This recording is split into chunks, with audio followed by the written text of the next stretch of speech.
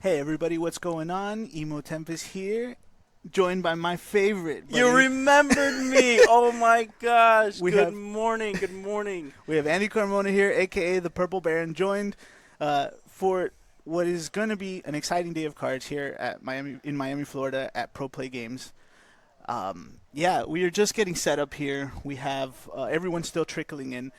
I think everyone from Florida showed up, representing here. You're better, right? It's just like this is your local Materia Cup. You better show up for it. Represent. We got You know. all of Jacksonville community. I'm seeing Orlando, Tampa, and of course our South Florida Miami boys. And I'm seeing a few strikers. I have Virginia coming, or West Virginia. Yeah. Yeah, Virginia boys. Virginia. And then I'm not We sure. got Snuggsy in the house. Snuggsy's He in the is house. Yeah, representing. RVA is here Yeah, also. RVA. We are Minus Chris Adams. We miss you, buddy. wherever you are. And don't forget Adam Lane, of course you can. Of course. But yeah, we are just getting set up. We have David TCG Tacos as our head judge. Yeah. We have Gabe Cavalier and Ike as our supporting judges here, our floor judges and our stream judge. We're just waiting for everyone to just finish up setting up. Andy, what are you looking forward to today?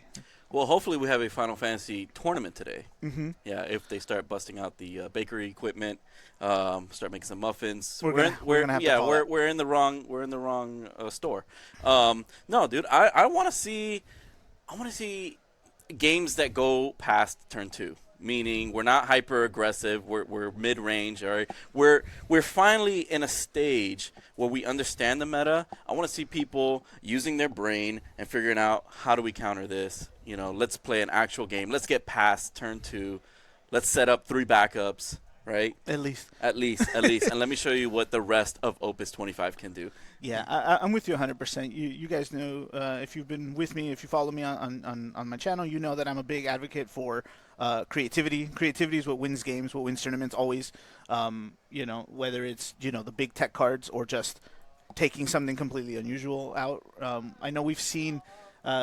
what was it? I saw like a Brascalis come out of Madrid, Materia Cup. Yeah. So it uses a siren tech, right? Tech, it's something where it's just like, okay, well, we understand now that like some of the hyper aggressive decks favor targeting, right? Single target effects that are overwhelming, right? So we're talking about things like Ramza, we're talking about things like Yuna, and so now when you just kind of like cripple their ability to target your things without some sort of repercussion or just straight up cancel, right? Now you're pushing the favorite back in here. So not only now are you countering it, but you also have a decent deck running into a majority of decks that like to single target. Can't forget Refia as well, right? That's a very strong. It also answers the aggro decks, right? You have all those EX bursts. Like it had a absolutely. It's heavy super heavy on count, the burst. And it's defensive burst too. It's not just recursion recovery, right? We're looking at defensive removal, and that's actually key. Tempo bursts, right? They call them tempo bursts, right? To kind of tempo burst. Emo tempo burst. But yeah, I think he posted it on his deck profile went 5-1 in Swiss. So we know that list did very good up there. It was a 100-player tournament. So shout out to me, right, for the siren tech. Yeah. We took that last year, was it? Yeah, last year. Was it an LQ? Yeah, I think. No, it was the Materia Cup for at Haven. Oh, it was So it was Siren, Ruggagene, and we wanted to do was just like the fact that we have an absurd amount of summons and backups.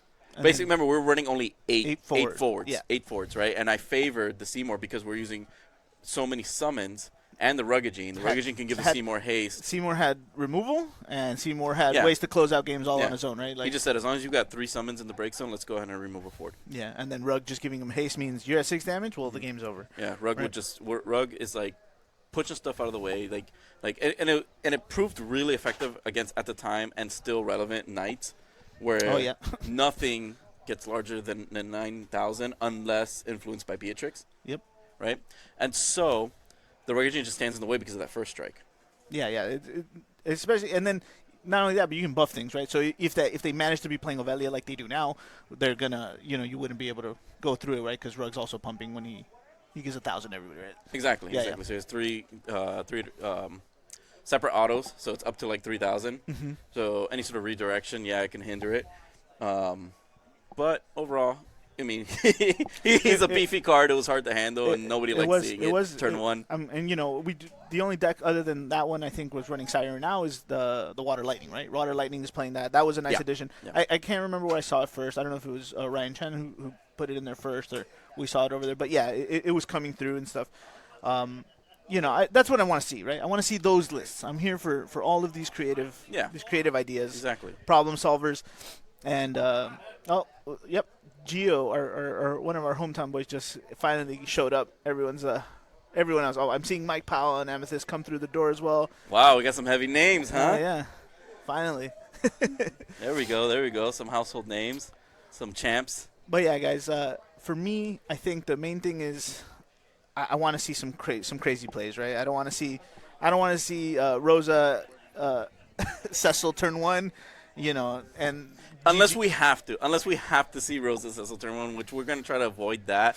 I'm sorry, it's just a consensus in which we want to bring you entertainment, we want to bring you card games, and, it's not fair that you tune in, you'll see 2 turns go by. And then that's it. And then you got to sit with us for the next 28 minutes. Which isn't too bad, right? But we do have exciting news, though. Our setup is what I think is phenomenal. We have a 2-game setup. Right, we were able to pivot from our feature match and the table just adjacent to it.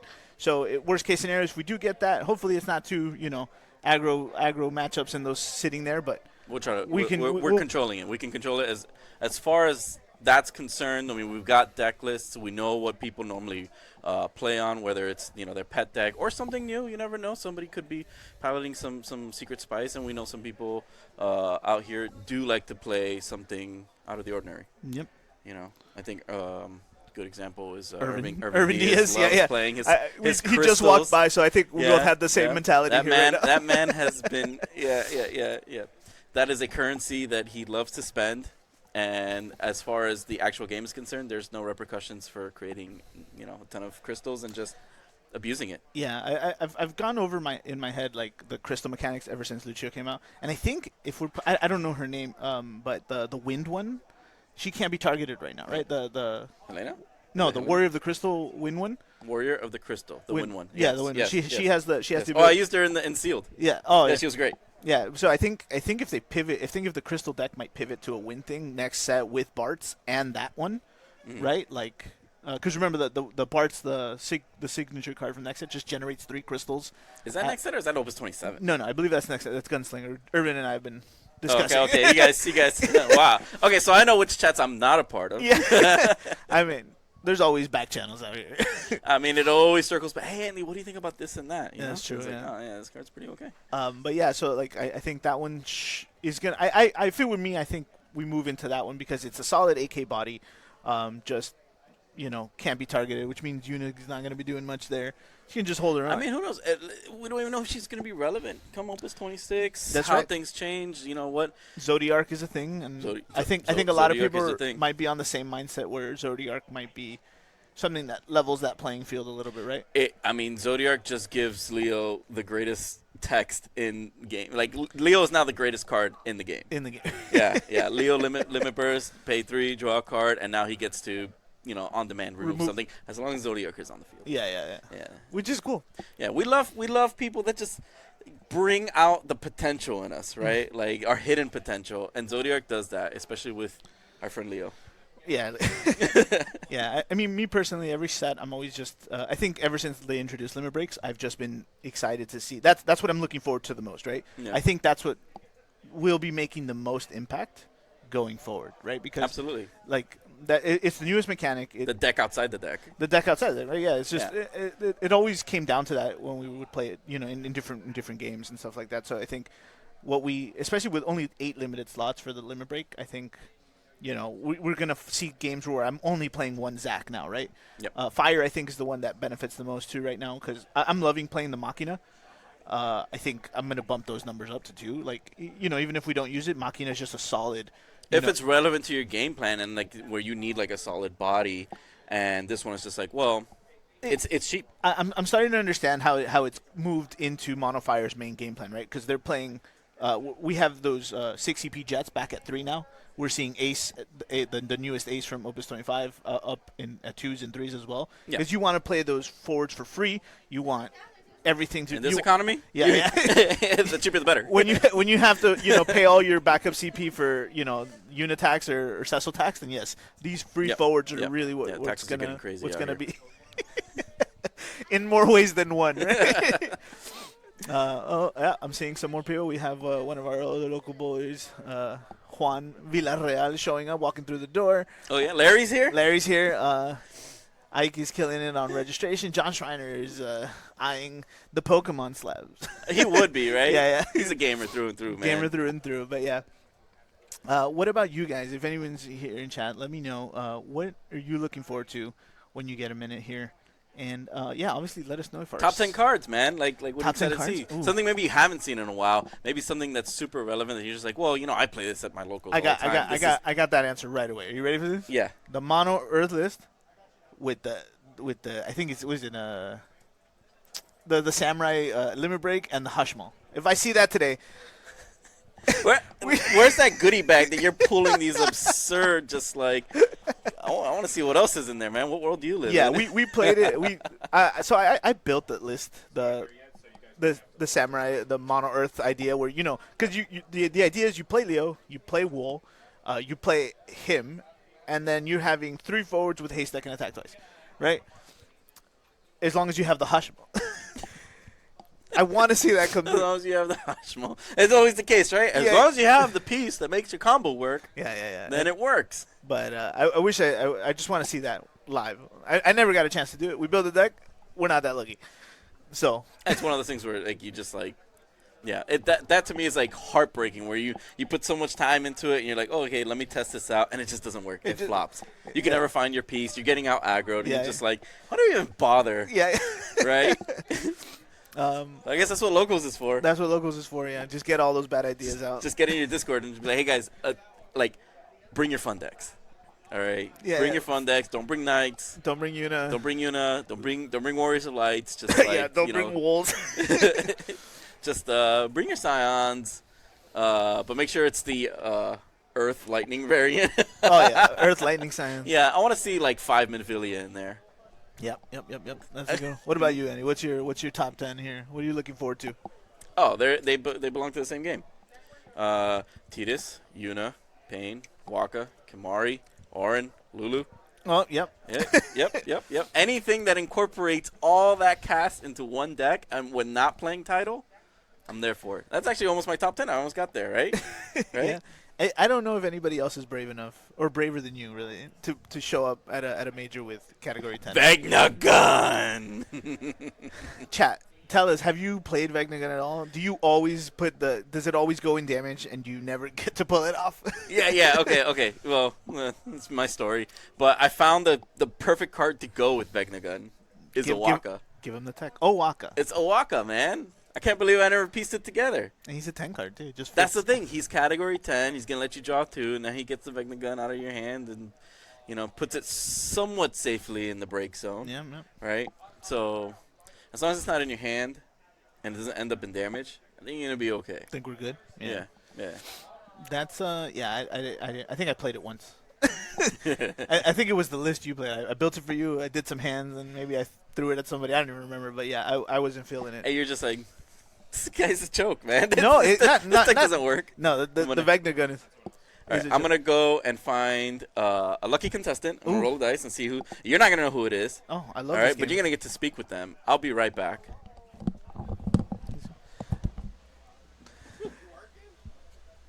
Hey, yeah, sorry. We got a bunch of people just coming in. Everyone wants to peep back in here at the studio and, come say hi. But, yeah, we're on the clock here now, so.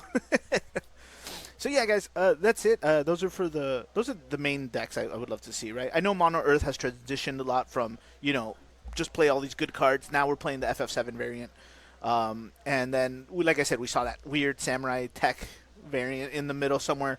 Again, this game, creativity is rewarded at every point in this game, right? How you choose to play, the order of operations.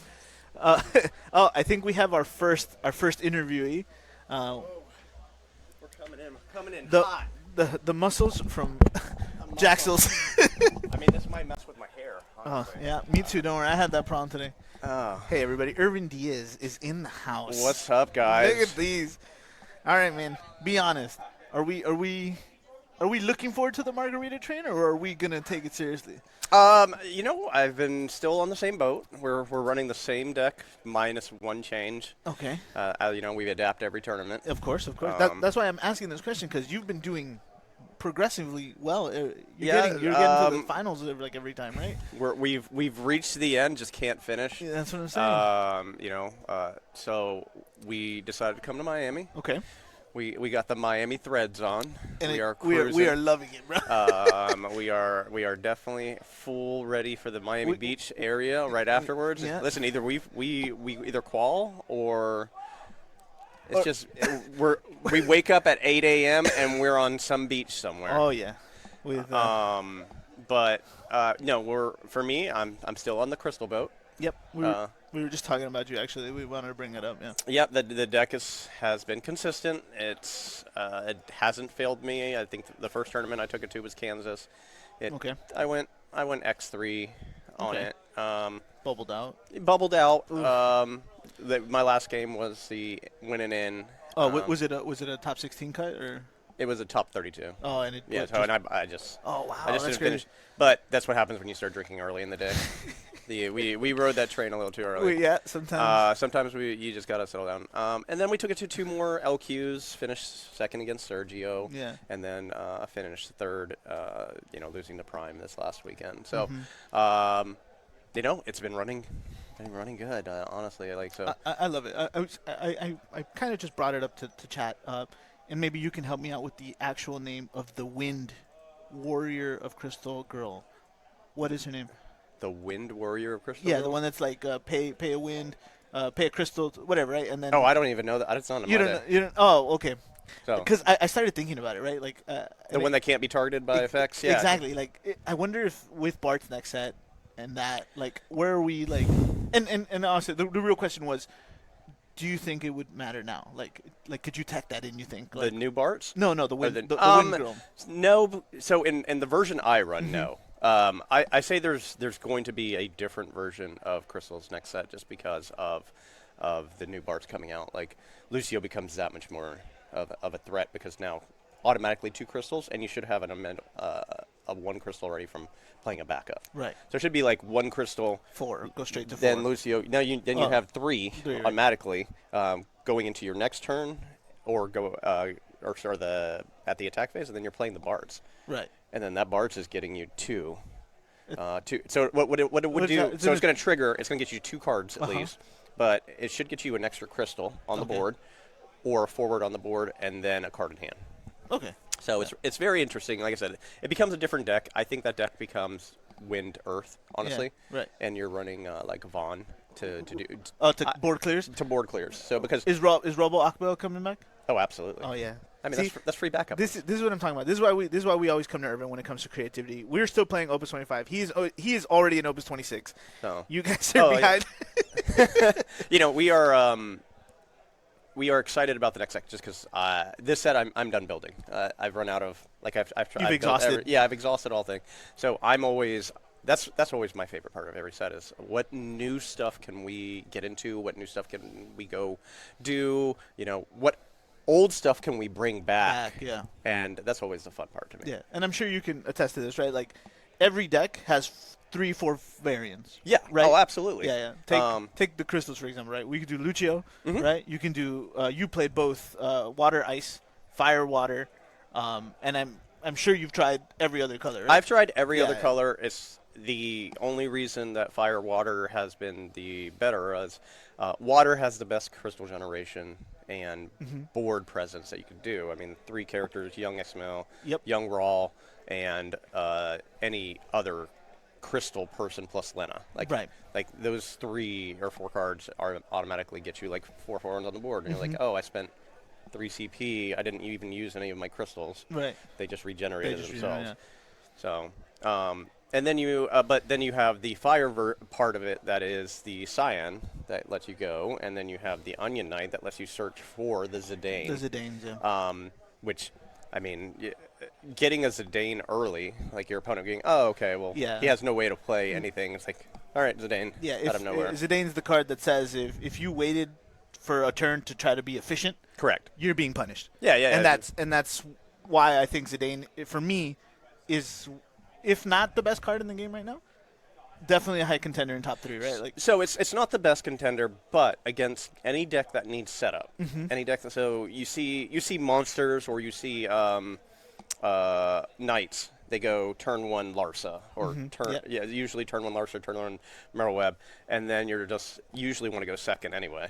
So it's like, okay, I saw what you grabbed. Now I'm boom. gonna rip it right out of your hand. Yeah, let me rip it right out of your hand. And now you have to play completely different, because now what you thought was going to be your play line is now, did I draw the extra? Did I make it? So how do I get there fast? How do I get there again? correct. Yeah, so it's definitely good stuff.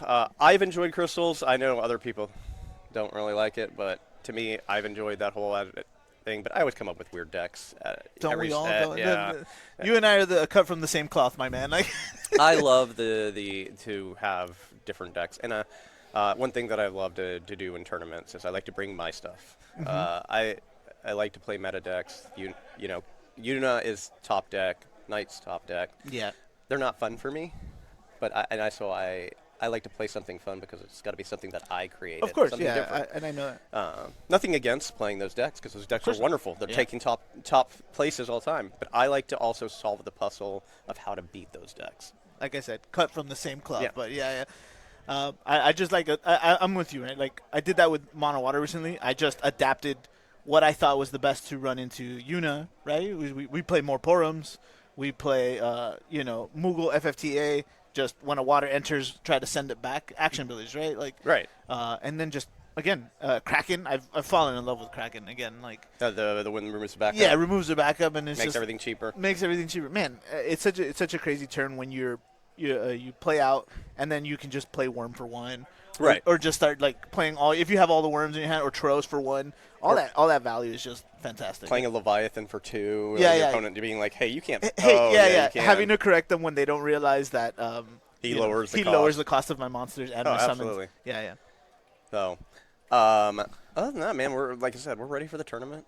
We're ready to play. We're excited. It's a shame I'm not seeing you guys out there, because but there's going to be a huge party afterwards. I already know that. Yeah. We were hoping to defend the hometown, but you know what? I think you guys took most of the LQs. Yeah, our talent. Yeah, we have the highest win rate out here. Yeah. No, yeah, we're definitely trying to represent our local scene. Always, I've always been a firm believer of Florida breeds winners, right? Like, it doesn't matter what part. So we for how small actually you look at like how the play groups in Florida are. Like we do have, I think the 2 biggest are you guys and then Tampa. But if you look at just the numbers in general compared to others, like we are very small still in accounting for it, but we bring. We're always in top cut. Yeah, we're always in top cut. Yeah, so. At least one of us. So it's exactly. So, well, Irvin, good luck today. Always a pleasure. I'm sure we'll see you again after one of your stream matches. So. Oh, of course. So, all right, dude. All right, man. Have a good one. All right, guys. Yeah, so side events, sorry, I'm getting some questions here, guys, just for you, for anyone watching, anyone planning on popping in. We are planning on having standard on-demand pods tomorrow at 12 p.m. Draft, or we could even opt for a chaos draft if anybody's into that, and everyone's favorite Florida title tournament. We have some of title. Title. I can play all my dancers. FF category 11. Look at the despair on Taco's face mentioning dancers. show the people the disparity. Say hi to Taco. He's our head judge for today. Title is. I believe it's something just everyone was looking forward to in Florida. I know when Haven was hosting, everyone would always bring it. It would always, like, at least for me anyway. I loved seeing FF8. Oh my God, they did everything, cadets, right? Yeah. Boss battle. Oh yeah, we did boss battle there too. Right. I don't think we could do that today, but that's definitely what we're planning for tomorrow. You mentioned Chaos Draft?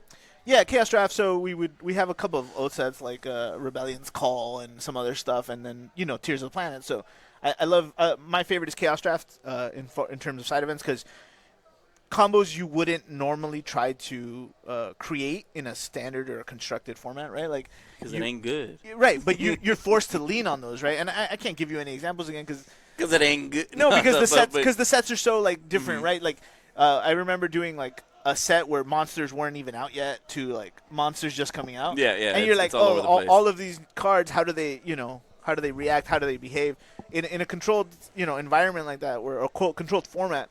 You're seeing plays you wouldn't normally do, and then it always sparks that creativity too, where you're like, will this work in standard?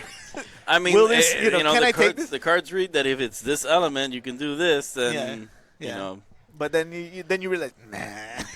You pair those mashed potatoes with whatever Mama served that night. Exactly. So that's what I like those, right? Like Andy and I come from like getting a bunch of cards, just all of our old bulk, right? And when we're bored on rainy days, we're just like, all right, let's just build decks with this. That was the best thing because you get to actually use the rest of the card stock. Yeah. Not just the 20% that's playable. Every time you guys go to an event, you open a pack and you take the foil. And, at the very bottom it says like C or R. Yeah, and you're just like, and you grab the rest, and then you just put a pile. You start that pile on the table, and you just walk away. Yeah, we would take those piles, and we start. We let our creativity flow when we I would think just it's called popper. popper. No, because sometimes they leave H's, right? It's whatever. It's I know. I thought the rule was it's like popper's- commons and rares. popper is commons and rares, and I forget if starters are technically allowed in that in ours for ours, but yeah, it's just commons, rares, no L's, no heroes. That's Yeah, but the idea is just like we're just like taking like extremely random stuff and just like, well, cooking. yeah, hopefully this works. This is it's pantry night. Pantry night. Yeah, going back to your Yeah, metaphor. yeah, It's yeah. like pantry night. Whatever you got in the kitchen, whatever you got in the fridge, whatever you got left in the shelves, bring it out and cook. Mama's off. She got a taste for paprika. I'm hungry. Oh yeah, it is No, early. I'm just We're starting a little early, but we want to do that. Like I mentioned earlier, we have I think just about 60 players today. I was getting the lay of the land earlier too, asking around. I didn't realize how much more expensive it was for people flying into MIA. Some of our Virginia guys flew into FLL, which is just about an hour away, and then they That's drove good for down them. to Yeah, save hopefully about 100 plus like in travel fares. And I get it, right? Like I just moved west out of the west side of Florida, so I'm closer to Tampa But yeah, now. heartbreaking news. We are not Miami. Technically, we're not Miami locals anymore. Yeah, he's further Yeah, more central. I'm- I guess more central and western Florida now, but yeah. That's it, man. The dream is dead. We don't have a Miami team. We still Yeah. have a Miami team. There's still a Miami Discord. but Yeah. As far as that's concerned, they're breeding new players, and we're just there to cultivate the The environment, like cultivate the players, like right. Just make sure like if they have any questions, like we're just helping them out. Like they and we have a lot of rising stars. I'm saying maybe 3 or 4 come to mind when I think of like our local play group and just how they're taking to the game really well. They're asking questions. They're asking the right questions. yeah. And You I know. think that's important, right? You Yeah. can kind of spot a new player when they're driven by like competitiveness as opposed to casual feeling, right? When they're asking those questions, right? Like Yeah, like Hey, they actually are involved in the learning process and not just like, hey, just give me what's winning. yeah, and then tell we'll me just tell go me from what's there. winning. Which obviously there's nothing wrong with that. If you're coming out to play if you're coming out to play every day, you do enjoy the game, but you're not you don't really want to diverge too much from the meta. But like when you get those questions like, hey, how does this interaction work, or why is this card so expensive, right? Like those are the good ones, right? Yeah, and to me, that's always been a thing where just like, well, I kind of like want to like separate like the wheat from the chaff there, right? Where it's just like I can respect somebody who just wants what's winning and just want to play that, but then to me, I feel like what they're doing is they're disregarding the foundation, the fundamentals of learning how to actually play. Yep. Because then you're throwing out your critical thinking aspect of deck building, and you're kind of just like focus on, well, I want matchups, right? So you kind of, I feel like maybe you're more focused on numbers. You're just like, well, this is performing really well, so now you're just playing to your odds. Now just jam the deck. If you're that type of player where you're just going to jam that one deck over and over and over again, learn your lines, learn your matchups, and then just want to perform well, then you're in the tournament mind aspect. You're in the, well, this game is a little fun for me. My friends are playing it. Maybe I'll just pick this up and then just like go with the flow with that. But what I'm saying is that our guys are like, I really like Final Fantasy 13. Is there anything that we can do with those cards? I'm like, hey, man, let's talk about it. Instead of just saying, oh, yeah, no, just play this. Yeah. We go, okay, let's look at what's available. What colors do you like? What type of player? What interactions are you looking for? You know, do you like to maintain a board state? Do you like to go a little bit more hyper aggressive? Are you looking to disrupt your opponent? Are you looking to do a one big combo play once you've found all your pieces? Things like that. Like we're gauging this, right? Yeah. And that's exactly like the mentality I want to foster. Yeah. The this is my favorite game question is one it's a hard pill to swallow for me, right? Because I feel bad having to tell them like, it's yes you can play it, but you might not have success, right? Like and I hate to deliver that message sometimes, right? Like I know and this the question is it's a very few, right? Like it's always 7, 14, 10. 10 does come up. Yeah, that's right. I won't lie to that, but I usually just go that way. Right. For the 7 is what put Final Fantasy on the map. Yeah. 10 was the popular one that people loved. And 14's where everyone is right now. And right? 14 is where people spend their paychecks on. Yep. And so, like... Cosmetics are real, man. So, like, right before we got that big burst of Scions, like, 2 sets ago, right, I think?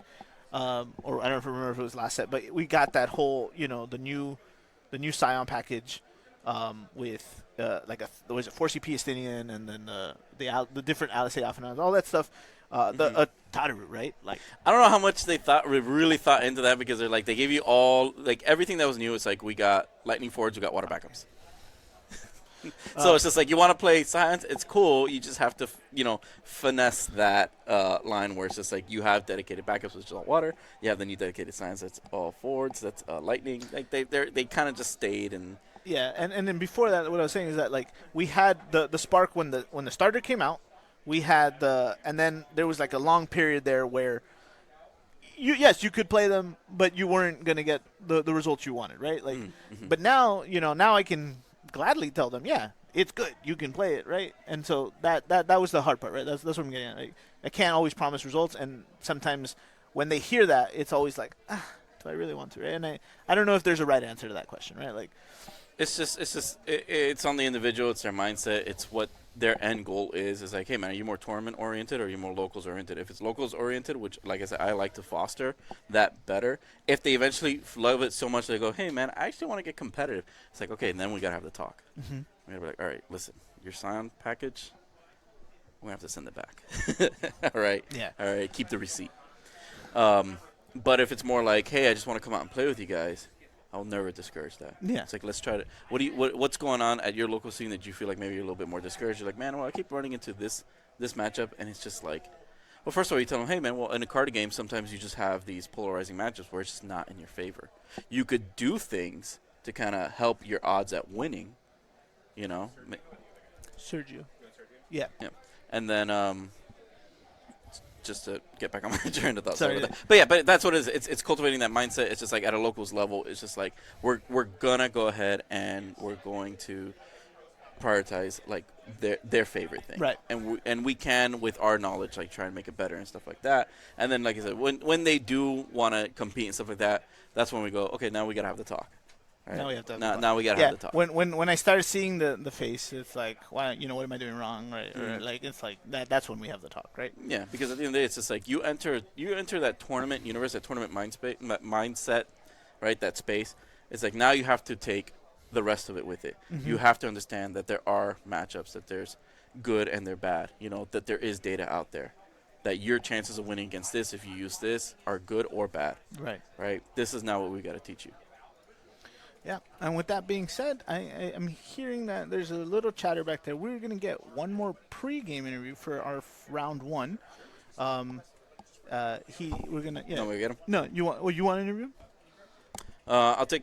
Yeah, why not? You want to... Yeah? All right. Yeah. Let me go ahead and step away, grab him, and give Andy a chance here. You got something back here. Oh, this was yours, dude. Well, that was the old one. Yeah. I'll take that over there. Take that back. But yeah, I'm gonna give Andy a second here. We're gonna interview a pre-round interview for our round. Pre-round 1. interview. Yeah. Round time hasn't started yet. You may or may not recognize him, but Andy's gonna. We'll take it from here. I'll be back, guys. Take that with you. You excited? You guys want a drum roll? Who could it be? Who could it be now? Who could it be now? Are we live? Yes. Oh my goodness. I am alive. What's up, man? Put that on. Holy Hello. moly. Ladies and gentlemen, boys and girls, children of all ages, this is Sergio Bravo, fresh off of a Materia Cup win in Texas. I won? You won, dude. Wow. You won. Did you didn't bring your that's trophy incredible. to prove it? No, I left it at home, but I'll bring it Do you have tomorrow. a picture of you holding it? I have a picture of the trophy case, but We're not looking to get that into no. stream. Yeah, it's too much. It's too much. Too much. Welcome, man. How are you? How you I'm feeling? good. I'm good. I'm relaxed. I'm feeling good. I'm excited. That's how we want you to be. Yeah. I'm excited to see everybody here. This is our first Materia Cup in Miami, so it's nice to have everybody come to see ours. Oh no! Actually, no. You're ever. Yeah, this is our first time we're- hosting a big tournament. Sorry, in I Miami, was thinking so. Florida. Yeah. Florida has had, but in Miami specifically, where our play group has been holding it down for like what 9 years already, around there. 2017? Yeah. So it feels good to have everybody here to see what we've put together. For our group. Absolutely. I think this is a good representation of hard work, Yes, perseverance. definitely. Right. We never gave up. We never give up. Look, we've had a hit, right? I think a lot of play groups had hit with COVID when we tried to continue to, and we've gone through so many LGSs. Like we went through a lot of different shops just to kind of like what's good for the community, what's good for our locals, right? Just to keep it alive. Whether our numbers went down to just 3 people, we've had an explosion of 20 plus at one point, and we're consistent every week. Yep. Then we had to go down to like 8 and stuff like that. It's just one of those things where it's just like, man, this thing is like. Yeah. You do get what you put into it. Sometimes it pays back like really well. Sometimes this is it, right? Now we get to show everybody our group, right? So I Yes. think that's really exciting. And actually, it's funny you mentioned the COVID thing. I still think about that all the time. How we survived through COVID, playing with masks on at the store. Like nobody wanted to come out, and we're like, no, don't worry, we have masks. Yeah. I brought N95 masks from the hospital so that we would feel even safer. Yep. Oh, we were face masked shields. Up. Oh yeah. Yep. We had all the protocols. Don't touch my cards. We still do the don't touch my cards thing though. Sometimes, We still keep some things that we've adopted. Especially if they're encroaching on my side of the field. Absolutely. They'll get those over there. It's a polite way of saying you have your cards, I have mine. Exactly. Yeah. I'm so happy that not only are you here to represent Miami, you've been doing well pretty much all season long. Even last year, you are a Worlds qualified, 2-time World qualified. You actually went to Worlds last year. I did. It was very You're fun. Quite the caliber player. I don't know about that, but well, I have to speak to your accolades, and stuff like that, because I've pretty much bred some of that. Oh yeah, it's 100% you. No. Like, let's let everybody in the stream know we're here right now not to talk about me. We're here to talk about Andy. I actually am just a regular man. I'm just a regular player, not even that good. Andy's the one who keeps me honest. So yes, that's why they've brought me in here so that we could talk about Andy. Yes. Tell me more. I believe the children call this glazing. Yes. The youngsters call it that. Like, I have too many grays in my beard to be saying things like that. But yes. Oh man, no, we test a lot. Too much. I think we're getting towards the point where we calmed down this year for sure. Where we don't want to play anymore. We're thinking about other things. Like, hey, do you want to come over? Just like, read a book. There's positives and negatives to the meta, where like the meta hasn't shifted that much since last year. Like there's the Una deck is new now, but like not too many other decks have changed too much. Warriors is still a thing. Warriors of Light is still a thing. Knight's still real. So it's funny because we did a lot of training to get ready for those matchups, and then this year when we got ready for the season, it was like, oh well, those are all still there. Perfect. We don't really have to practice too much. We just gotta learn this Una deck. We don't need to do the same thing. Yep. So last year saved a lot of time. We ran the gauntlet, and it's one of those things where like you're not only just throwing decks at it, you're pausing each and every turn. And we're running several different lines. We're hypothetically interjecting different cards to figure out what happens if it was this card that we played. What was the interaction here if you canceled it? What was the interaction that you don't cancel it? All those lines is what it takes, I would say, to get to Worlds. I think so. I think that's a big part of it is removing like your ego from it and understanding that like you're not really trying to like test yourself or your opponent. Like you're trying to test the decks and the cards and see what they can do. So if you remove that ego, that's a big part of like making the next step, I think, to that, and like learning from other people, knowing that like, and I told him at Worlds and he laughed at me, but like JFB, for example, had come out with a series a while back about like how to like efficiently open your turns, how to pay for CP, how to play your backups, and then he could tell right away if something like was going to go sideways just because of the way that the backup was played on turn 2. And that's kind of like started taking information from all these guys that know what they're doing and be like, okay, you know what? Put the ego aside. These guys know. I can start pulling everything from everyone and start learning like that. So it's funny that you actually mentioned JFB, and I wanted to ask you, like we have a lot of these influences going back from just because we started playing. I mean, Opus 1, we started playing. So we got to hang around with the big names, or at least you did. But we did interact with them, and we've had that reach out. So we're talking about players like Matthew Okimoto. We're talking about players like Alex Hancock's, right, where they do put out, well, they're accessible. Some of them put out content. You could always reach out to them, ask them things. JFB is one of them, right? And things like that where it's just like, let's compare notes. Let's figure out what's going on. What is it that they're doing that they're so successful that we can do differently? And you mentioned pulling the ego out is one thing because I have some insight, right, of training of how Oki did it. And there's a huge spreadsheet. So all of Meta Potion and everything. No, yeah, and that's where it comes with, like, okay, like, did you try this deck? Okay, and these are, like, the 5 cards that pivot from different variations of it. Right. Did you try this interaction, this, and all of it gets written down. Yeah. All of it's getting written because to try and just remember that is absurd. But having a spreadsheet to go back to it, and then it's a collaborative event thing where it's just like you have your other guys trying it as well. That's where the team collaboration comes in. And to me, I'm just like, oh, this is how you get better. Yeah. One of my favorite things too is also studying the game, right? Like I always say, like I'm a student of the game, right? So I watch as much content as I can, as many games as I can see, good or bad, right? Because that's where you learn something, right? You see like a player makes a mistake early in the game, and you can identify like, oh, that was a critical error that they made, and it led to this sequence of events that leads to the end of the game, even though that small error was made like early. Yep. And then you start to identify those things, and you're like, okay, well, I better not do that because I've seen that before. So definitely being a student of the game is a big one. Yeah, absolutely. You know, you take yourself out of it. You decide, okay, I'm going to learn from whoever is just playing. I want to take whatever I can from them because maybe you just missed something. And it doesn't have to be a high-level player. It could be anybody who just says, well, maybe I played this a little differently. Like, oh, that's good. Yep. We'll keep that in mind. Anyways, I think round 1 is paired. You need to go and play, man. Oh, and I'm on the feature match. Awesome. That sounds great. So you can now. I wonder who orchestrated now watch all of this. Everything we say mean nothing because we're going to lose. Thank you so much. Yeah. I'll see you later. Practice what you preach. Bye, guys.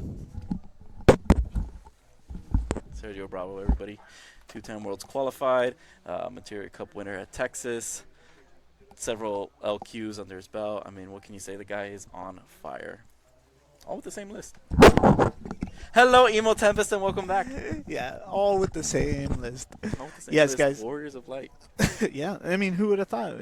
After 25 sets, it was finally good, right? Like, or no, 23 had a sets, lot 23 of sets. iterations, man. Yeah. A lot of iterations, but you know the thing that pulls it over the top is the efficient removal with Refia. Yep, Refia was a key Right. part. Ferris, Which too. also allows you. It's just free CP. Yeah, economy. I think Economy.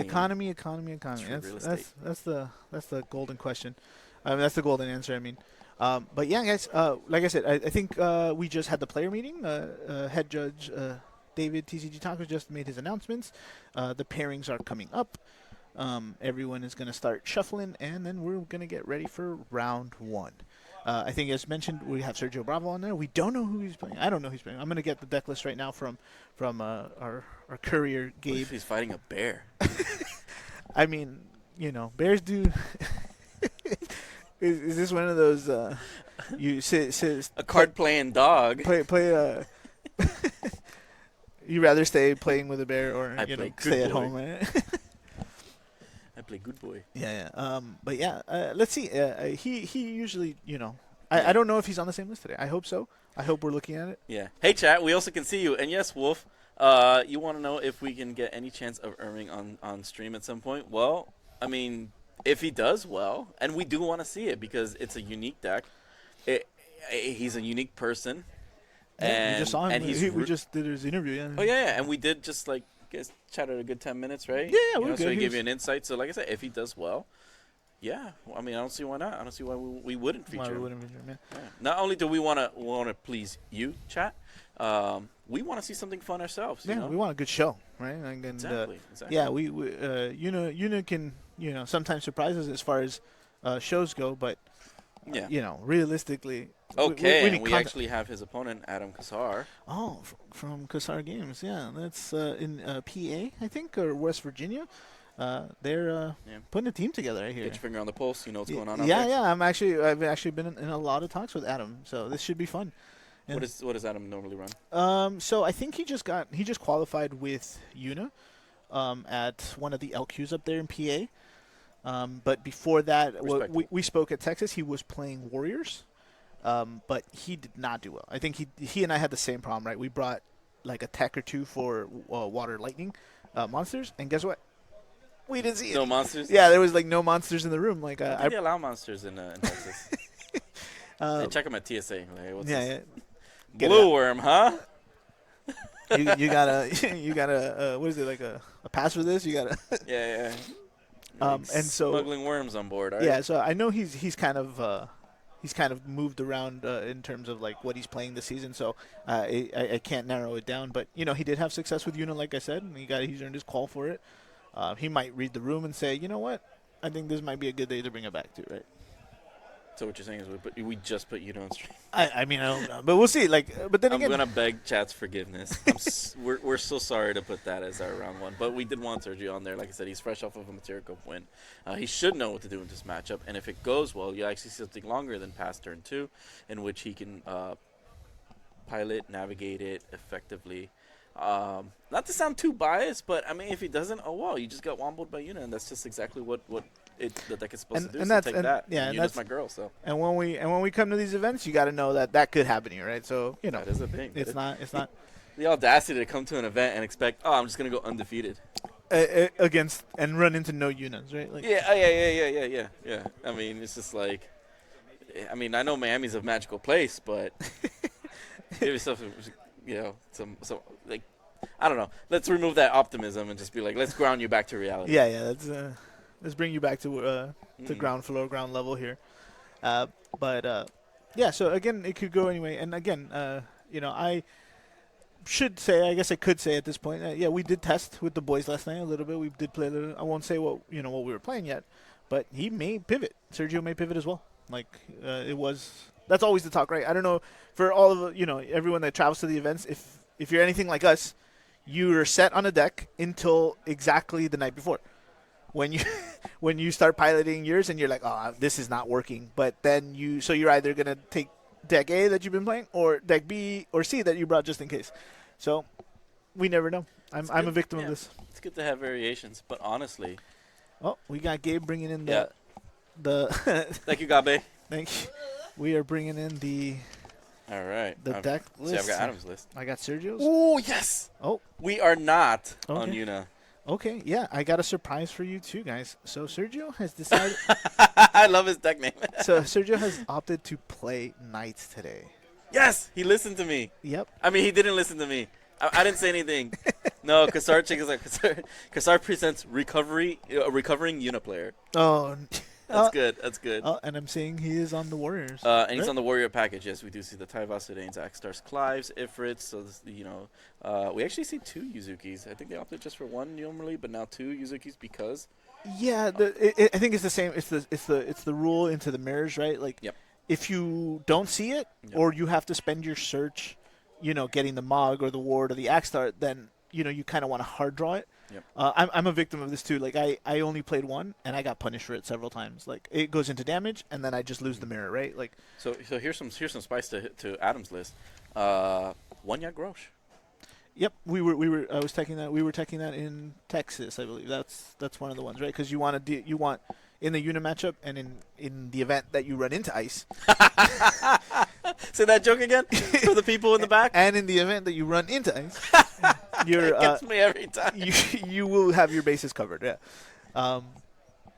What else? Did you see anything else? Anything? Oh, he's playing 2 mods. we got Cocolins, right? So you got the 1 CP Cocolins with the Yagrosh. So there's a splash Yep. of water in here. He's playing double Salamander, and I'm seeing 3 Mog 6. Wow. 3 Mach 6. He says you were not searching. Yeah, you are Yeah, not. That's and John Dismog. Yeah, John. TM. The RBA TM there. We're gonna be quoting a lot of them. John Turner just has some of the best colorful commentary, and if you're not watching them On Wednesdays, yeah. every Wednesdays, Yeah, you're Twitch TV. You're missing out.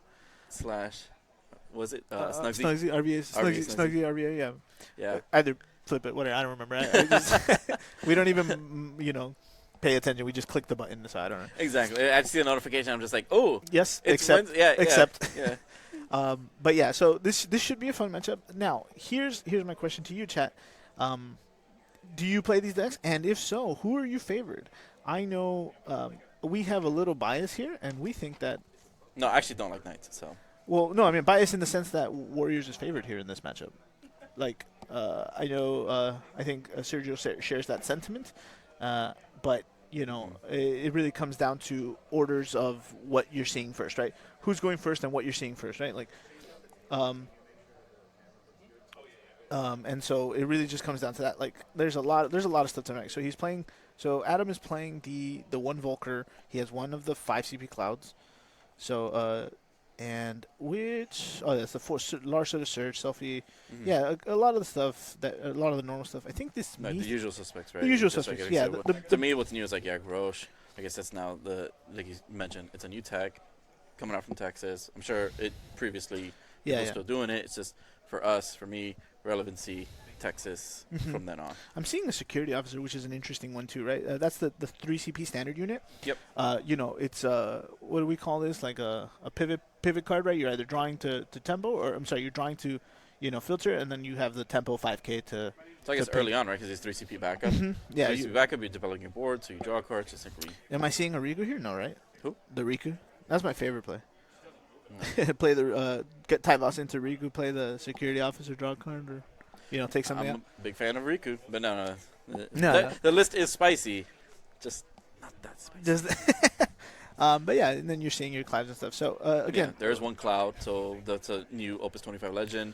It's your monster tech. Modal cloud. Yeah. Right. Yeah. Yeah, So it's good monster removal. Good break zone hate.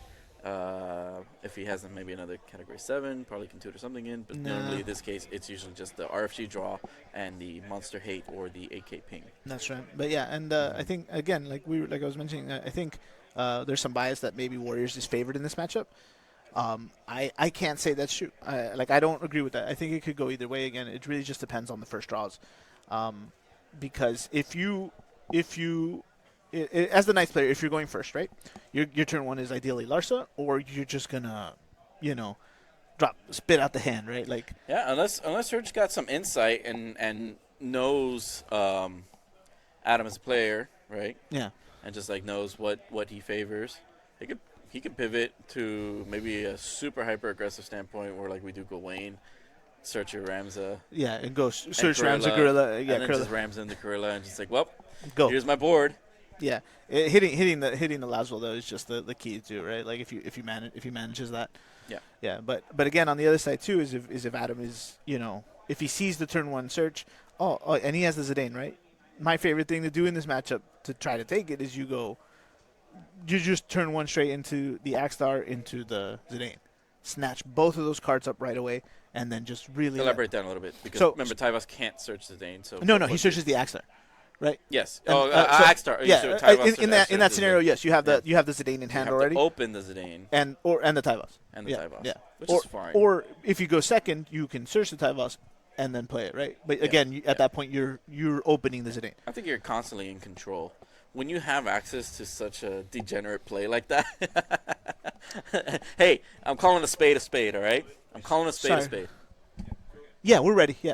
Sorry, Chan. So Zidane's degenerate, all right? Like hate cards that pull stuff out of your hand. I don't care if he replaces it. Leave my hand alone. All right, I searched these cards. I paid for this card. I paid good right? CP for this. I searched for it legally. It's mine. Yeah. All right. I want it in my hand because I want to play it. And that little turd nugget just says no, not tonight. So yeah, degenerate card. But nonetheless, when you have that in your deck list, you know that you're constantly thinking about it. You know it's at the ready, and you know when is the right time to present this and snatch that key card away from my opponent in order to come out on top. Yeah, but if you're cursed like me, you hit the Ramza and the Gorilla, and they'll draw it in their next turn anyway. Yeah. So, we got some Knights love in chat, right? Yeah, I'm seeing that. We love tactics, right? Some Ramza love. Let's go Knights. There's a new. They're coming out. What is that? I think it should be coming out soon at the end of the month, right? The Evilise Chronicles or whatever. The Evilise Chronicles. Yeah. Yes. I will. I'm hoping it. I don't think it was originally announced for Switch 2, but I'm hoping it was because that was the perfect game for that console. Switch 2 ain't got no games, man. That's exactly why. That's why I'm saying. It's bold, man. It's bold to release a console without any games. Yeah. All right, and it looks like they're about to start. I'm gonna go ahead. You guys ready? I'm ready. We're going to switch over to the game in just a moment here. I think to give you a heads up, I don't think we got a chance to set up the player cams, so you're going to see us with their names under us. Yeah, you get to see live commentary reactors reacting to the plays.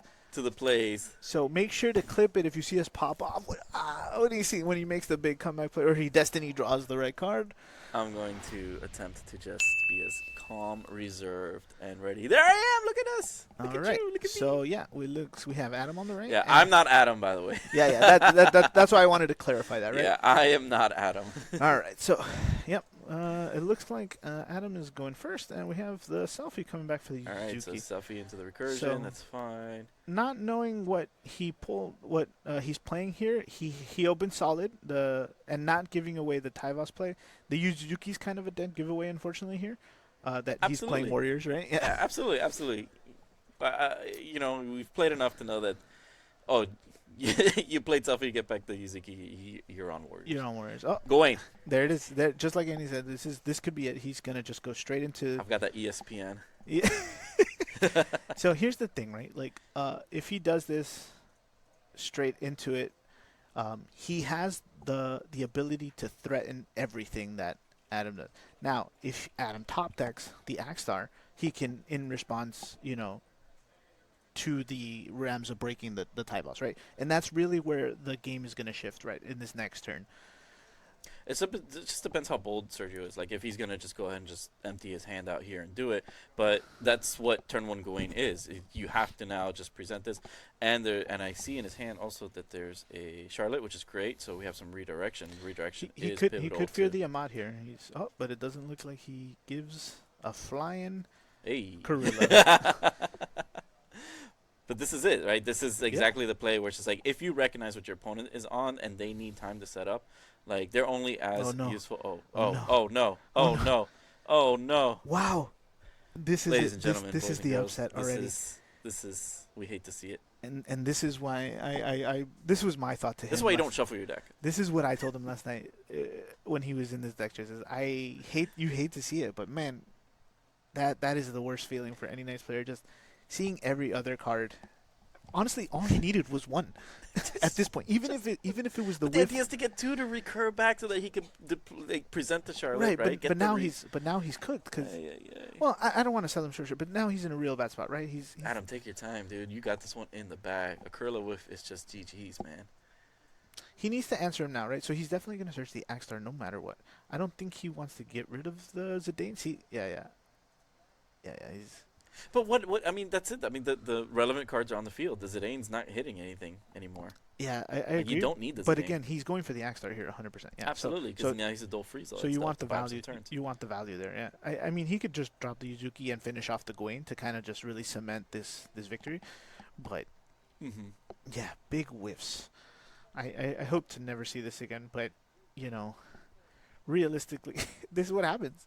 If you guys have played Knights ever. It happens. Gorilla Whiff is real. We witnessed here first. We wanted to bring that to attention. It's like a PSA. Yeah. It's like, ladies and gentlemen, Gorilla is allowed to whiff, all right? Yeah, sometimes you can't show up to work and perform 100%, all right? Sometimes you... And it's no joke. He's got the 33 Knights. We know that. And that's like the minimum, right? I forget if 31 or 33 was the minimum, but the numbers are there. But either way, it's like... Man, you really do hate to see it. Yeah. But we love to see it on Adam's side. We can't just be biased, man. We gotta understand that Adam is in a great position because of the curler whiff, and he's coasting. The sweats are off. Yeah, I agree. I mean, his hands are suboptimal here. Like, this is my problem with Warriors, right? Like, after the initial play without the Mog, if you don't see backups, you're gonna stay at one for a long time. Yeah. Right. And then he just drew the Cloud, so he's gonna be max pitching for this. But this is something that now it's just like, do you slow down? I think Adam, you slow down, man. You hang on to the cards. You're not. The board isn't presenting any itself. Rams is on the field. Krilla's on the field. You're not going to see the Knights classic play again. It's hard here too, right? Because if he wants to present a forward, Axstar has to target something, so he will kill something, which leaves Surge open to replay one of them, right? That's why I'm just like you don't have to put anything out. You don't have to Can we deploy see? anything. I'm checking the list here. Am I seeing Renoa here? No, Renoa has been removed. So he's opting out for the Ifrit Clive package instead of the Renoa replay abilities on these guys. Clearly, we just saw like 2 Clives go to the bottom Yeah, of the deck, yeah. so Which- it's like which we're is- not probably not gonna see that. Which is brutal, right? Like, yeah, we're getting the Leo here. Okay, Leo, I don't hate. Again, it just bumps up that extra damage Mhm. where we're But again, increasing our and like I said, he's looking for those forwards. so Yep. All right, so he's swinging, Oh, we're choosing to just- kill the Ramza. nuking the Ramza. Curling the damage. The only thing, let me see, what's the best thing Surge can get here? Oh, he did draw Laswell. Laswell's- We don't hate that. We don't freeze the Axstar. It can halt some of that removal, and we are going to see that Axstar come down. Yep, I would Okay. definitely. I think I would just swing first here, right? Like Um, just to kind of dodge maybe the Brynhilder like preemptively, right? Like I mean, I Yeah. guess it doesn't matter, but like little PEMDOS action, Yeah, right? yeah. Right. Order of operations. yeah. Don't put your Axstar at risk of a potential Brynhilder if you are playing against fire, and that is now a summon that people are gearing towards, right? They are favoring. Yeah, I'm seeing. Yep, Knights versus Warriors. I'm pretty sure, and he's gonna keep the Volker because next turn, playing the Volker is gonna change everything for Adam here, right? I just wish he did, because he has 2 ice cards, right? He has the Charlotte and he has an ice card that he can deploy the Charlotte. I was wondering if Sergio should have done that and just freeze one more thing here. Oh, I see. Just to kind of mitigate some damage. I think Yeah. he's hoping to keep cards in his hand for when he draws the Rams, right? Like, that's my idea. I don't know, but yeah. Again, I think the Volker's gonna drop down here because Volker's gonna let him search the backup and a forward, Mhm. and then just really kind of cement this board for him, right? That's what I would do anyway. Because the Moody's just gonna sit there. He doesn't need another Amma. Yeah, you just. It's definitely rough in a situation where just aggro player in general. It's just like now this is the point where, and we've seen this with category 13 when it was relevant, right? The aggro 13 list, where it's just like if you happen to run into an issue like this where you do get your board gets answered and you have to rebuild, you have to just hit the brakes. You have to draw past. It looks like he's you know, opting for the Cloud instead to remove the targets. Yeah. Yeah, it's not a bad one here. Yeah, Ramza. Cloud is exceptionally good here. Oh, and there he draws the Mog for the Tyvos play. Yep, there you go. That worked out for him. And now we have Ward for the next turn. Like like I said, that's the wrong Cloud. We're the newest one, Opus 25, is the one we're looking for. But yeah, so the thing is, it's crazy how this could have gone so much more different if he had just hit. Yeah, that other absolutely. If the deck actually did what it was supposed to do, right? Any single night, even the one CP Beatrix. I mean, sorry, Agrius, right? Like the aggers. at any point, that would have because your changed. Rams live, you get to start like spot removal. The Axstar wouldn't be as like he's a menace right now. Yeah. But you hate to see it, but you love to see it on Adam's side. A Corilla whiff on him is just like cool. Sorry to the Knights, the Knights We're players. going here. around too. Considering we're about to hit the 10-minute marker here, I think hopefully the side table is still going strong. We can kind of pivot over there because it's gonna be rough. I'm not sure what he can draw here. Like, Oh, the game's over, dude. yeah, again, without the Renoa, like if it was my list, I would be praying to see the Garland and the Renoa, Mm-hmm. and then just Garland obviously into Renoa to the Corilla to, clear some of this board up. But that's difficult already with the Yuzuki on board too, right? He can't search. Mog's on the field. We Yeah. clearly can see an Amaterasu in Adam's hand. I mean, Yeah, there's yeah. just you're not getting out of this. Yeah. You will try. I mean, that's it. At the end of the day, it's just like play cards. You got to play cards. So Laswell here to try and bait the Amaterasu, but he knows that okay, you just don't freeze in the Axstar.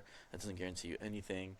We're kind of just back at this stale point for Surge.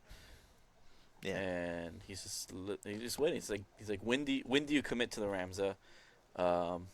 If you- it is Yeah. it is 3 cards out of Adam's hand, but but he's only on 3 knights. Yeah. He presents around because the Amat won't kill the Rams.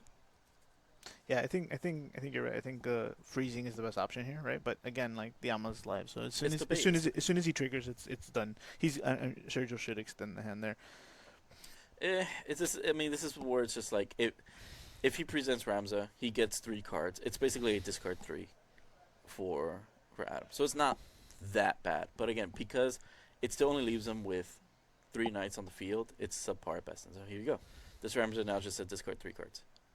Yeah, see, he didn't even let him declare targets. For the record, at home, make sure you let your opponent declare his targets for things before you respond. And see, Yeah. He's gun ho ready for that, obviously, but Yeah. Freeze the know, backup, dude. you Take his CP away. take. Oh, well, okay. Well, he is on 1, 2, 3, 4, 5 damage. But yeah, the main thing there is that you want to see what your targets are before you respond accordingly, right? It's just good. It's just good Game practice. mechanics, rulings, all that stuff. Yeah, Rule processes is that if you have to declare a target, with the things on the stack, when everything on the turn stack. player has priority, you must pick your stuff before you pass priority. Then your opponent can just do stuff. Yeah, I think I don't know if he's gonna want to swing here because he wants the discard, but I think the discard is real. But he's just gonna lose to the cloud, the cloud. which is why, either way, I don't know if I think the Tyvus was already dull, right? I think he should have I froze think but now he's just risked it. But he might not even give it the cloud. It's interesting. Will he take that? Right? I think. But he wants. Well, if he doesn't trade, oh man. Okay, I think there's Karula in damage already, and he's got no cards in his hand, so I don't really know. He's trying to it's a Hail Mary. It's a Hail Mary, yeah. Hail Mary option. Now he knows that his forts can't. The Ramza can. I mean, all his forts and stuff can just like block into all this. So he's 1 card short from doing Ultimate Weapon here. Ultimate Weapon just cleans this up, right? And that was the whole point, right? That was the whole point. In order to get, it's just to get rid of cards in Adam's hand. Yeah. It's tough, man. It's tough out here for a nice player sometimes. Man. So Serge, I mean, like it's like the stars have to line up for Serge, in the sense that like his next 2 cards need to be playable. If it's water, he could Beatrix from LB. You can still get the freeze off the last wall, which is great. Oh, you hate to see it. Yeah, he's just going straight to try to close this off. Yeah, and then at least now he's gonna party with the Mog and the Leah. Take that. He's like, you gotta give it to me now. I have Yuzuki. It's closed out. No, man. We use our damage as resources. Yep. So. And there it is. Extend the hand. Handshake. Yep. Karilla. We're gonna submit a performance review on Karilla. What a dangerous mistress to have, right? When she betrays you. But it happens, all right. This is it's numbers, right? It's percentages. Chat. It's just like, are you superstitious? When you betray your deck, do you get punished? When you're the one. And when he's not on Warriors, yeah. Do your decks just betray you? How is it me? Is it just me that believes these silly things? I don't know. All right, so John Emo, I'm flabbergasted at the fact that Karilla did the one thing she was not supposed to do. I mean, we had a pep talk. We talked to her. I said, listen, make sure you have the phone numbers of your coworkers and make sure they show up for work. Yeah, yeah. Everyone called out on that one. Nobody showed up on time. I'm not sure how the second game is going. We'll have them take a look. Oh, they didn't see that one. Okay, so we're gonna get Adam in here in just a minute. Yeah. I'll send Andy over to get him, and then we'll make sure. Don't drink my water. No, I guess just let them know to put 2 matches, just an extra one. Anybody else is allowed to sit there. That way we have one going forward. But yeah. Okay. But yeah, that's it. Like that was rough to see. You guys are familiar with this game enough that if Karilla whiffs, it's really bad. Now again, like we were saying, it could have gone every other way. It almost felt like. If it had gone the other way, we'd be getting Surge back in here in just a minute. But yeah, that's just the game you play when you play flip 5 kind of deck, right?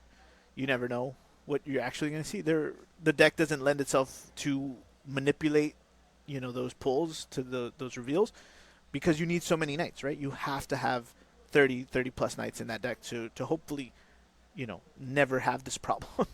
But that's why I don't play the deck. I can't. I think I did it 2 LQs last season.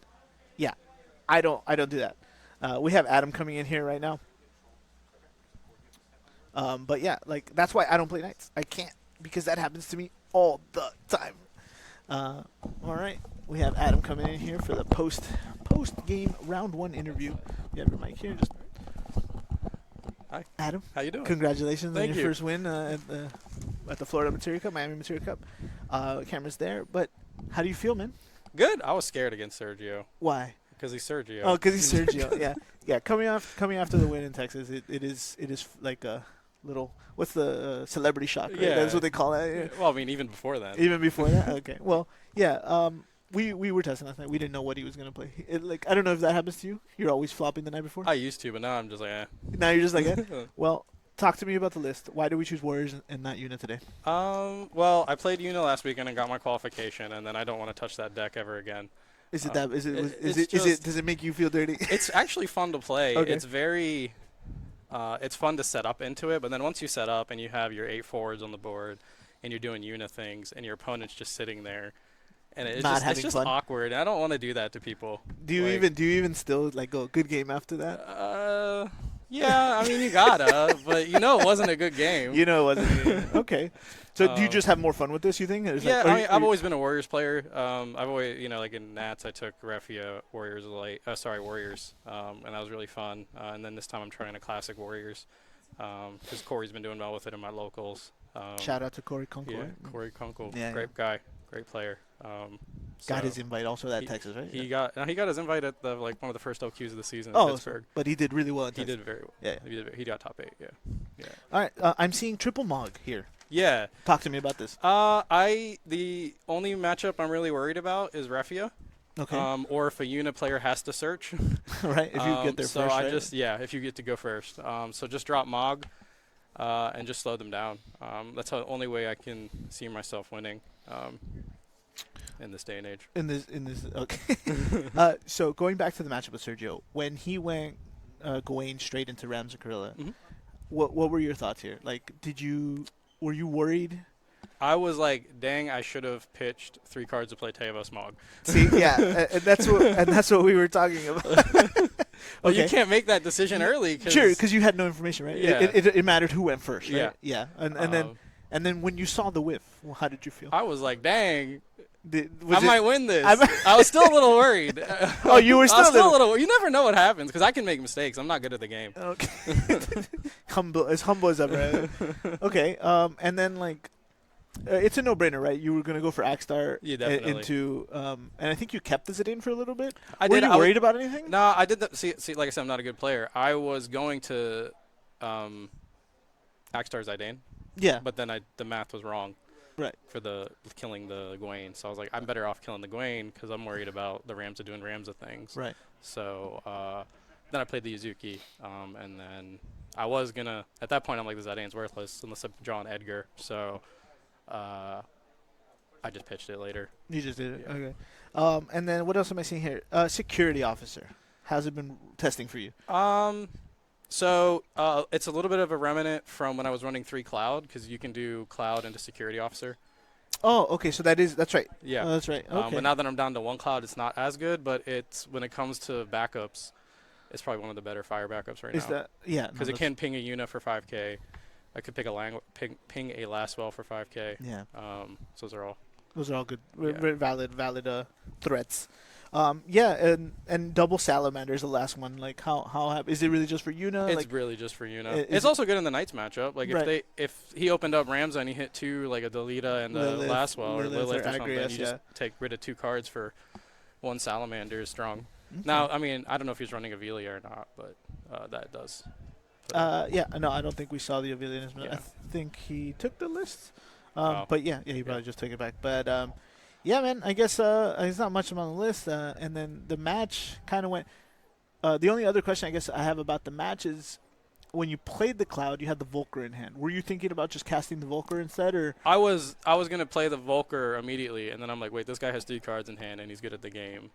If So he amots this, he's it hurts me more than it helps him. Oh, I see. Okay, that was the thought process. Or it hurts me more than it hurts him, right? So Yeah. I was like, I'm just not gonna Volker. Right. Okay, so yeah, so because I was going over the plays in my head, like, and yes, the cloud was there, but I'm like, if he was really worried about the longer game, like you go Volker, you get the backup, get a forward, right? Yeah. That way, Tyvos just keeps doing things, right? Yeah. And that's one of the biggest things with Warriors. I think you can agree with me, right? After the first one, the Mog or whatever, sometimes you just don't see them. You don't right? see them, yeah. Yeah, and so you kind of float, and that's why I like Volker, and I've put him back in my deck as well. Yeah, so. he's just a one of, but like I was like, if I play the Volker, I really want to get a Furion, because I was gonna go get a Furion and a Ward, and just keep going all out. Because I know Can you get they're not backups? board. Correct me. I can get red. You Red can is get the only backup. no, but I it can does. get. It just says Job Warrior, right? It's a Job Warrior, which Warrior, the only backups Is are red. and the Card Name Warrior. Yeah, but you're not I'm playing. not that. running Yeah, card so name you're warrior, playing. That's no. what I'm saying. Like, and that's what I was pretty confident about it. But yeah, you would be able to, if things were a little different, you'd go Volker, get the backup and the forward to kind of fill in the next 2 turns with while Tyvos is alive. Actually, I right? was gonna go straight aggro, get Furion, and just. and just go. Yeah, Oh, okay. I'm not scared of board wipes against Knights. Yep, that's true. You know, So and the just- EX count's really low. Just Yeah. Lena maybe and a Kuchulain if possible. Lena, Kuchling, Garland. Yeah, which doesn't. There's just nothing. No tempo burst, right? I think to Yeah. get removals. But yeah, hey man, listen. What was your thought process coming into this tournament this weekend? Like, you already have your invite, like you said. Yeah. You prefer this deck as a I don't know. It's a comfort pick. As a comfort pick. Okay, great. And then like, what were you worried about this weekend? What are you expecting? Right. Like, that's it. I mean, every other matchup I've played before. Right. Refia I know is going to be in their favor, so I'm hoping the unit players take them out. So in Top Cup, get me a good bracket, and then if I make it, I'm not saying I will. I think you will. I'm rooting for you too. Thanks. And then for the unit players, like Warriors is probably one of the decks that should be scared of, right? Because if you go aggro against them, if they open Rosa, Cecil, Cooked. there's really nothing you're going to do anyways, no matter what you're playing. Right. So at that Well, point. that's not true. That's not true. Hear me out. Okay. Just hard cast the Mog. Just hard cast them. That's not a bad idea. That's not a bad idea. Just hit him with the Mog and Yeah, pop the Cecil. they won't. They can't, yeah, right? Yeah, so yeah, just yeah. hit him with the Mog, and then let him eventually, I've right? done But that before. That's yeah, not a bad idea. you guys can write that one down when you guys are Sure, we playing. need to spread the anti-Una knowledge. Yeah. Just kill the deck. I miss Chaos at this point. Oh no, hot take here. Chaos better for the meta over than Yuna. At least Chaos, when you lose, it's by turn 2. There's not 5 turns of just Of pain. hope. Yeah. If you're like, if I had this. Yeah, I guess I can see that too. Yeah, man, it's a tough one to crack there when you have all these problems to deal with. But yeah, like I don't ever like to believe a match is 100%. That's why I never scoop. Yeah, They can mess up. they do. Yeah, and they will. And they will, because I've messed up. playing, confidence invites problems, right? Yeah. Like, or there's a saying I think in Yeah. there. You might, I don't know if you know it, but but like that. So confidence invites like mistakes or Oh, something. yeah. Or hubris The invites arrogance, yeah. There you That's go. why I try to stay That's modest. confidence Like, I invites never- arrogance. There you go. That's Yeah. probably it. I never think I've won a game until that 7th damage hits. So yeah, I'm with you there. The scooping is not in my repertoire anymore. I Yeah. just let it ride. I just keep them sweating. Yeah. Like, I have 3 cards in hand, and flick. Yeah. Look at my board here. Like, yeah, no, you got it. Because all right, so Sergio scooped at the end there. I would have waited till that 7th damage hit. I wouldn't have scooped. You would have scooped. I mean, like pass, like just scare him. Like, But I guess just for now, just so we can kill a little bit of more time, because I think we had like 15 minutes still left on the round, and we did. I'm seeing 7 minutes here left in the round. Talk to me more about your prep for this weekend, man. Like, I know you said just but give me something else here. How is the testing going? What is the team? You don't have to give away the farm here, but like, what were the team's thoughts on, and how was the ride here? Was the ride like just, all right, guys, you gotta if you're playing this, you gotta do this, like, give me the scoop, man. to be honest, I think this is my 8th or 9th weekend in a row I've played this game. So I'm a little burnt out. I haven't been playing during the week. Oh, really? So I kind of just, that's why I picked a comfort good pick. thing I didn't message you, because I wanted. You did message me, but I was busy that day. No, but I meant like to play. Like, Yeah. Ike's like, hey, message him if you really need it. Because I messaged Ike. I go, hey, do you think you'll be free later? And he goes, nah, I'm driving. He's like, so message Adam. I go, I would, but I don't know if I'm ready yet. Like, a good thing I I'm didn't. ready yet. Yeah. You message me, I'll play, buddy. I ain't going to put you down. But yeah, most of the Pittsburgh crew, we've been Okay. just Warriors was like something me and Corey were working on early. It was mostly Corey, and I just gave a little bit of advice. So that's kind of been our most fleshed out deck that we've had practice on. Okay. We've tried some weird Refia stuff. As you guys know, I don't like playing 4-color Refia. Neither do I. I just like to play weird Refia. Mm-hmm. So we tried Fire water Refia. We tried it. Fire water is proven to work. Wind water works, and now I'm trying earth water. Okay. Refia? Yeah, it's gonna be fun with the new wall. With which one? The the Opus 25, one? the 3-drop that lets you look at the top three. Filter, yeah. Interesting. That'll be fun. Should have brought that. Not just. I would, but now that winning a Materia Cup matters. Oh, that's true. I have my eyes set on winning that. Don't worry. This set will rotate and I'll feel much better. But yeah. Okay. Yeah. The next set's gonna be fun. Yeah, that's for sure. I'm excited about that. And so then it was just business as usual for the prep. Yeah. Like just play games. When just we play can. games. Nothing too fancy. I did take unit to locals, and that was a mistake. I feel really bad for my locals. Did you win? Of course I won. Oh boy. Nah, man. Like, well. So the reason I ask is we've been playing it. It's unit, but we've been playing it, and like we've we kind of managed to kind of wiggle our way through some. I'm not gonna lie. There's some EX bursts that are favorable, but like. It's still it is manageable if just something has to play out a certain way. Like you said, they could mess up, but like also the opening hand matters, right? If they open Rosa Cecil, then it's kind of cursed, really. But yeah, the idea is just to get through it, right? I think I had some success with like Monofire, which is why I took it to the last LQ, right? It's just I had all these outs, everything killed, right? Like we had Armstrong, you had security officer, human, Cloud. What's the little? Is it Mont Blanc, right? The 2-drop. Yeah, Mont Blanc. the backup. Mont Blanc, Vivi. Again, everything killed, right? Like even the 2 CP fire monster bomb, right? And then Phoenix, everything killed. Yeah. So I was like, we'll get there. If you don't have the 7 forwards, I'm gonna get through, right? And so, and then just the Ama for the Cecil too, right? Just like kind of work through that. But then, at some point he's like, I'll just hard cast the water Cecil. Good luck, bro. And then I opted out for bringing in. Yeah. Then I opted out for bringing in the 5 CP.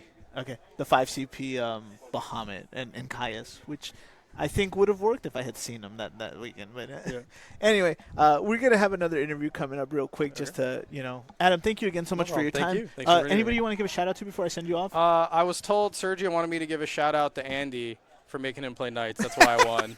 So I got to do that for Sergio. And then just a shout out to everybody in Pittsburgh, Erie, and Morgantown. They've been. I hope you guys testers. are watching. If not, have someone send you the link so you can make them watch. All right. We sent them already. All right. Thanks, man. All right. Anyway, good luck on the rest of your next games. Yeah. All right. Adam Kassar, everybody from Kassar Games. We're gonna get someone come through right now, and we are going to start looking into what our next matchups are going to be. I think we already picked a player, and as long as they're not playing Sergio or Adam, we're fine. So I think the next 3 rounds are pretty much picked out for us. Oh, we're going to do a pre-match interview. Pre-match interview. Sounds good. Have a seat right here. Oh, there you go. We have Rosie coming in. Hey, Hi. How are you doing? Give me the good news. Did you win? I punted against Fiwa. I put them to damage 3. Completely forgot about Thomas. Oh, no. Okay. I got them to 2 cards in deck. So were we going for a mill out strategy? we're going for a mill out. Oh, okay. The problem was I went for a Montleonis line, and I got too excited about the Clive, and I put them to 3. Okay. And then on the crackback, they go Witch Furion. I pitched the Salamander to do the line, and I'm like, I should have held the Salamander. Did you have the fuel for the kicker for Salamander? Right? I did. Oh, then yeah, that was. I can see that being. I can see why that was. So you're 0-1. I think we've decided to. I really. Is this the same fire list from Portland? Or? Yes, it's the same exact list. Okay, this is why we've already decided Rosie's going to be on stream again, as long as she's not playing Sergio or Adam.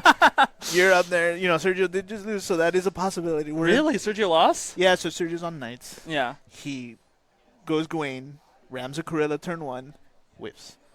Clive, Bahamut, Ama, and I don't a backup. I don't know. And so it felt pretty much over after there, and Adam had turned, like he didn't even have to search the Tyvos. He had Tyvos, Inzidane, everything. He had it all. Crazy. He had what he needed to kind of just push the game through. So, but yeah, so I'm excited for your list. Thank you. We've talked Mono Fire a little bit throughout the Yeah. season. I took it last. I was just telling Adam the same thing. That's why I took it to the last LQ. Oh. Unfortunately, I just didn't do I had the curse of not getting to 5, which is I'm sure you know is crucial. It's crucial. I think you can play fine on 3. I think Montleonis is a little cope sometimes with how much interaction there is in this format with Amat, with Mist Dragon. I just don't trust the deck's ability to rely on Montleonis, and I think you really should be playing for a control and mill game. Yeah. Oh, so mill is part of the regular strategy, right? It is part of the regular strategy. I see you just got the deck list. The list is built to consistently Zidane at least twice throughout a matchup. That way you can knock out at least 4 cards out of their hand, and then just control them out of the game and try to end up the game with an LB Zidane at the very end. Oh, right, because you are playing. I won't stress enough. I love the list. You're playing the Emperor, Zidane, and Death Gaze, right, in the LB, which is guys. Finally, we're gonna see Death Gaze on stream. It's happening. Oh, that'd be crazy. I don't think so. Death Gaze is there for 1 matchup only, and it's for the Una matchup. For the Cecil, just straight kill. For the straight kill Cecil. The reason is the new Cat 4 build is on Y'shtola. So while you have other answers, if they lead with Cecil, Y'shtola, and they have the Cecil Dole, you need to bait the Y'shtola and have a second answer. And it's 7 CP, but Death Gaze is that second answer sometimes. I love that. I love that so much. Yeah, I mean, I would have assumed for Tyvos mirrors, right, or Tyvos matchups and stuff like that. But you know, you bring up a good point that the Cecil is one of the filters, right? And obviously we're talking about Water Cecil, right? Water Cecil, yeah. It just shuts down the deck. Every card becomes blank. You're not playing Chuku or those anything that says can't be reduced, right? I'm playing the Bahamut 21. Oh, which is the 5 cost, can be 3 on your turn. That's the one I was talking about. That's the one that's really good. The problem again is that Y'shtola, if they cancel that, then you're out of luck. You're out of luck. Yeah. So the Death Case is there as like the second. You gotta have a second shot. Right. Yeah. You have to try to. Man, that's crazy. Yeah. And that just goes to show you guys how much some of these decks have to adapt to keep up with the meta. And again, and I'll say it time and time again, creativity is rewarded in this game. And your list leaps and bounds. You've shown dedication on playing Mono Fire. You were determined to get your qualification with this, and it has come through. It is shown. That's why I am excited to put it on stream so everyone can see. What are you worried about? What am I worried about? I'm worried about someone bringing Refia. Refia is a really rough matchup and is probably the reason why I think Mono Fire will never be meta. To sort of like mill them out is almost impossible because they set up so quickly and they get to that pressure so quickly with the 4-cost Warrior of Light. And it's really hard to aggro them out. A good player can navigate that matchup really well, and you put them to 3, and then they go crazy. The value is there, right? They can even at the 5 CP, the economy is just that much different, like throughout the whole game. Yeah, I agree with you. You're in our Discord, so you heard what he said, what Sergio said about Zidane just lets them draw the same cards over again. Yeah, I'm cursed with that as well. So in those matchups, my rule has always been if I'm able to effectively remove all 3 Refias, you win the game. You win the game, right? Yeah. But my curse is after I get rid of the first one, the second one is always like in either the next hand or what they get off of the second Zidane trigger, and so. Yeah. There's nothing we can do at that point, right? That's why I think it's so important to have your deck set up so that you don't only just do one Zidane, but you do Zidane twice. Yeah. And what you guys are going to see right now is actually let me see, what set is the Charlotta from? Opus 7, I believe, or 5. It's the early one from Opus the Opus 8 Hero Charlotta can generate, you have to break it to generate any element. So the cool tech, or I guess the cool ruling on it that I think a lot of people have overlooked, Sam was doing it in his mill deck as well. You can technically generate enough CP to play a multicolor, right? So the way Sam would do it was have whatever was missing for Warrior of Light, the 4 CP one, just tap 3 with Charlotta and break it for the last color. And Rosie's doing it just to hardcast the Zidanes, right? Yep. Yeah, and so you'll have Edgar bring in the Charlottas, so because you're not that way you're not fishing for the extra win CP from your other cards, and then when you float a search, just crack the Charlotta, play Zidane, snatch those cards out of your hand, and you're cooked. It's great. And you don't even have to have the Zidane in hand because the Minwu represents a Zidane in break. So at any point in time, if you have the Charlotta up in a Minwu, you're Zidaning. Oh, I see. Oh, There you go. And again, this is the kind of stuff that I love to see. You know, the progression of the list, the final result, and how we've answered what some might say, you know, a toxic meta, right? Like, I don't think so. I think there's still the weapon triangle of decks is still like, you know, pretty balanced where you run into. But it's these kind of changes that I really just I'm excited for. Yeah. So I think the round is paired and the feature match is set up. I just got that. So good luck on your game. Thank you. And hopefully I'll get you right back here. That'd Andy be will take great. care of that one interview, but you know. All right, guys. Yeah, so we are just getting set up here. I think Andy's about to come through. I'm seeing Sam giving me the bedroom eyes from all the way over there. Did they set up 2 matches? Yes. All right, great. So if in the event this first game goes a little fast, then we will have the second feature match. No, who's the second figure? That's John Schreiner. John Schreiner, yeah. Yep, Schreiner. All What's going right. on, chat? Okay, feature match 1. So Rosie on the modifier that was playing is playing Antonio Ruiz on the Knights. All right. Yeah, Antonio Ruiz, I believe, is one of our locals. Yep. I was wondering when you're going to make that connection. No, yeah. So No, boy, I know. Antonito, An- Ruizito, Emanuelito the third. Yeah. He's one of our newer locals. He has been actually, this is his first major, so he's been you know hard at work, doing the best as he can to kind of keep up. If you guys were with us during pregame here, we were talking about like how to cultivate the players, and you know when they're asking the right questions. Antonio is one of those ones that did just that. Right, he asked the right questions. He deep diving random cards to find out rulings. I hope all of that, you know, translates well. I mean, today. he tried to create a program in which he can, you know, like insert language to pull out specific outcomes. Yeah, he was trying to make FF Dex or Materia Hunter 3.0, but like, 3.0. but we kind of told him I think his time is better focused on learning the rules of the game. But I said, bro, learn how to resolve The stack. a 2-degree stack. yeah, Meaning your opponent did something, you're responding to it, you're Awesome. adding to the stack, and now it resolves. and then how to resolve it. So He's again, like, no, but I think I find this easier in order to create my own search algorithm. search algorithm. But not just based on the card name, but more of this certain interactions that I can go ahead and manipulate. yeah, Yeah, and so- so he's definitely gonna. He probably is 0-1 actually as well, right? Because Rosie just let us know that she also did punted the last game. It was her words exactly. So, Yeah. We so- got the pregame jitters out, but yeah, but hopefully we see got- some stuff here. I think going forward, they're still great players. I promise you. Oh no, without a doubt, I You're, wouldn't. you're gonna get a great game. Yeah, we have, like I said, all of Florida came out, and so Florida has some real top-notch stuff, Yeah. top-notch players. And Antonio is a reader, so I wanna. He's a reader. he's a reader? Yeah, he's Okay. a reader. He's gonna grab cards and be like, "What does that do?" But yeah, going forward, I think we'll start picking up from the top tables, and then as per tradition, the final round will be the bubble match, right? The winning in, you know. I'm not sure what our stats are today. I think every X1 and X2, we are going to go to top 16 cut. Steve, did we get the final numbers for today? It was 50. 48. If you get final numbers, it'll be 6 rounds today. Oh, no, 6 rounds. Yeah, we don't have the exact count yet. I'll get it for you in just a moment. But 48 Yeah. players. 48 players? Yeah. Oh, so we went even lower. Yes. Oh, wow. Yeah, a lot of no-shows. I think there were some ghost tickets. These were surprising. I knew we were low, and but I wonder if the travel was just the issue, right? I'm hoping to. We're get- not the first Materia Cup normally. We usually are the first Materia Cup in the season. The numbers go up.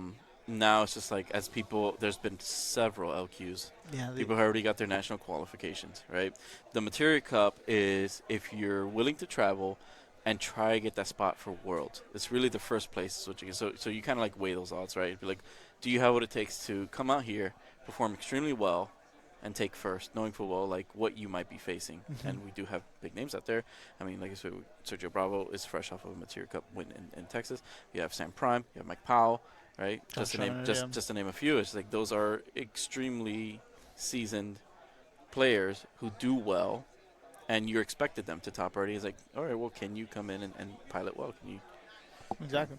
And so yeah, it's really anybody's game still. You know, even if you lost the first one, you can just win straight through, and come out on top. So Yeah. What'd you see out there, Andy, while you were scouting? What's the atmosphere like right now? I saw people with pancakes. Okay. Yeah. They're eating out there. Oh. All right.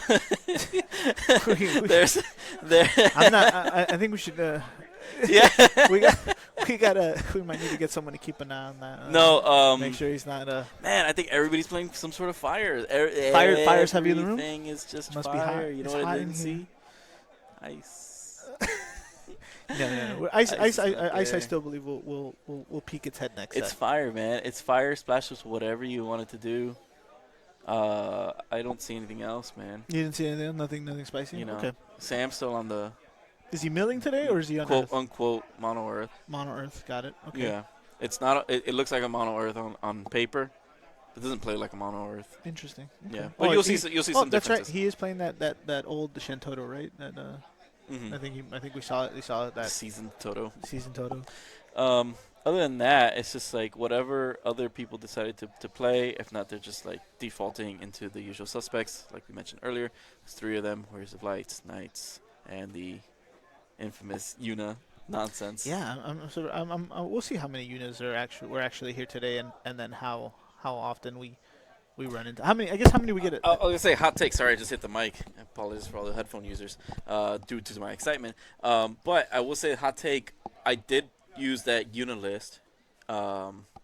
The Cecil package and stuff like that? Yep. Some stuff like because I know there's a different one where we use like the The water Vikings. Earth, The Vikings. There's the I think Vikings and there's the stuff like Cat that. 4. But the Cat 4, the Cat 4 version. Yeah, we the have Cat 4 version. I definitely enjoy a lot more because it's more oppressive. I just like the Vikings more. I wanted to Uh-huh. play that one if I switch But so when I was playing it at the LQ, I think it was like last week. to no. Yep. Yeah, last week. The general consensus is people don't like playing it. It's one of those things where it's just like, yes, we understand Yep. it's good. Yes, and we have to acknowledge that. Like, it is a good deck. Do people want to play it? No, because they have higher standards. They don't respect the degeneracy, and a lot of times it's just not. It's not that player's play style. Right. Yeah. They'll just avoid it. While I had Adam on, he mentioned the same thing. He felt bad taking it to locals. That's why he opted to bring Warriors today, right? Because he did that. He did the unit thing. He got it. Now it's he can go back to his comfort pick. His what he likes. Still does well. Obviously, still very strong. And Warriors is going to stick around for a couple, at least till the end of the year, right? Like. It just keeps going, man. They just got Neji. Yeah, the back of Neji, or whatever. Nejai. Nejai. Yeah, I've heard it all 5 different ways. Now I've heard it everywhere. Yes. Yeah, 4CP Fire Backer from Opus 26 does get a full art, and it's just straight up EX Burst, search a forward. Forward Warrior, yeah. Yeah. Which is just nuts. no cost restriction. Nope. It just says it's a forward with Job Job Warrior Warrior. forward. Yep. at the Or end. name Forward, or Name Warrior. Or I name thi- warrior, I think it's right? both, Right, yeah. it has that caveat where It it's has, just like because they have. I think there's some yeah. standard units that are. They're continuing because remember we got the Mithril Musketeers. They're Category 11. Yeah. Bunch of characters from Bastock. Represent Bastock. Bastock rep right here. Is that, remind me because it's been a long Winders time. and Sendor. It's the It's the other city. Oh wait. This is with the elves and stuff. The elves is. But it's Sandoria. Bastox is the race, right? Or Or Sandoria is the town. Bastock is the town. Oh, okay. as Bastock well. is the town. Yeah, Bastokans you can call Oh, them. Sandoria is the region. No, Sandoria is also like that. Yeah, that region, but like that starting point as well. Remember, you get like 3 factions. Or Yeah, whatever yeah, that's the- You start with and something like that. So but It's been a long time, guys. it's Final Fantasy 11. Sorry about that. Okay, Yeah, like I don't know. I played a lot of it, but it's all in the memory banks now. Yeah, I've almost completely. If it wasn't for these cards, I would have completely Yeah, erased but it from but my they, memory they banks. They are from Bastock. It's a Okay. bunch of them, right? Yeah, Volker, Iron Eater. Now you have Neji, who hangs around the. I don't know the name of it. It's their headquarters or something like that, right? Right. Like the embassy. Oh, the embassy. Yeah, the embassy. I'm- the Bastock embassy. I think is the where only he thing hangs out from with. 11 I'm waiting for, and not because Ayane. Is it Ayame? Ayane. No, or Ayami or something like the that. samurai, right? The samurai. Yeah. Yeah, she's part of that crew. The only thing I'm waiting from category 11 is, and again, not because of the game or anything, is A new because lion. of the card. No, is an older Rahal or older Examil, right? Because the card reads. Yeah. Oh, young Rahal, young Eximo. Yeah, because the card reads. Yeah. We're going, and we Oh, have our nice. game ready. Oh, All we right, got a guys. thing on the screen. Can you get rid of the notes? Oh, all right. We are opening up here. I believe I am seeing Rosa on the left and Antonio Ruiz on the right. So Sure, because Antonio looks like the Purple Baron. yeah, again, guys, we didn't weren't able to set up the player cams for this event, but you could still look at our fancy mugs today. Live reactions. Live reactions to Okay, this. but yes, it is correct. It is Antonio on the right So and Rosie on we'll the do this. We'll swap ourselves out. So Yep. yeah, going back to the list, Antonio is also playing. I believe it might even be the same list that Sergio was running. Oh no, No, we see Renault's. We see Renault's. Okay, so he Two. so he opted out for. He has a balance. I think he's only playing. See, this is the funny thing about Knights, right? Guys, you have like 6 to 8 flex picks depending on like how many backups you end up with, and so you're either playing the Clives or more or different kinds of forwards, or you're playing the Renaults, right? Like, and so he's opting out for the Renaults here. He has very little backups. He's not playing the Ovelia. But yeah, I think Renaults are the way to go. You want to keep the ice cards at a higher percentage because you want. Yeah, thank you, Gabe. Yeah. Yeah, Renault's just one of those plays that, like, if you can get away with it, you're plussing, Yeah. right? Just hopefully Antonio knows when to do it. Yeah, You know, 100%. I don't think personally it's a turn 2 play.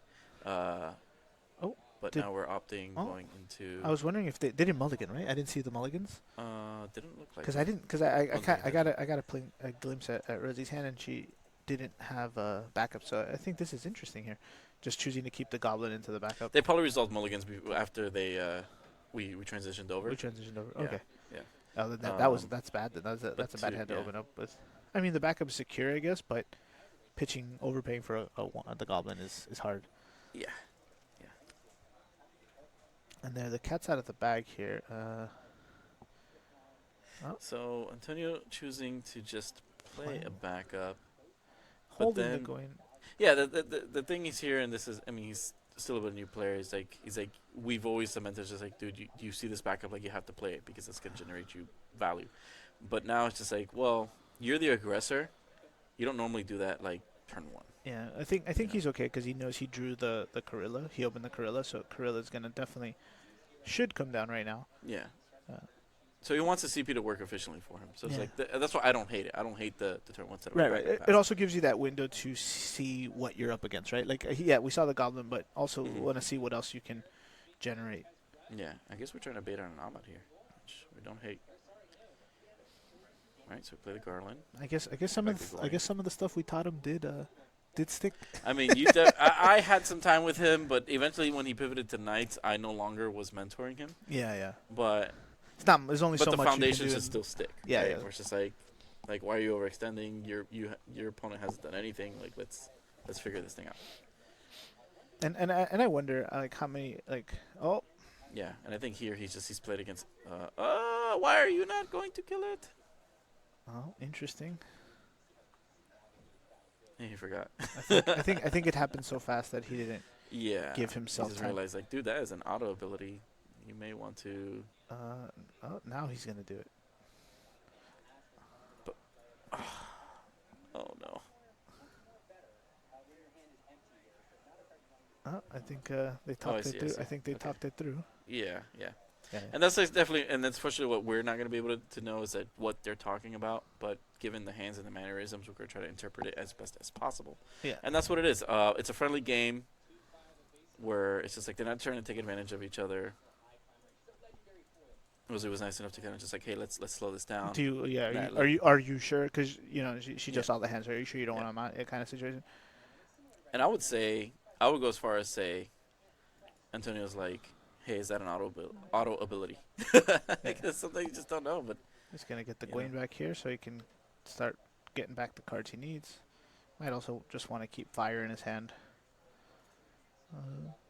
so not the best use of Renault, but given the situation, Yeah, we swing first, right? Normally we swing first, try to get a damage. Fire does have some EX burst, but it's not. It's usually not over 10. Yeah. At the way we've been playing it now. it goes straight we're into losing prime. focus here.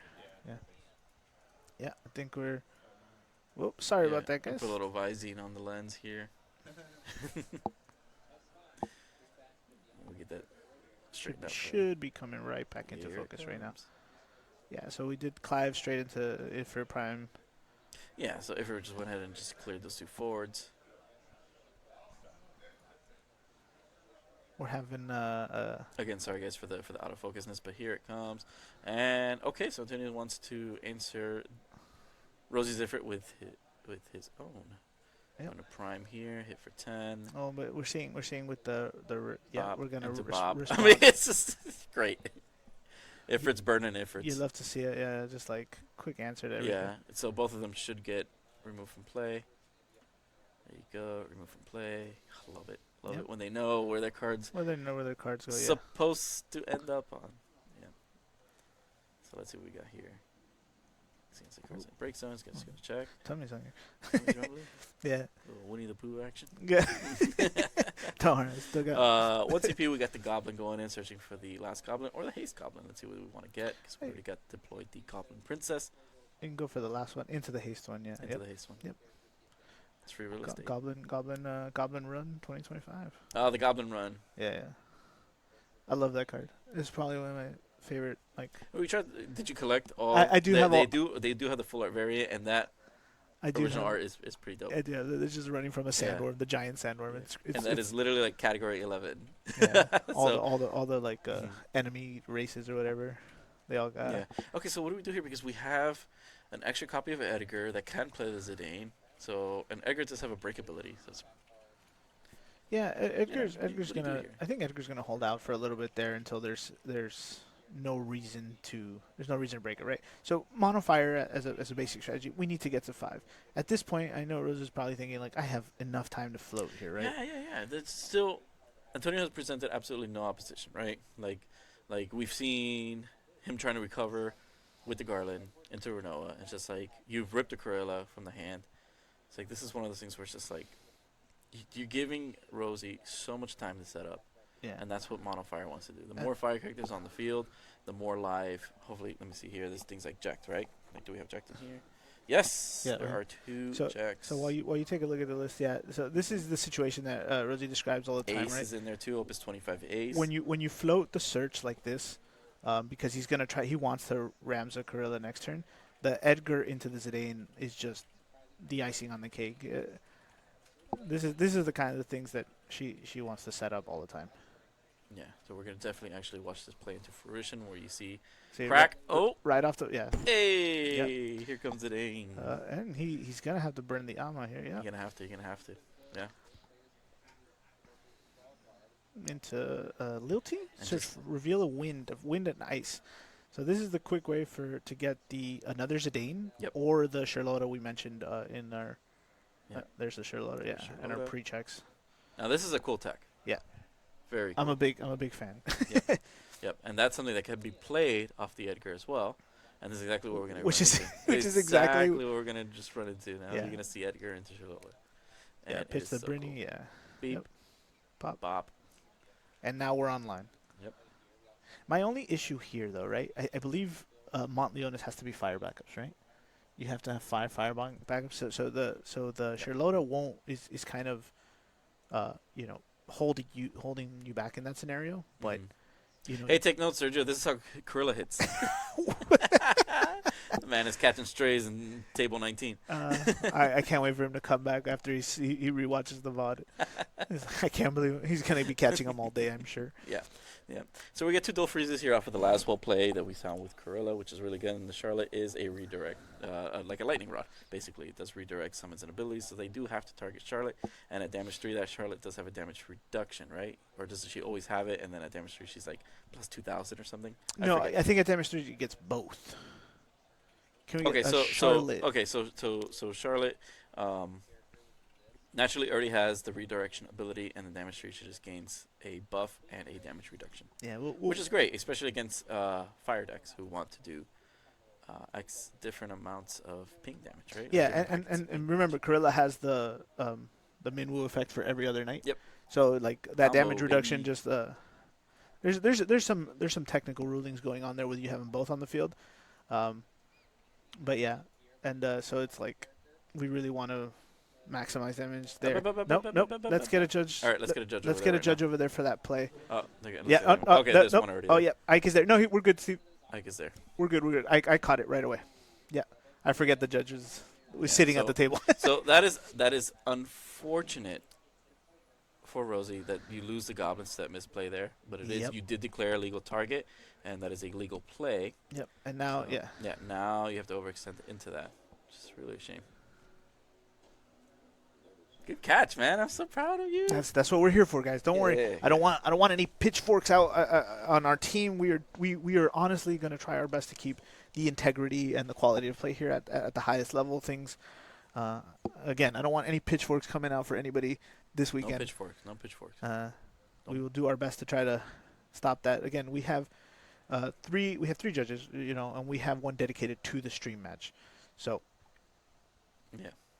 We have And I brought my running shoes too, so in case they don't catch it, I'll run over there. Steve, our stagehand here, has his running shoes too. He jumped right out of his seat. So we're prioritizing integrity. Yeah. What happened was that while Carilla was out, Rosa tried to goblin the Charlotte. The Charlotte.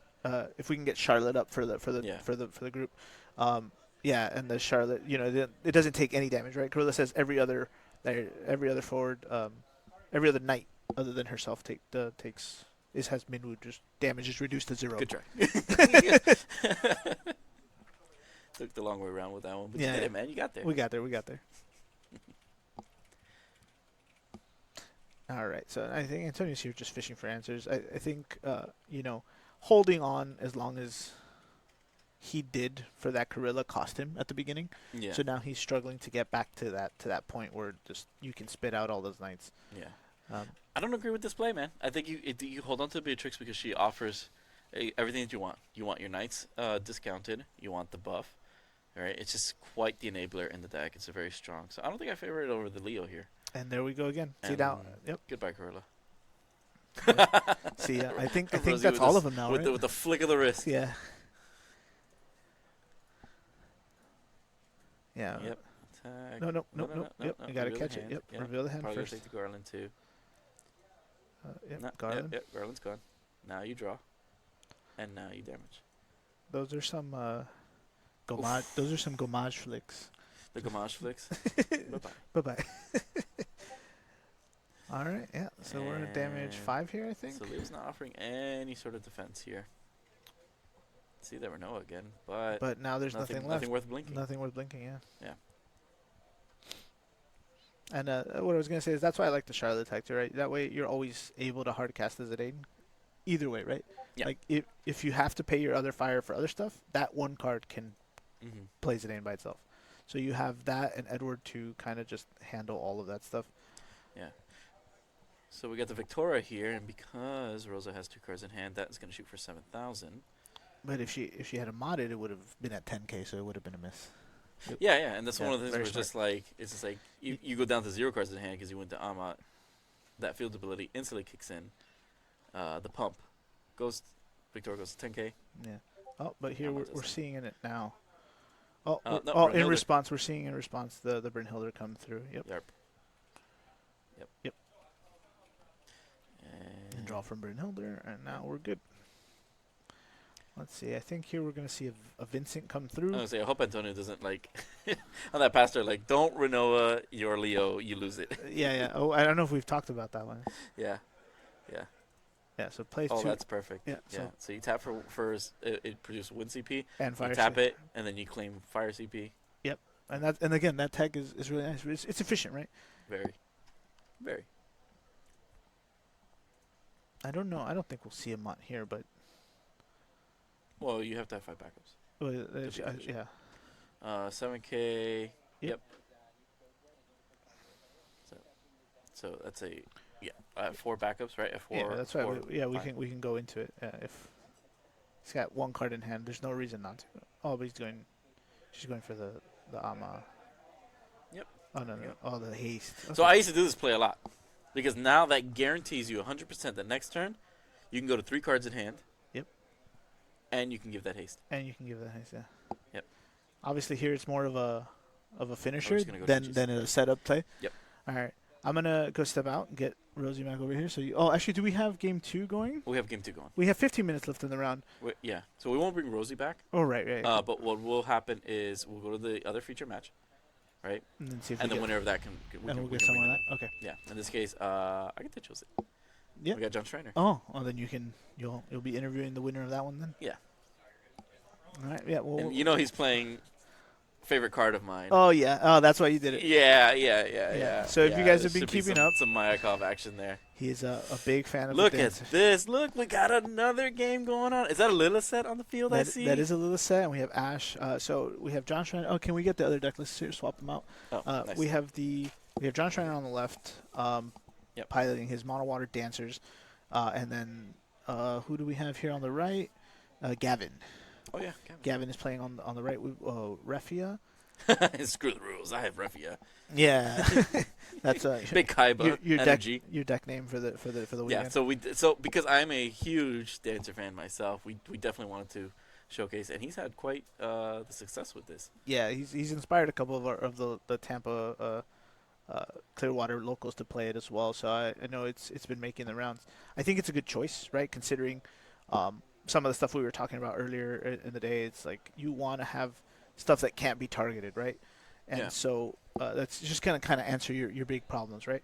Like the Refia doesn't seem like is Mayakov the one that provides that, right? Mayakov does provide like the hex proofness that people are familiar with that terminology, and it lets you also play a dancer for less. Yeah. So Normally that's paired off with a lightning Lilith set, but in this case, since he is mono water, he is favoring. I believe that maybe the lightning Lilith set is in there, but yes. So he's three I copies. see it in damage. I Yeah, think, 3 copies of both because she has a great S ability. Yeah. Um, Yeah, but what I was saying is that the Mayakov's the one that provides that support. But unfortunately, we're not seeing it now, which is why like his board just kind of got cleaned up a little bit. yeah, they're definitely like they're knee deep in the trenches, both of them, Yeah. going back and forth, exchanging blows. You just saw he played the Porsche to try and do the Earthy ability. Well, Porsche has that. Porsche has that tuck ability. It has that removal. Oh, And interesting. back attack just to save himself from certain death. Well, if there it goes. Ooh. Yeah. Big- So the big idea for the back yeah, attack big- is, remember on damage 5, Miwa provides 2k support. So I was hoping to trade with the Refia, but he's just gonna send it back to his hand and close the game out here. All right. I guess I'm getting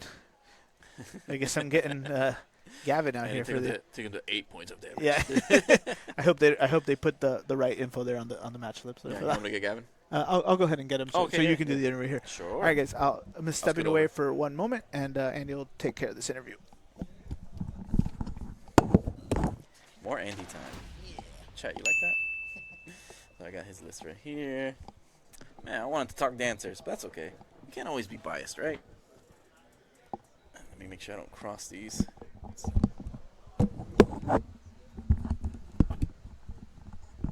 Right.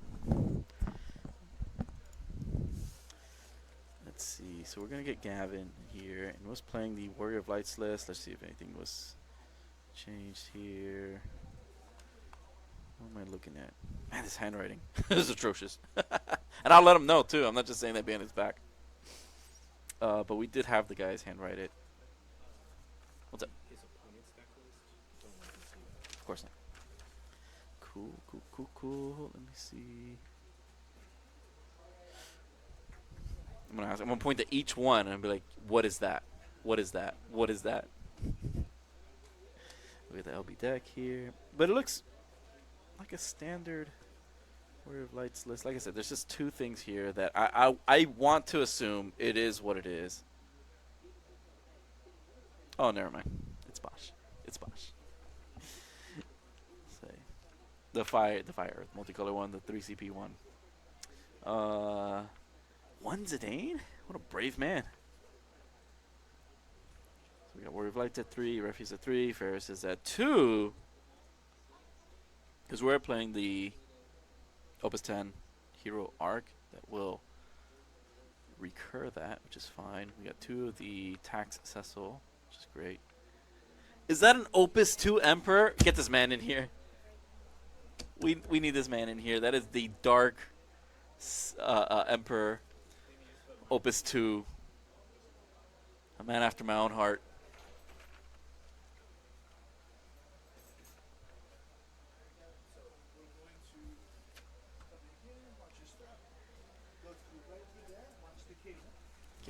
Gavin, have a seat, my friend. We have a lot to talk about.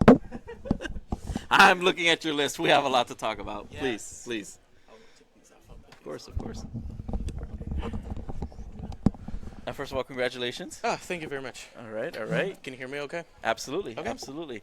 And so, talk to me a little bit more about that match going in, because I'm pretty sure you've seen Mono Water, but have you seen Mono Water Dancers? I actually have a history with that. So I played in a qualifier 2 weeks ago, and I got absolutely bodied by that same deck. So You did your homework. Yeah, the history coming in, I was like, wow, I did good against every other deck, right? I lost to Knights, but Knights just kind of popped off and they had all the outs, and I was just like, well, sometimes they have it, sometimes they don't. And then I played against Dancers, and I was like, because originally it didn't look like a Dancers list, it looked like a mono water monsters, and I was just like, oh, okay, I'm somewhat mentally prepared for this. And then he started bringing out the Dancers, and I was like, this doesn't seem too bad. And then it got to a turn where you got enough Dancers, and then he was like, oh, I'm just gonna dull your stuff. Oh, I'm dead. So, yeah. It's just like, I was like, oh, we're playing this game again. Either I get cards I need, or I'm just gonna get absolutely blown out. But I knew I have to play it a bit more.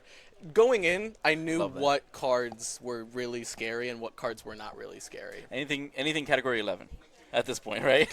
Yeah. Right. Mayakov, Lilisette, Portia, all that stuff. It's all of that stuff. I'm like, if it's got Dancer somewhere on it, I paid attention. Exactly. You learned the choreography, is what they say. Oh yeah, big time. So now I'm going to talk about your list, because I don't care about anything else other than Opus 2 Emperor that's on here. So, you are a hot man for teching that, and I think that's great. Opus 2 Emperor, the big thing it's for is for the Cat 4 unit deck. Absolutely. Right? Because all of it is just triggers. Originally, because that Cat 4 unit deck just sprung up, right? So the 2 weeks ago, right, the big unit deck was the 46 forwards Vikings. Right. List. It's the Earth Lauder, here's Galoof, here's that. Just vomit out stuff, right? I teched in Shinryu from Opus 14 because that card said it was hard for them to stop because they didn't have hard removal. They just dull and froze your things. And the auto ability triggered on my turn when I started, so when I was on tap. So even if they try to unitax it, they need a lot. So they're not going to get through that. And that would just completely wipe their board because it reveals the top card of their deck. If it's a forward, they run 46. Power reduction board wipe that doesn't target.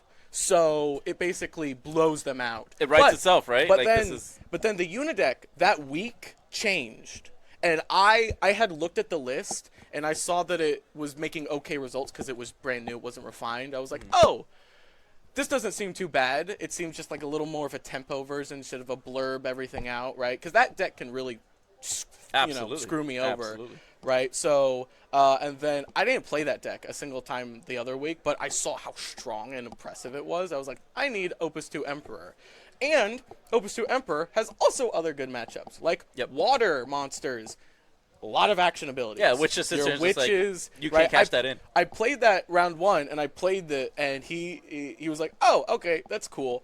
And then later on in the game, he tried to use Witch, and I was like, no, you can't do that. It turns off all of their action abilities. So characters, monsters. Yeah, you can't animate Blue Worm. You can't use Witch of the Fence. It got to where I was just like stopping them from doing things that I was Amaterasing backup searches just to be like, you don't have cards in hand.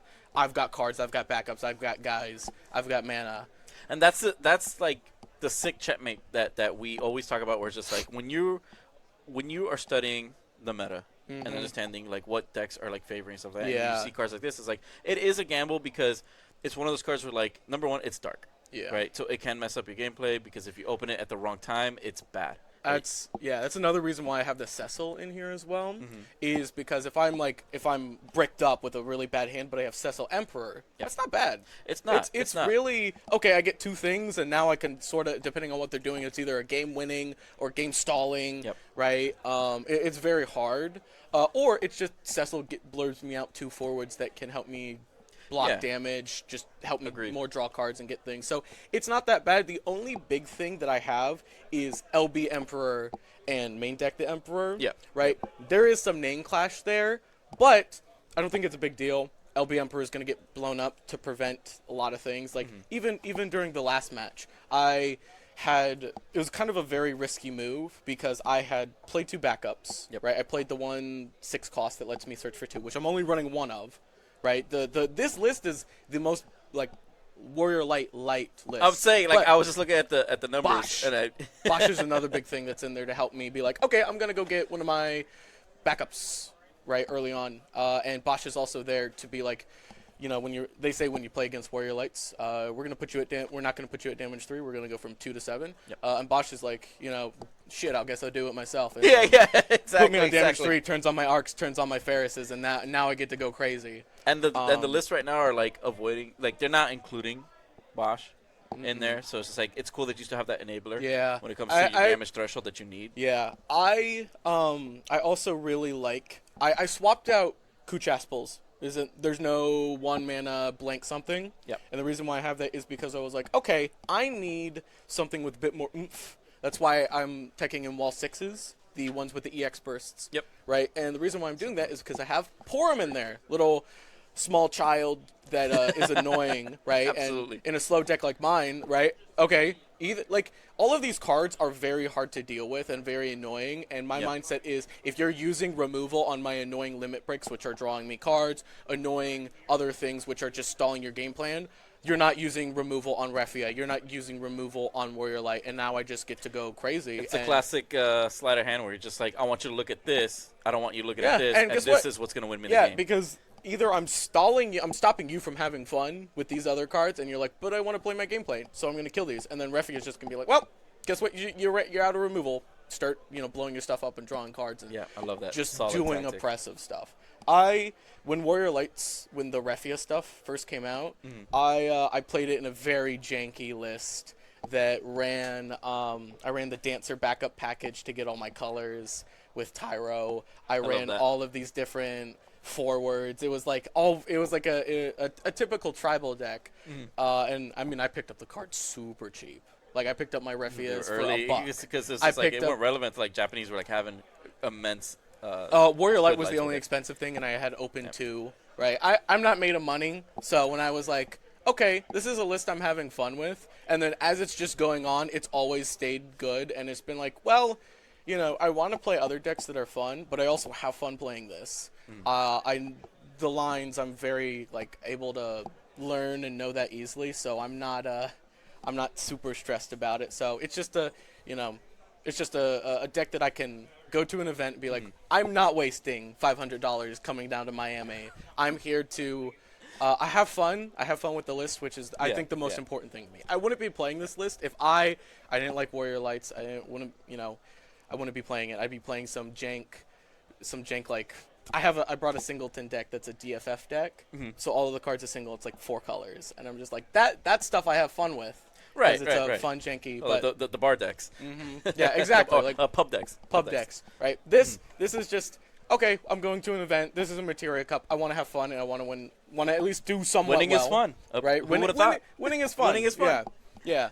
And it's a list I'm comfortable with. It's a list I know, and it's a list that I've very much been fine-tuning every single event. I'm like, okay, because previously it's like what worked, what didn't work. The these previous numbers worked event, for me, I kind of these went didn't. off of a bar, and I took out all of the support tech cards, and I run 4 Clive, 4 Ifrit, or sorry, 6 of the Clive Ifrit package. Be like, well, it's one of the best things to do right now. Might as well, can't beat them, join them. But Refia, in fact, can deal with Clive Ifrit very well. So I was like, absolutely. well. And I've seen that. I've seen that with different players doing that. It's just like it's not as much of a setback as possible. And there's a lot of recursion too. Yeah. So, and because like Warrior you're Lights, we have a joke that I have 7 copies of Refia in the deck because of how much recursion. Absolutely. It's like you can kill, and also that the 6 cost Leviathan is also a stupid amount of recursion too. And it's free real estate off an EX free burst. real estate, EX burst, and it's a really good EX burst, and it's a really good card to use against the unit deck, because if they get a unit early, I can be like, all right, I'm going to put that on the bottom of your deck and get back a card. Yep. Or EX burst, be like, okay, I'm going to get it off we the bottom. love that. We love when we burst level 6. Luna Freya. I was like, I need some more EX bursts, right? I have 20 in the deck, so Lunafreya is often going to get me enough stuff. Yep. But Lunafreya, with the Leviathan, is very good, right? I mean, you're basically playing the Leviathan, right? Because it's 6 mana and Lunafreya is 6 mana. But you're getting a body, you're getting the Leviathan to your hand, and you're getting something back. Or in some cases, you're like, okay, I'm going to bounce your light or dark card back to your deck and then bounce another card and be like, oh, it's 2 things of removal. Yeah, yeah. Very For just you're deploying a body, and then you get a lot of this recursion removal, which is fantastic. And then that same Leviathan now you're not going to burst because it's in your hand, but you're using it as CP I'm to either play using maybe the it as refuge you just CP, got back. or in some games, I'm just like, I just drew I agree. 7. I just have 7 cards in my hand. I'm ending the turn. I'm discarding 2 King Tycoons because I'm not doing anything. I got Amaterasu. I got Mist Dragon. Whatever. I'm going to hard cast this to make your life even worse because, you know. So, Gavin, you're 2-0 right now? Yes, I'm too well up. Who's your round 1? Monsters. Monsters? Yeah, Windfire Monsters. Okay, okay. So I dropped the Emperor against. That's what I'm saying. I dropped the Emperor against that list, and they were just like, I was like, wow, this works well, and like. So you caught your opponent off guard, just like they were not expecting that. And the big thing about like that people don't really talk about is in this game timing, right? Yep. The fact that even if I play something, you can't respond to it. So, you know, I play the Emperor. You can't do anything. You can't it's a field blow ability. up It's anything. not an auto. It's Nope. not anything that just starts a stack. It's just when he comes there, Yep. his Royal Decree comes in and says, guess what? There's like one card that You can't do this There's anymore. one card that I think can kill it. It's like a monster that says when it enters, you take a point of damage and deal forward. That's That- Balthasar. Yeah, Balthazar. Yeah. That can deal with stuff like that, but it's a criminally But unrelated. you just see it on the field, you're like, all right, well, Emperor time. Boop, play Emperor. Can't Yep. do anything about it. All Yep. your stuff's, nothing's. Absolutely, absolutely. Okay, so that's cool. I mean, you got your 2-0. It seems like you got the hot hands, you know. I'm You've got the hoping. tech. I'm hoping. All right. You're on a great list, a list that's refined Yeah. to At least your play style. Yeah, and what- I've refined it. Yeah. yeah, yeah, and to your experiences. Mhm. All right. I like it. I love the tech, Yeah. and I want to see you on day 2. I'm hoping, right? Here's hoping that the hot hands stay hot. But if not, that's okay too. I'm hoping that like at one loss I'll be fine with. I just want to make the top 16, right? Even if I don't win the whole thing, I'm very much like I just graduated from college, right? I don't. Things are looking up. Yeah, I just got back into the game, and I'm just like, I'm now actually starting to compete in competitive events, and I want to do well, right? I quit Magic the Gathering on the competitive scene because that was just not fun.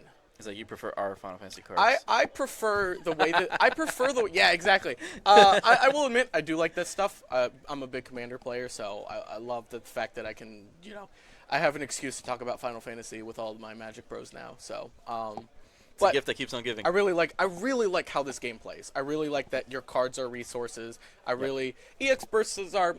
I think I like them. I really like them because it's a really unique deck building aspect. Like it's okay. It's like decks that, like a control deck like mine. Like I have 20 EX bursts in the deck. Like I'm good with just taking some extra damage, hopefully hitting some EX bursts. Use it as a resource. Exactly. It's always been that. It's always been a resource on which you can rely. Yeah. on. And now it's very scary for your opponents because you're like, okay, either I want to do damage to them or with like my self damage with Rash. Now I basically have not a 50-50 chance, but like a 60-40 chance that my Bash, when I take damage, I also search another card with like King Tycoon, search anything with Tyro, get a summon or 5 character back with Cryo, bounce a couple things. Like it's just super reliable, and I think it just adds more layers and randomness, sure, but every game is random. It's how you capitalize on the randomness, in my opinion.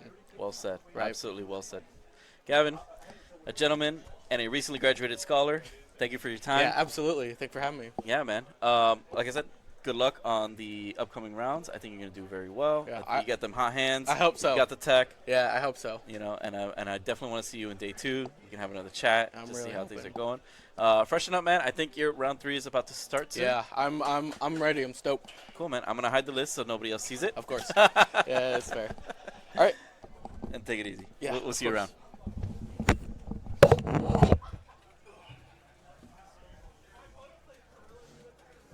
And let me move back to my spot.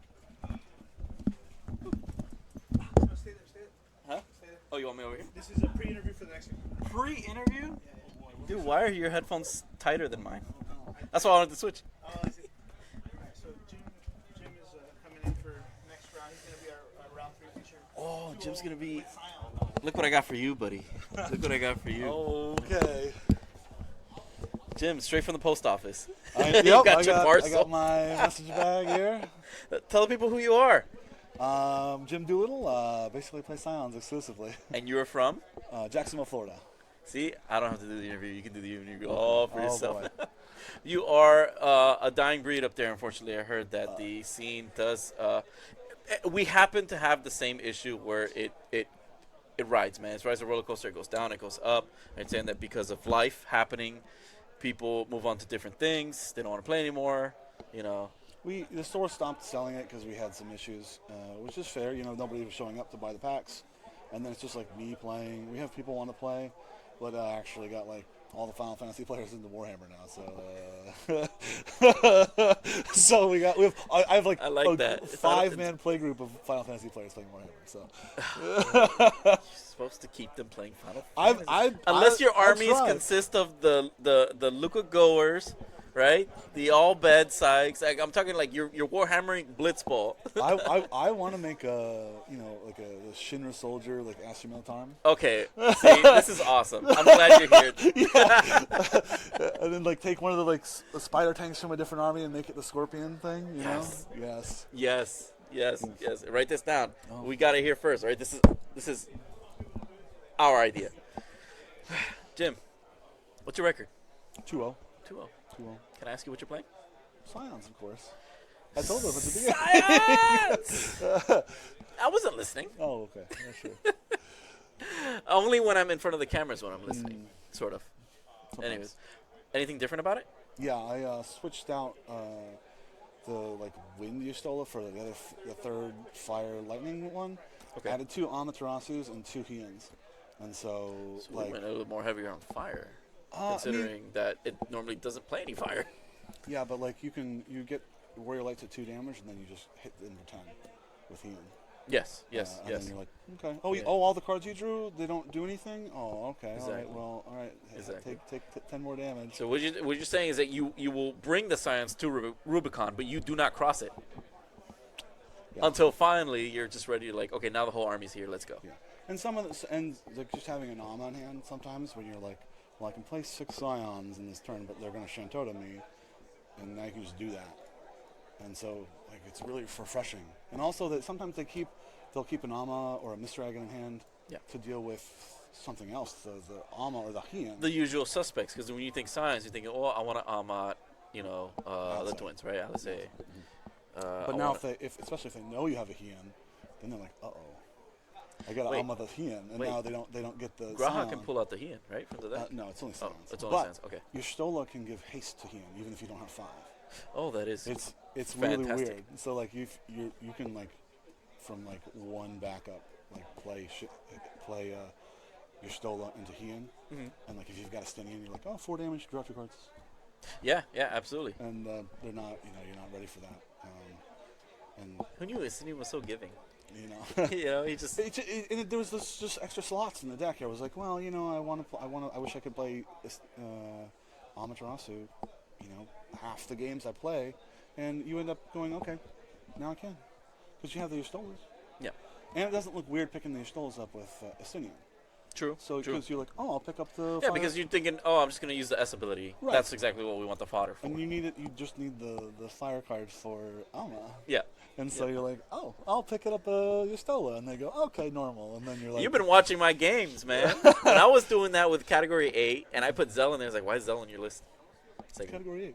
it not only is it Category 8, it's Fire CP, and I play Amats. Like, oh, I'm going to Renoa into Zell. It's like, why didn't you Renoa into Cypher? We're cooking here, right? And we need fire for cooking. Yeah. I tried to put like a fire limit break in the deck, but there's nothing good. Not for my deck. I would say relevant, right? More of just like, you don't need 100% need this, because right now we're looking at what? Machina, Which is not relevant. Vincent. I don't have the fire backups.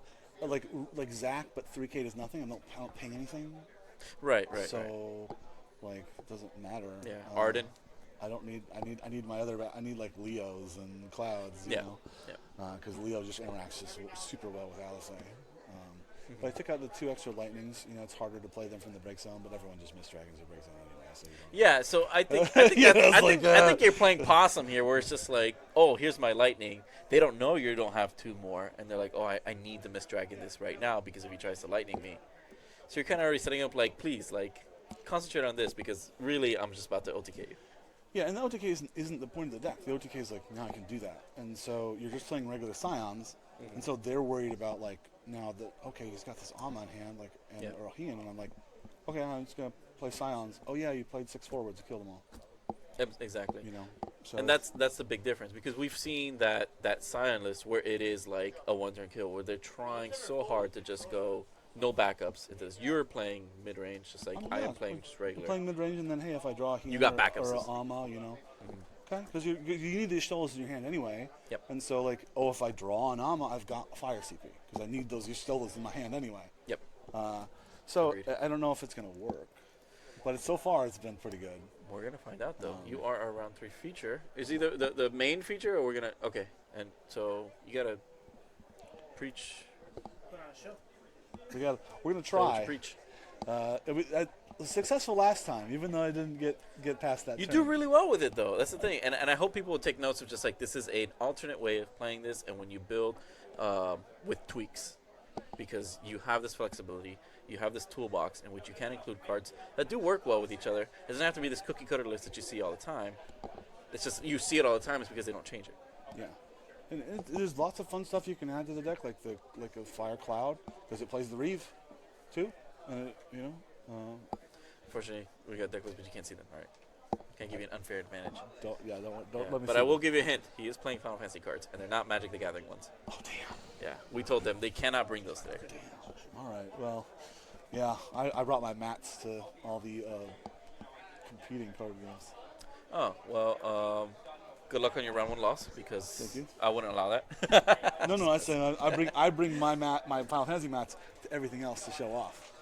See, I misheard. No. I'm so sorry. No, I no. take that back. Yeah, I don't My bring other apologies, cards sir. in. I don't bring other cards in. I take my cards and I Yeah. preach the gospel of Final Fantasy CCG when people Yeah. go, is that a card?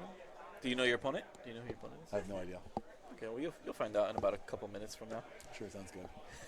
Jim, good luck, buddy. Thanks. Always a pleasure. Always a pleasure.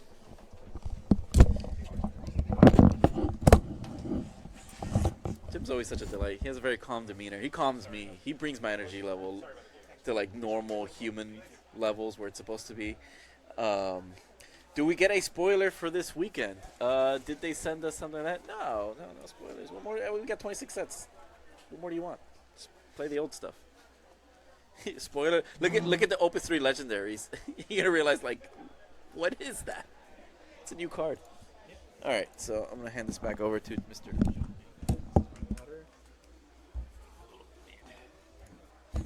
Wallet. Oh no! Did you guys go? What? Did you go through my wallet on stream? No, why would I do that? No, just kidding. Not All yet, right. anyways. All right, everybody. Sorry, I'm back. Oh. All right. So I got a good lay of the land this time. There is some surprising stuff. You already spoke to Jim. I actually spoke with both Gavin and Jim. Yeah, I thought it was interesting. I didn't know that was going to happen, but since we did catch the tail end of Gavin's game, I think it's just fitting that we're going to see how he plays it, how he pilots Yeah, it. and he had an interesting take on the Refia build. Again, we were talking really about his flex spots, like what's going on with the Emperor, how relevant it was, his the numbers dark going one. in. Yeah, it's the Opus 2. It's the Opus 2 Yeah, it is, Legendary. it is, It's yep. because he, throughout his competitive journey, he's been saying that this has been relevant because of decks that are favoring action abilities. Mm-hmm. And now the Emperor is a field ability that just shuts that stuff off. It's been one of those things where like he's able to just pivot to that in certain like key points in the match Right. that favor him. Because we talked about it's just like it's always been one of those cards where it's like it gives you nothing. Right, yeah. It is a dark card. You have to it's an over investment, but you have to make sure that when you're playing it, it's winning you. the game. It's having a lot of impact, right? And Yeah, so yeah. I can see that, yeah. Yeah, there's always been the caveats of those cards. I always been a big fan of it, but it's always different when you theory craft and then you put it into practice. And it comes to it comes through, right? Like you see it, and Like if it works the one time, you're like, okay, so in theory this does work. Now when you're practicing it, you never see it, goes into the damage, you play it too early, like things can just go wrong so many different ways. Yeah. But it's like that's where practice comes into play, and if you like continue to see this, it's the results. Right. It's the results that matter, right? So it's like, okay, like I've played this game, I used my tech card, it showed up, I was able to search for it, play it, or whatever, and it had an impact. This stays. You know? I understand. Yeah. So going back to what I was saying, I did get a lay of the lands. There's a lot of knights out here today. I think I'm gonna have to say there's at least a third of the room. So we'll be done in about the next 2 hours, yeah, I think. So I don't know if there's a record yet, but I think being 48 players in 6 rounds, I think We're going to the beach. I think we're going for the records of shortest, fastest Materia Cup. Hey, Square, if you're watching, if you want the secrets of how to run an efficient Materia Cup, lower, sell less tickets. No, yeah, it was interesting. We're still having a blast. Repair. Oh, never mind. We're getting a repair. Oh, man. So we don't know. Well, I need gyms anyway, so just give me the other. Call the handyman. We got a repair. Got him. All right. Well, in true Materia Cup fashion, round 2 is usually the repair. Round 3 is usually the repair. Yeah, around that time, right? Yep. Can we blame tacos on this one? Yeah, I think so. Looking at you, tacos. We have to blame somebody, so why not? Is that Gabe's notorious for ruining a lot of experiences, and we know that already, so we can't. It's like, can't blame water for being wet. That's true. But this is Tacos' first time head judging, Materia so Cup, let's give him all the grievances, Yeah. both verbal and written. And written. So whenever you want to blame somebody, We love you, Tacos. yeah. We wish you nothing but success. But yeah, we do have. So I decided there is some scions out there. Some of the interesting stuff in the back is More than one side? Yeah, there's a couple actually, That's not bad. which I thought was Okay. interesting. The other, they're both 2-0 too. Interesting. Yeah. So I think if you guys want more scions, we can do that as the day goes on, assuming they don't just lose all. Well, the I'm games. really excited to see Jim's version because he does pilot it differently, and there's definitely a lot of different cards in here Yeah. that we're used to seeing in a standard Scion list and what they're usually notorious for, right? Which is the early aggression into the maintaining board status and the ability to just like recover, right? Yeah. Oh, did you board clear me? Okay, that's great. Scions are coming back again. So The papers I over there. believe, chat, how many rounds today? 6. Yes, 6. Okay. So then, can you give me Khaled and swap them then? Khaled, is Khaled still playing the other guy?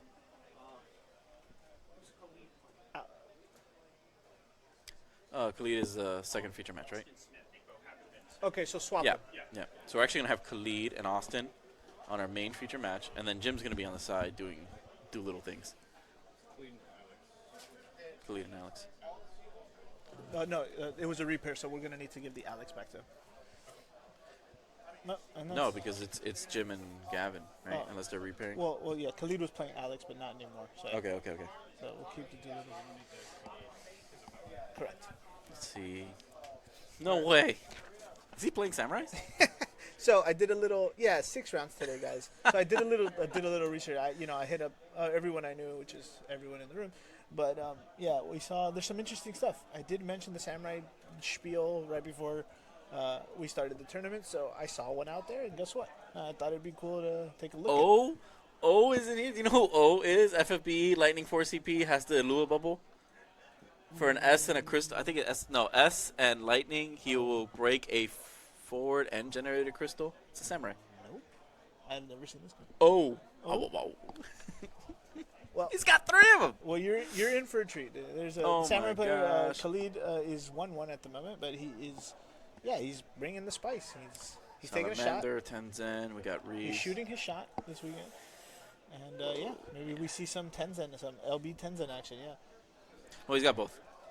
Oh, I see. So it's a Oh, samurai well, list, right? it's So you're the using the answer. 6 CP for You need the 6 forward. CP. But if they answer it, you can always go into the one up. The Same thing with like ninjas and edge. Remember, you have a lightning edge in the LB, Yeah, but they that's do true. favor the 2-drop one because he color fixes, Yeah. makes them cheaper, and shuriken counters.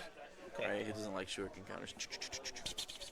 But yeah, so I did my best to find some of the interesting stuff. Unfortunately, as the day goes on, we're going to see more knights. Yeah, knights is the big pick for the weekend, I guess. I saw some water lightning. I saw some earths.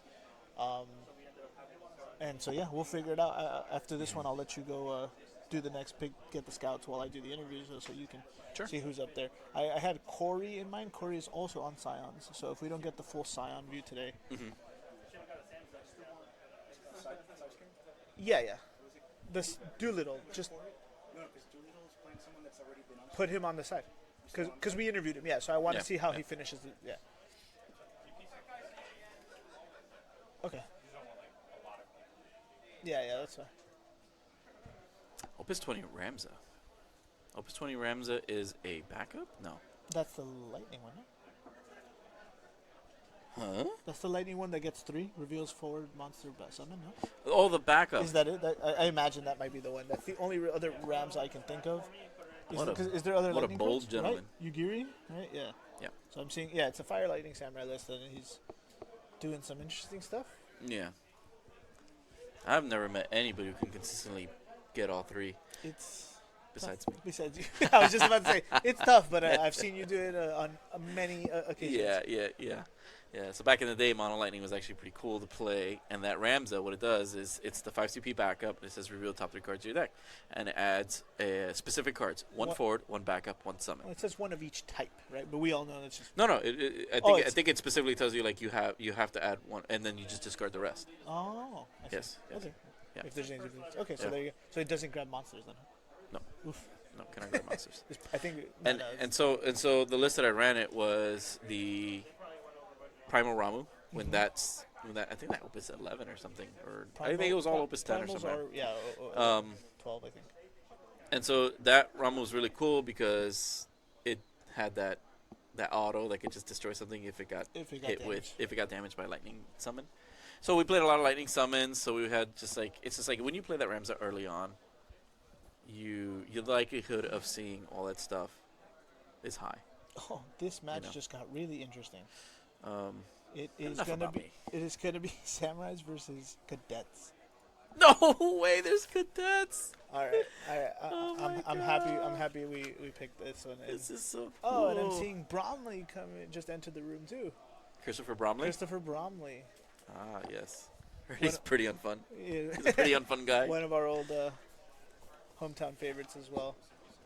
Yeah. All right, so I'm gonna talk about this cadets list because we've seen a resurgence of new cadets. Yep. And nobody's playing them outside of maybe of a locals thing, but you're not seeing a lot of cadets like topping. It's one of those things where I think people have already been so discouraged at how they continue to bring out these things that don't work with each other. It's the name clash. Yeah. It's the name clash. Yeah. How many Rems do you need that you have I think 6 Rems at this point, right? No, more. More? Yeah. Because we got forwards and backups. Yeah, we have forwards and backups. We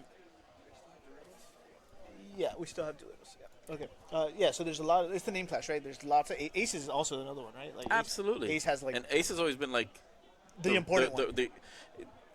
Because it started off with the starter deck, and the light one was just you just have to play the light one because it gets you stuff. But then that fire one came out, where it's just the reveal 7 one. Yeah. Right? Yeah. Reveal 7, grab 2. And then in mono fireless, you had the unheard of. 2CP Ace that was just really good because it just offered removal. Right. Right? And it's just Ace. It's you don't really care anymore. But now you have a Ace in the LB, the wind one. Oh, the wind one. It's actually really good if you're playing mono wind because it's just a great board clear. I believe it's getting a legacy reprint next set. I don't know if it's this set or the last one, but irrelevant. But yeah, and then afterwards they got the 4CP Lightning one, which is really good. Yeah, exactly. And right, it's just he can dole and draw on attack and stuff like that. The name clash is a big. Yes, correct. Yes.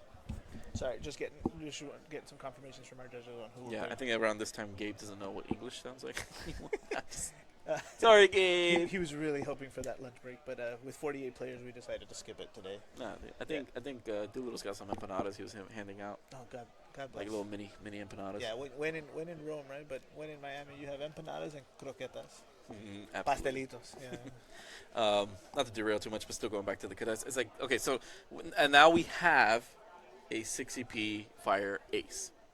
For 6CP Fire Ace, of course, the more fire characters you have, it gets reduced can be 0, cannot be 0. Can be 0. Yeah, yeah. He can be 0. Okay, and he's one of the kind of like just puts you on a timer. And he is playing 2 of that. And he's one. got 2 of those. Okay, But very he's cool. also playing the 21H, which is I believe the lightning one, right?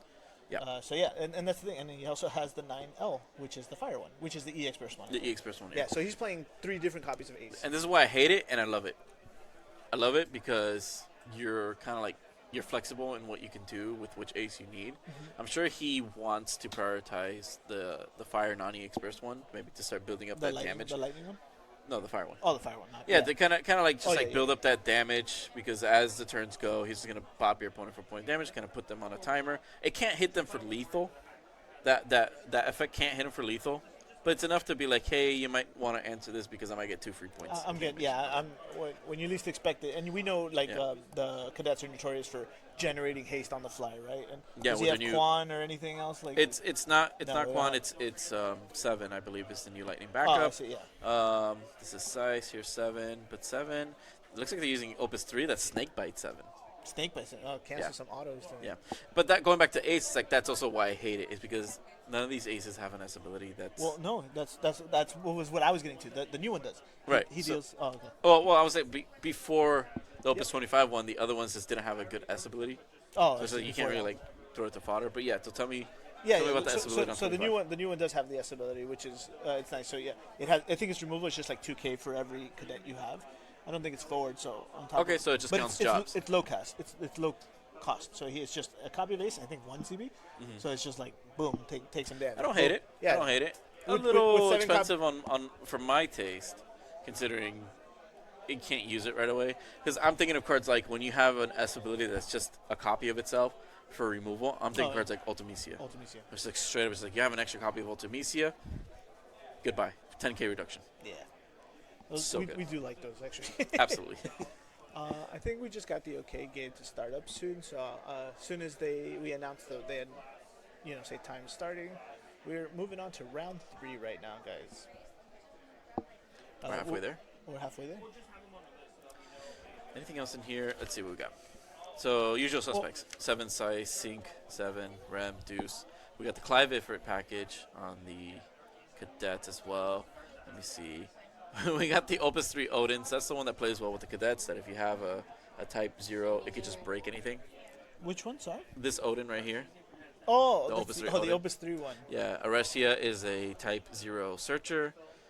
Kater Mitsuki. Again, it's just and that's what's going on, man. When you're pulling from cadets, you have to go back to Opus 3, get something relevant. That's where the heartbreak is with this With this list. All right. With and with these game is cards. It's coming just to you like, guys now. why are you pulling from Opus 3? Yeah. And Make cards relevant. and that's the cater we had going up into this. So we have Khaled on the. I think the names are the swapped. Yeah. They sat down. Yeah. I love Yeah, it. no I love worries. it. Yeah, so we have cadets on the left and samurais on the right. That's this one for us too. Okay. So you see the Rem. Rem's got back 1, right? And he's just gonna go play with the 8. 8 is like the Like the Estinian. Estinian Yeah, for science. but he has Yeah. to deal damage, not just attack. Exactly. He gets to recover 1 back. Yeah. Great. But now this says, hey man, you gotta answer me. But Fire does that pretty well. And in this case, it is Samurai, so he might take a little time to really start generating some value here. But he also has a limit break. He has access to Cloud. Here's Scion. Going Scion to Yeah. search. He's gonna get a job Samurai. Oh, and I love the behemoth there. I didn't get a chance to go over Khalid's list, but I'm seeing. I think definitely the Tenza and LB is the play here when I see that behemoth, right? Yeah. Just get 2 or 3 forwards to attack, and then one of them can deal double damage. He can take you to 7 points of damage in a turn if you're not careful. Yeah, it can get pretty out of hand real quickly when you're not like ready for that. All right, so Okay. this one's gonna be hard for me. I won't lie. The cadets package is. I know what they all do, but but getting the names right and doing everything's gonna be Oh, I got you, man. Don't worry. put me at my best here. Test But my yeah, knowledge. so again, that Rem is an EX burst that will recur I think it's actually restricted to a cadet forward. Because I don't think, because Trey gets you the character. Trey gets you the character. I think that one's just a type O card, isn't it? One of them is just a Type O card. No, they all Type actually. zero, sorry. They'll specifically say the cadet. All right, so this is Queen. Has Is to that be the right. new Queen? No, that can't be. There's name clash on the field. Is that Rem? Yeah. No. Yes. Oh, that's a Rem. Can we get? Hey, can we get a judge on the table? Feature match. This is what we were afraid of already. Come on, Khaled, you should have seen it. You know this. Well, we're gonna have to stop. Yeah, we're gonna stop it. We're gonna stop it. We got this already. Yep. Yep, You can't name do clash. that. Thank you. I guess the judge wasn't set up yet. And that's why we don't play the Ram backup.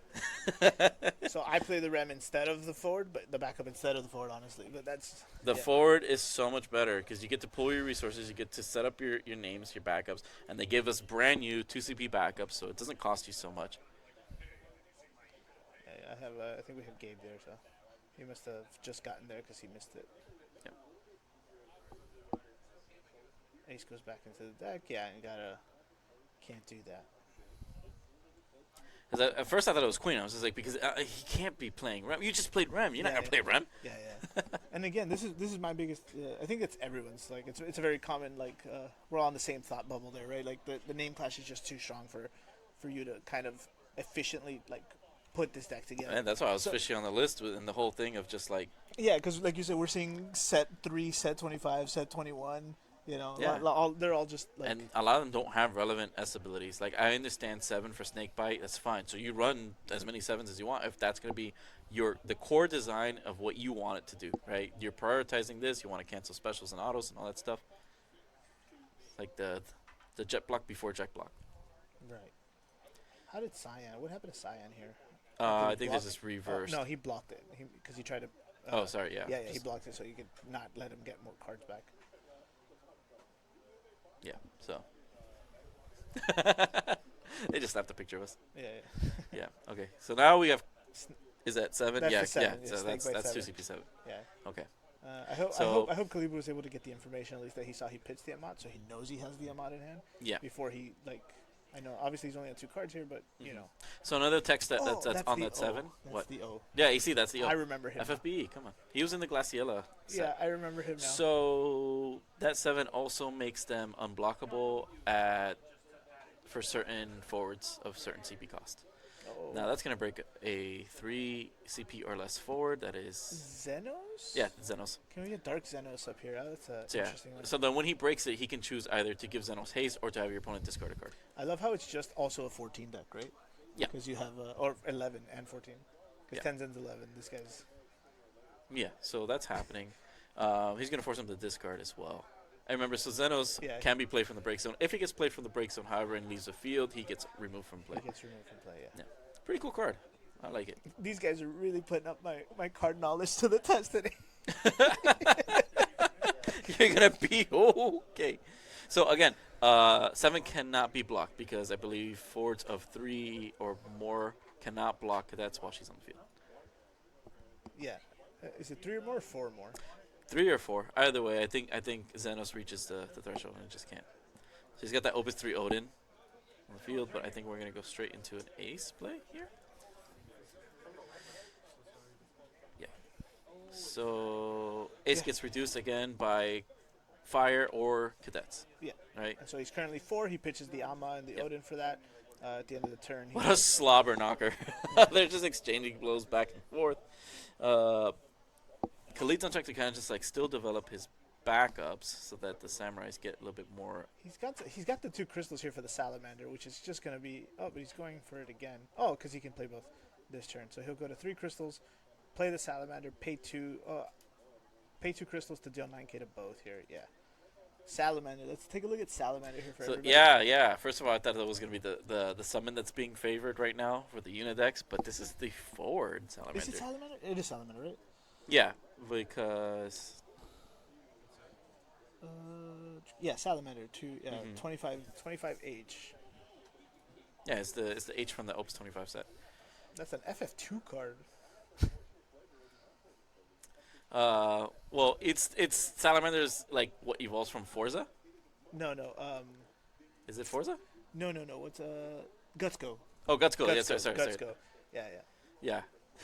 you recently played it. I That's did. why. It's a little more fresh in my mind than some others, I'm sure. But yes, Yeah. a wild salamander. is Yeah, being Wild played. Salamander has been played, which is really crazy. But we love it. Here's the Emperor. Does nothing, unfortunately. Yeah, you got us there. Oh, okay, it's the other way. All right, yeah. So just plays an Emperor here, kind of hoping to like mitigate some of the surges. Khaled was able to get this game under control, like you said. Yeah, being More able to crystals. generate crystals. And Salamander loves chomping on them crystals. Yeah, and he can also do it when he attacks. So nothing is safe right now as long as Salamander is out. The more forwards he plays, he can definitely. The question is, do you even care about the Emperor right now? No, you don't. Perfect. Khaled knows. He's like, you offered no threat to me whatsoever. We're not searching. Again, you at this point, I think he double Clive in the damage. Oh no! You hate to see it. You hate to see it. Yeah. Clive was a very solid card here. And this would have been the perfect time to play too, because he's tapped out. He's on 1 CP, floating. Are people not shuffling their decks out there? I don't know, man. We know Sergio didn't. Right? Yeah, no. He also saw 2 Clives back. Catching strays, Surge. Catching strays. It's round 3, and you're still catching them. So this is the new. Oh, is that sync? Yeah, reveal, grab a. It's top 4, right? Reveal top 4, grab one of the cadets. Yeah, and she's expressed as well, so she's new from the Opus 25. I think that's the Cadet sync stuff. that gets one back from the break, right? When it's played. Yeah, it's the new one. And it's not from the break. Trey's still from the break. Rem's from the break. Sync's from the deck. Sync is from the deck? Yeah. Oh, man, even better. Yeah. All right, well, again, I think Khaled's good. We saw 10s in here. Oh, and there's the Oh, so baby. Xenos is going to be able to attack twice here. The Hien. That's game. Let's see. Because the Hien now has haste because you have enough fire characters. EX First, he's going to be able to It's just reveal, right? Or damage. No, I think it's damage. He's going to deal 4K here. He's choosing that. Yeah, doesn't do anything. Yeah. Let's trigger the auto. It's going to restand his category 14 characters. They get to attack again. Third Clive. Third Clives. Let's get Hien on the picture here for the chat. My goodness. Yeah.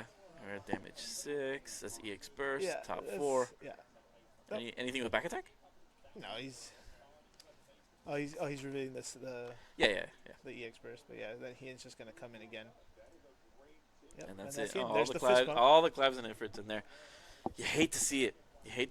I mean, his game plan got thrown off. Unfortunately, the name clash got to him. He's just like, man, let's figure out what's going on here. Yeah. And Khaled was just able to just come back, and the Xenos kind of offered that, right? Yeah. The fact that it not only discarded a card, but it removed a relevant forward that was getting Austin a lot of CP back. Yeah. He got at least 2 forwards back, I believe. Mm-hmm. Oh no, 1, and then he took the Scion out of the way, so still good efficiency, good.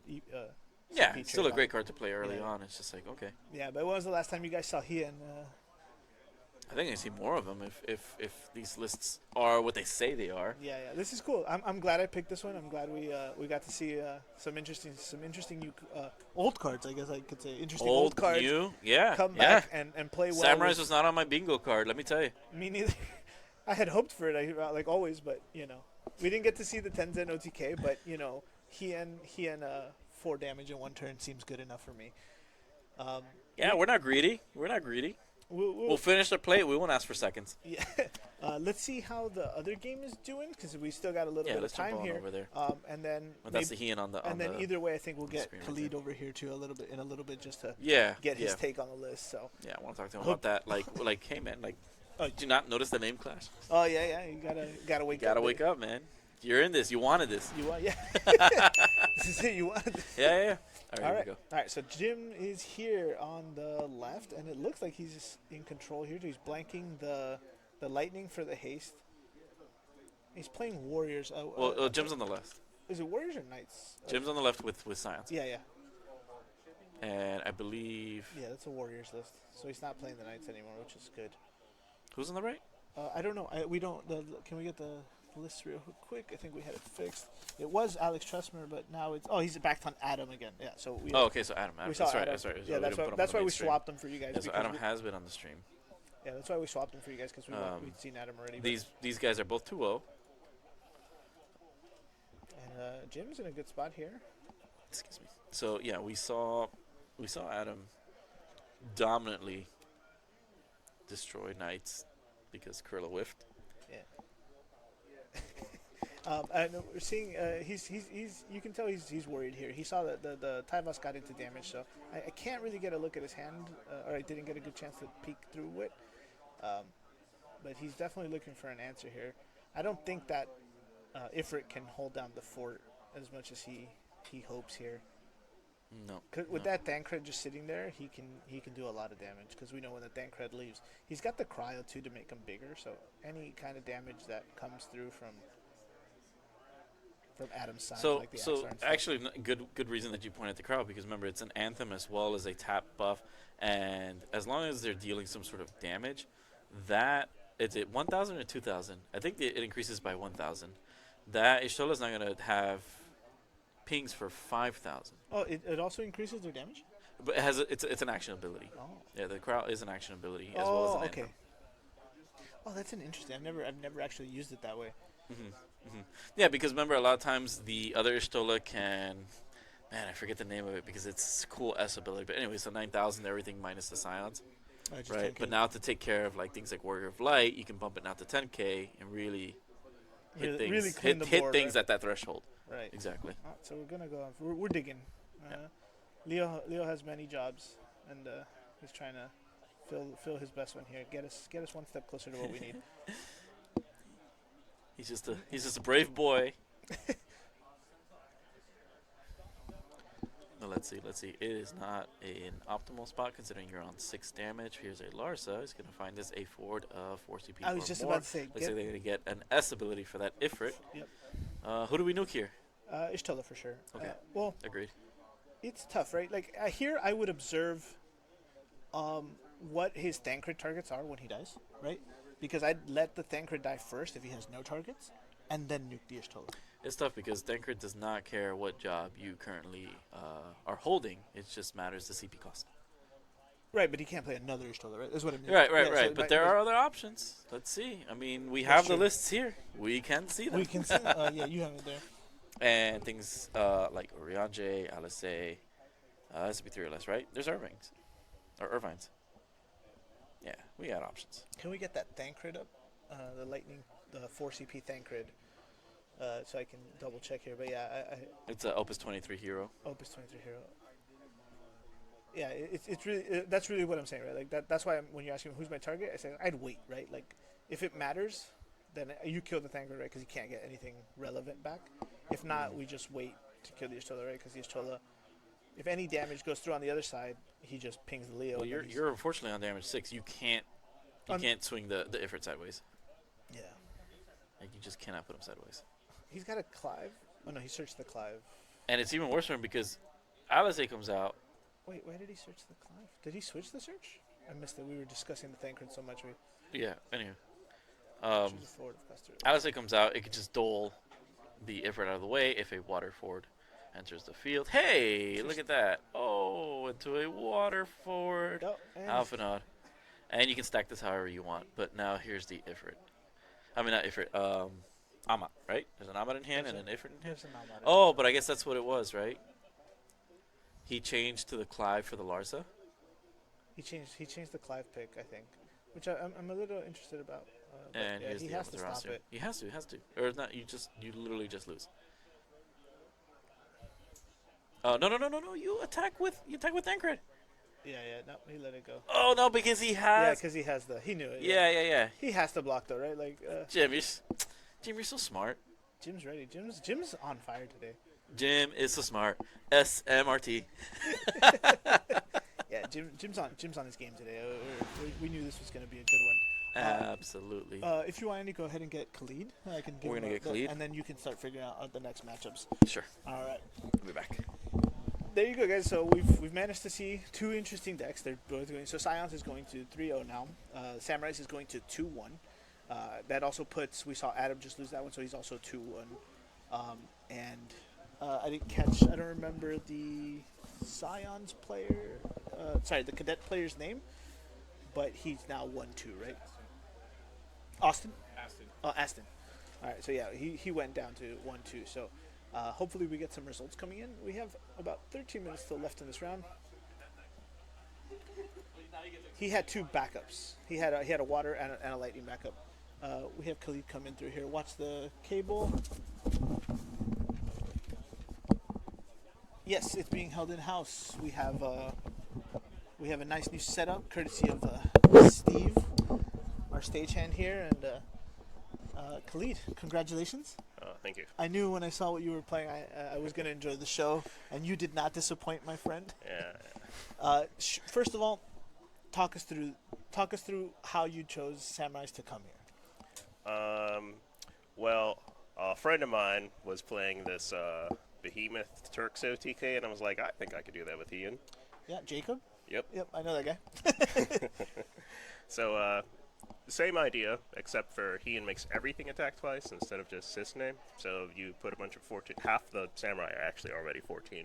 And then you have stuff like Ishtola, unblockable, Susanoo, board clear, and then whatever else you can splash together. And then it's a base samurai deck on top of that with splash lightning. Okay. And then how in testing, what were you worried about, I guess, coming into this weekend? Like, really afraid of playing against Jim. oh, because it was you worried about the guy you play every week? Yeah, that's correct. Believe it or not, a 9K Estinian that draws a card every turn is very difficult to get rid of. Yeah, it's yeah. And is Zeno's only 3 drops, right? He only That's breaks right. 3 drops. Yeah, so I can see why that would be a problem. Salamander though, coming in hot on that game. Yeah. How many are you running? I think I saw 2, maybe 3, Yeah, 2 salamanders and then 3 of the crystal cyan too. and 3 of the crystal cyan. Okay. And in testing, did you OTK a lot? Is there an OTK line in your list? Like, Yes. Usually, if you're at 1 damage, you're in the danger zone. yeah, just like the Turks package, right? Like, Yeah, because you could just play Ishtola and Hien, and then Behemoth gets 6 damage. Yep. So who would you have to give it to? Does it matter which one? Either one doesn't matter, but Ishtola is unblockable, so it's just easier to give to Ishtola. Makes more sense, yeah. Yeah. And then she kills And along then she the does way. 20k damage over the course of Oh the my turn too. goodness! See, this is what I'm talking about, guys. So yeah, the behemoth. Unfortunately, we didn't see the behemoth in that game because the Aston was kind of putting the pressure on you early on. Yep. You didn't catch the Rem thing. You don't see those cards enough, huh? Yeah, it's very strange to see that specific Rem backup, so I just kind of glossed over it, and then he played the Rem for him. I was like, yeah, this is completely normal play. Well, good thing we had your back here, Khaled. I don't know, man. You gotta give me something else, man. What are we looking forward to? You're 2-1 now, right? Yep. I think if you win, it's 3 rounds, 2 more, you should be fine. Yep. But you said you were worried about playing Jim Scions. What is it about that matchup that gives you trouble besides the 9K Estinian? If you open the starting turn with Estinian and Kryl, it's just not very cost effective to remove Estinian. Like, you can't all-mod it very effectively because it's a 9K, and you can't... Removing the card because Estinian loops itself just makes it very difficult. Well, he tried to do the same thing with the 8, right? Did you get the same feeling? So 8 is a base 7K, so I could just all-mod that and it dies. Okay. Yeah. All right, so it wasn't a starting, but were you worried at all when you saw cadets as a matchup? No. The biggest thing about cadets are all of their cards are low cost, so they're easy to remove with limit bricks too. Okay. Like the Vincent and the Zach, you mean? I guess. Yeah, Vincent, Zach, even like... Oh, you play Clouds, I imagine, right? Yeah, 'Cause of the Cloud, lightning. yeah. Okay. All right. And yeah, man. I don't know. Give me something else. Talk to me about the list. What are some of the techs? What did you prepare for Yuna? What did you prepare for Wolves? What did you prepare for? Yeah. So for I have a variety of different things for different decks. I actually had splash on one of the Co-Earl, the one that has the discard effect to kill a monster and to give something Haste, Brave, and Burst Striker. for Yeah, strike, okay. And that's for a couple of matchups. For the Warrior of Light matchup, so it gets the Hien to 11k first strike to get over the Warrior of Light too. Okay.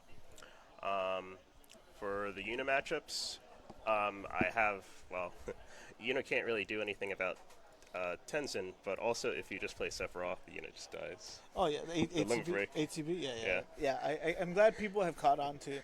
It doesn't matter whether if you tax the enter or tax the auto Yeah. when he attacks, your stuff is dull, and at the end of the turn he's killing something, right? Yeah. Yeah, it is a very good answer. I'm glad Lightning. That's what I'm saying. A lot of decks now, if you look hard enough, you have an answer for the meta cards. Yeah, that's right. Okay. Well, Jim also got his game. Are you guys planning on trying to take this Materia Cup, huh?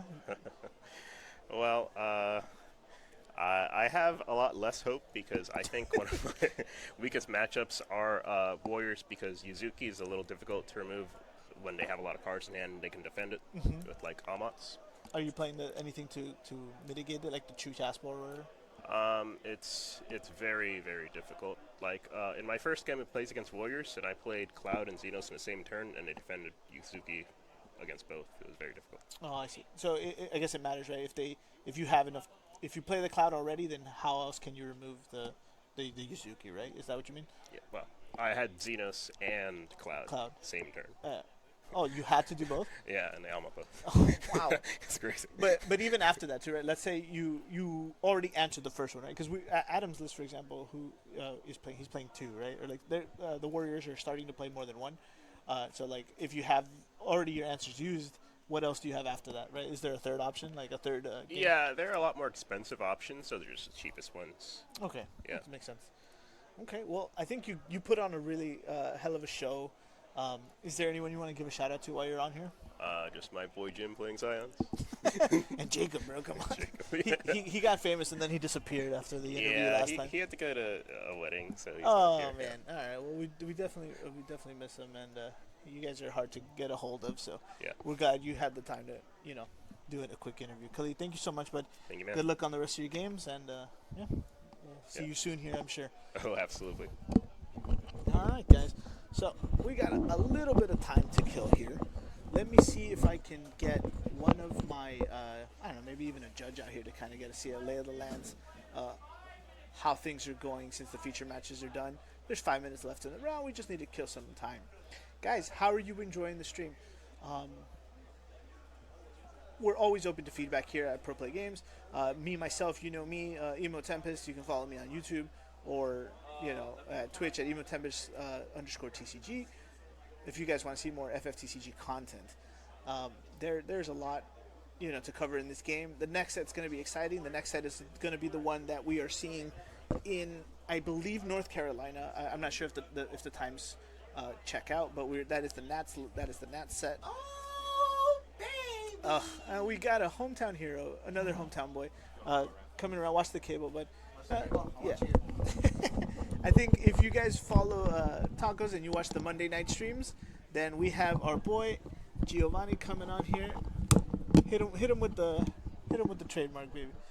Oh, baby! There you go. You guys hear that in the background? It's this guy barking up a storm here. How we doing today? 2-1. Just got my first loss in round 3. What did we lose to, bud?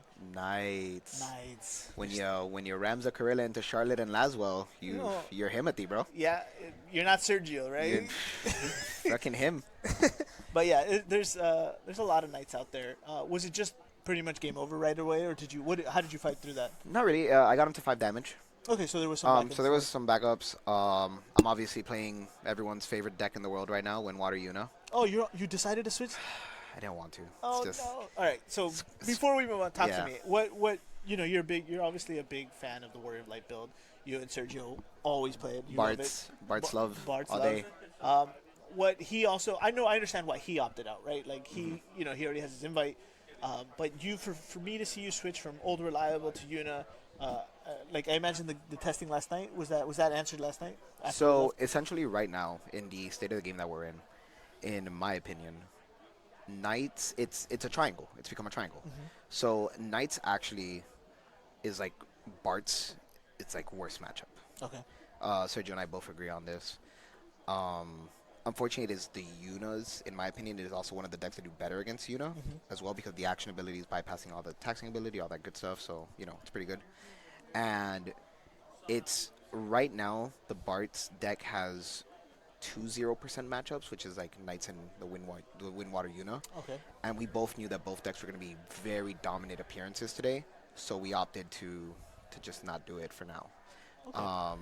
He went the Knights route. I went the Windwater Yuna because at the end of the day, I love Category 4 stuff. So yeah, you were one of the first practitioners of it, and then you met your star-crossed My Lord and Savior. No, I mean you met Brian too. You guys are two Yeah, souls. Two souls on just the same, on the same path. wavelength, man. Yeah. Like we've talked for, God, at least an hour or two already about like the 4 deck, how to improve it. Like it's been a lot of fun.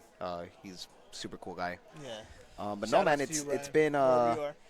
it's been cool, man. I mean, I tell people the deck's just so consistent. Like you have so many ways to search out the Yuna. You get so much draw power. You basically share your opponent's turn. This isn't his turn. It's our turn. Yeah, yeah. So it's like that's the amount of interaction and like the amount of responses, still being able to play Mog, Ishtola, to like stop all the searching. Like it's such a toolbox. I'm honest. First of all, I want to say I'm proud to see you switch in such a competitive state. Like that's a really good. You've grown so much as a player here. He's been one of the ones that started off a little slow, but has just constantly been improving over time. Starting off with his first top 32 to his first Nats invite. Now he's double Nats invite. Hoping he makes it this time. Unfortunately, I don't want to lose an appendix this year. Unfortunately, yeah, last year he couldn't make it due to some medical, scenarios, some unexpected medical stuff. But yeah, and I'm really excited to have you here, and just well, I'm hoping you guys, if Sergio keeps up what he's doing, it's gonna have to be you that defends the hometown, bro. You think you can keep up with that pressure? Oh, of course, man. Of course, you're used to playing with us. I have to play against you, and you're like the hardest boss of them all sometimes. Sometimes. I'm good. I'm glad you said sometimes. Sometimes. When you're on mono water. When I'm serious, I'm serious. When I'm not, I'm not. But no, man, everyone's having a lot of fun. Everyone's super cool right now. It's been really chill. Everyone's being super nice. That's cool. I'm glad the energy's flowing out there, just as it is in here. Wanted to see more people out here in Miami. Yeah. It's a bit of a smaller MC. I'm surprised too. But no, man, everyone's cool. A large amount of variety right now. Really? You think? I've seen Scions. I've seen dancers. I saw Soiree. Oh yeah, I know. I saw who's on Soiree. I've seen obviously Yuna Knights, Fire Mill deck. Fire Mill deck. Fire Mill. Rosie. Yeah, I saw that. It was very interesting. Yeah, we had her on earlier. So there's been a few. It's been fun watching everything, man. Even in such a dominant like triangle meta, there's still like a bunch of little off pieces that do so well that it's very exciting. It's what I love about this game. There's never like a B diff. It's never a best deck in format. Like, it's always like something has an answer. I love that. Yeah, I hope if you run into, I'm not gonna say who it is because I don't want to give away the farm, but I'm gonna warn you, Samurai's is out there. And I don't know I don't think you were playing in Samurai's meta, but things are different here, and it just won on so you're both in the 2-1 bracket. So I won't say who. Samurai. Yeah, Samurai's. I'm very excited because there's Scions out there, like you said, and I was already like when I had joined, Tenzin was like near the end of its career. Of its lifespan. Yeah. It's man, that's how long I've been playing. We've seen all of these cards come and go. You're a dinosaur to us, man. I am a dinosaur. You're a dinosaur to me. I am one of the veterans. It's been fun. Listen, man, I just got the time is end of the round, so thank you for coming on. Always, bro. Good luck. I don't know if Andy's putting you on. Yeah, I think this might be your pre-game interview. So if not, either way, good luck, buddy, and thanks for bro. Thank you. Much repping love, us, bro. Giovanni, everybody. But yeah, so the round just finished. I don't know if there's any time going, if there's any matches going into time. Yeah, everyone's. I love how. So just to paint a picture for you guys, there's an open door to like the rest of the place, to the rest of the store for us, and so as you're passing by, everyone can just see me and I can see them, and I'm getting a lot of faces and people blowing kisses and all this fun stuff from the rest of the group. I love this community. If nothing else, it's just a great group of people, great group of players, and just. Even at this high level of competitiveness, we're always having a good time, right? I don't think I've heard Judge once. If so, it's probably been like something minor. But the ship's sailing smoothly from what I can see right now. So let's hope we keep this up. There was the repair, but that's almost inevitable, I think, for any game, right? Chat, talk to me. How are you guys doing? What have you been enjoying the games?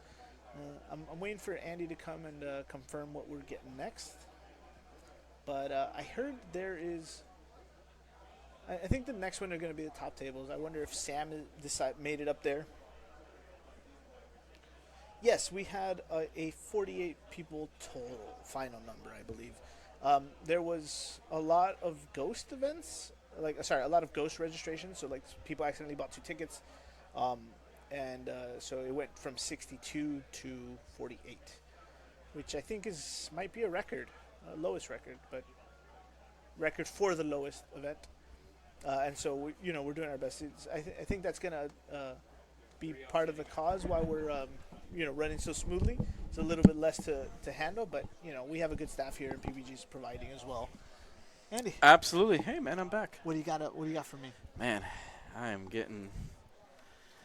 I'm trying to finger the pulse out there, and I know what I want for my round 4 feature match. All right. We're gonna have some Gamers Command boys. Yeah. Key's undefeated. Oh, good. Sydney's undefeated. Well, I don't know. I don't know if they're gonna play each other, Right. but there's a good chance that they might. But we're definitely gonna see what Key's up to. I don't want to spread the word, but I didn't see Q wearing a jersey today. Oh, sorry, not Q. Sydney. Yes, he is. Was he? Yeah, it's like a black one or something. Huh. Has a GC on never it. mind. Oh, never mind. He wasn't wearing it when he came in. But never mind then. It was just me speculating. All right, so then we're gonna have some Gamers Command boys on. And I definitely want my right next to it, Travis. Oh, very good. Yeah. So at least for sure, Travis. I'm getting Key on one side. I'm getting Travis on the other side. Wherever their opponents are, I don't know. But Travis is 2-1. Travis is 2-1. Travis is playing Mono Fire as well, so this is also a good one. Him and I have been talking since the last LQ, just a week, but he liked some of the things I was doing. I liked some of the things he were doing, and so I think Mono Fire's in a weird spot, right? Remember, it used to be the meme. The meme. Thank you. I was gonna say the last pick, your last pick in for basketball, but it used to be the meme. They and so used to pick the teacher before they'd pick the last. yeah, and then we got Ama, and then ever since the Ama, it's just been growing slowly. We're at a point now where Tyvos is just a monster, and it's going into a variety of decks, and it has all the tools, right? It has removal. It has with the new backups like human and security officer. You have a little more, speed up. You have ways of speeding and ramping up, and it's growing. And I've seen it top at a lot of events, right? It got second in France. It got top 8 in the Japan standard. And again, it's just making it, right? And so I'm happy to see that the success people are having with it, even though it's obviously cut short for whatever reason, it's still doing it. It's still keeping up with what's out here right now. Oh, absolutely, absolutely. Every set that comes out, Fire just gets a brand new toy to play with. Mm-hmm. Something good. But the tried and true is just like the fact that their identity has always been removal, efficient removal, and now with the fact that Amaterasu is just a staple. Like there is no ifs, ands, or buts about that. In Fire, you are playing Amaterasu. It is the greatest thing to cancel auto abilities. It's a spell. Spell is just going to cancel this stuff, and if the auto is tied to a forward, you're getting rid of it. Here's 8,000 damage. A lot of times it's enough to just stop a game, because a lot of times in the crucial first turn setups, if it gets canceled, you're pretty much done. You're floating for a while, yeah. Yeah. Like you drop your Ramza because you try to get back the Gorilla and he gets Amaded. Well, the Ramza now stays on the field, which is even worse. But you pitch your hand to go do it, and then your opponent could just now freely set up. Realm too, right? If you stop that first realm, it's going to be a while before they see monsters Realm is like that thing where it's like, it sucks because you invested in it, right? You probably searched with Larza, get the realm, but then you played it on curve. You don't hate losing it because you can just get to try play it again. again. Yeah, that's the best part. Is when you get to cancel auto, but you have to stay with the forward that's trying to enter the field It doesn't ability. do anything, yeah. That's the worst, man. That's the worst. I can see that, yeah. And then there's other things where like you do want to see the removal of the forward. So for example, like 5CP win Cecil, it's like you want to see the removal of the forward. Refia, right? 3CP 7K Refia, when she enters, when they go into change the battle phase, right? Main phase into battle phase, that auto triggers. It's like now you want that Refia out of there. So it's gonna cancel the auto. It's gonna kill that forward. Like you want to get rid of that. So Amaterasu is great. And so that's just like. I can't believe we're talking about how good Amaterasu is, right? It's like, yes, we understand that card is good.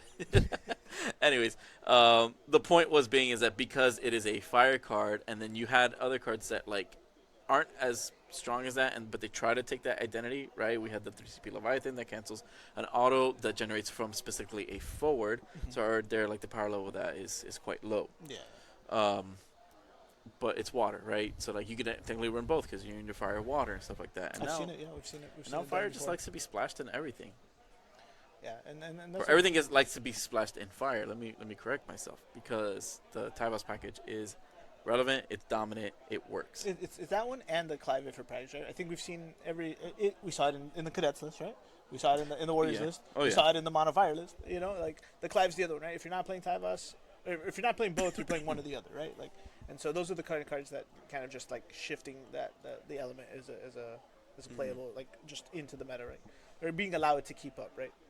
Exactly. And so, speaking to like the altitude of like all these cards, and again, it's just they just keep releasing these things in fire. So now when you have the power of Tyvus, and it's just like, okay, anything that's considered warrior and like 3 CP that's or less, yeah, it's playable in fire. Now it's splashable. It's splashable. There were games that went to time. Oh, okay. So they are, so earlier I was assisting. This is the first time I got to put damage into the system. Never done that before. Yeah, so I did 4 match slips. I'm so proud of myself. Let's go. Never done that before. I'm It's usually true the what one they say. You submitting learn them. something new every day. Yeah. I didn't save it or anything. Taco's head judge will go back and review. Confirm it. Yeah. It's important. So, but I did at least was lending my assistance there as well as figuring out for our next match. And I'm excited, man. I'm excited to see what these guys are on, what they're playing, if they're doing anything different. Do we know what key's on? No. No. I know, and like I said, I know Travis is fire, and then Sydney is probably on wolves. Traditionally, he's usually going. He always he goes for the wolves. He hasn't given up. I think he's also a fan of the Barts, right? He usually does the Barts one. True. Yeah. Time magic. Time magic Barts. Time magic parts. It is a thing. He could be having that main character energy, chat. Like this could be his run. Good? No, he is.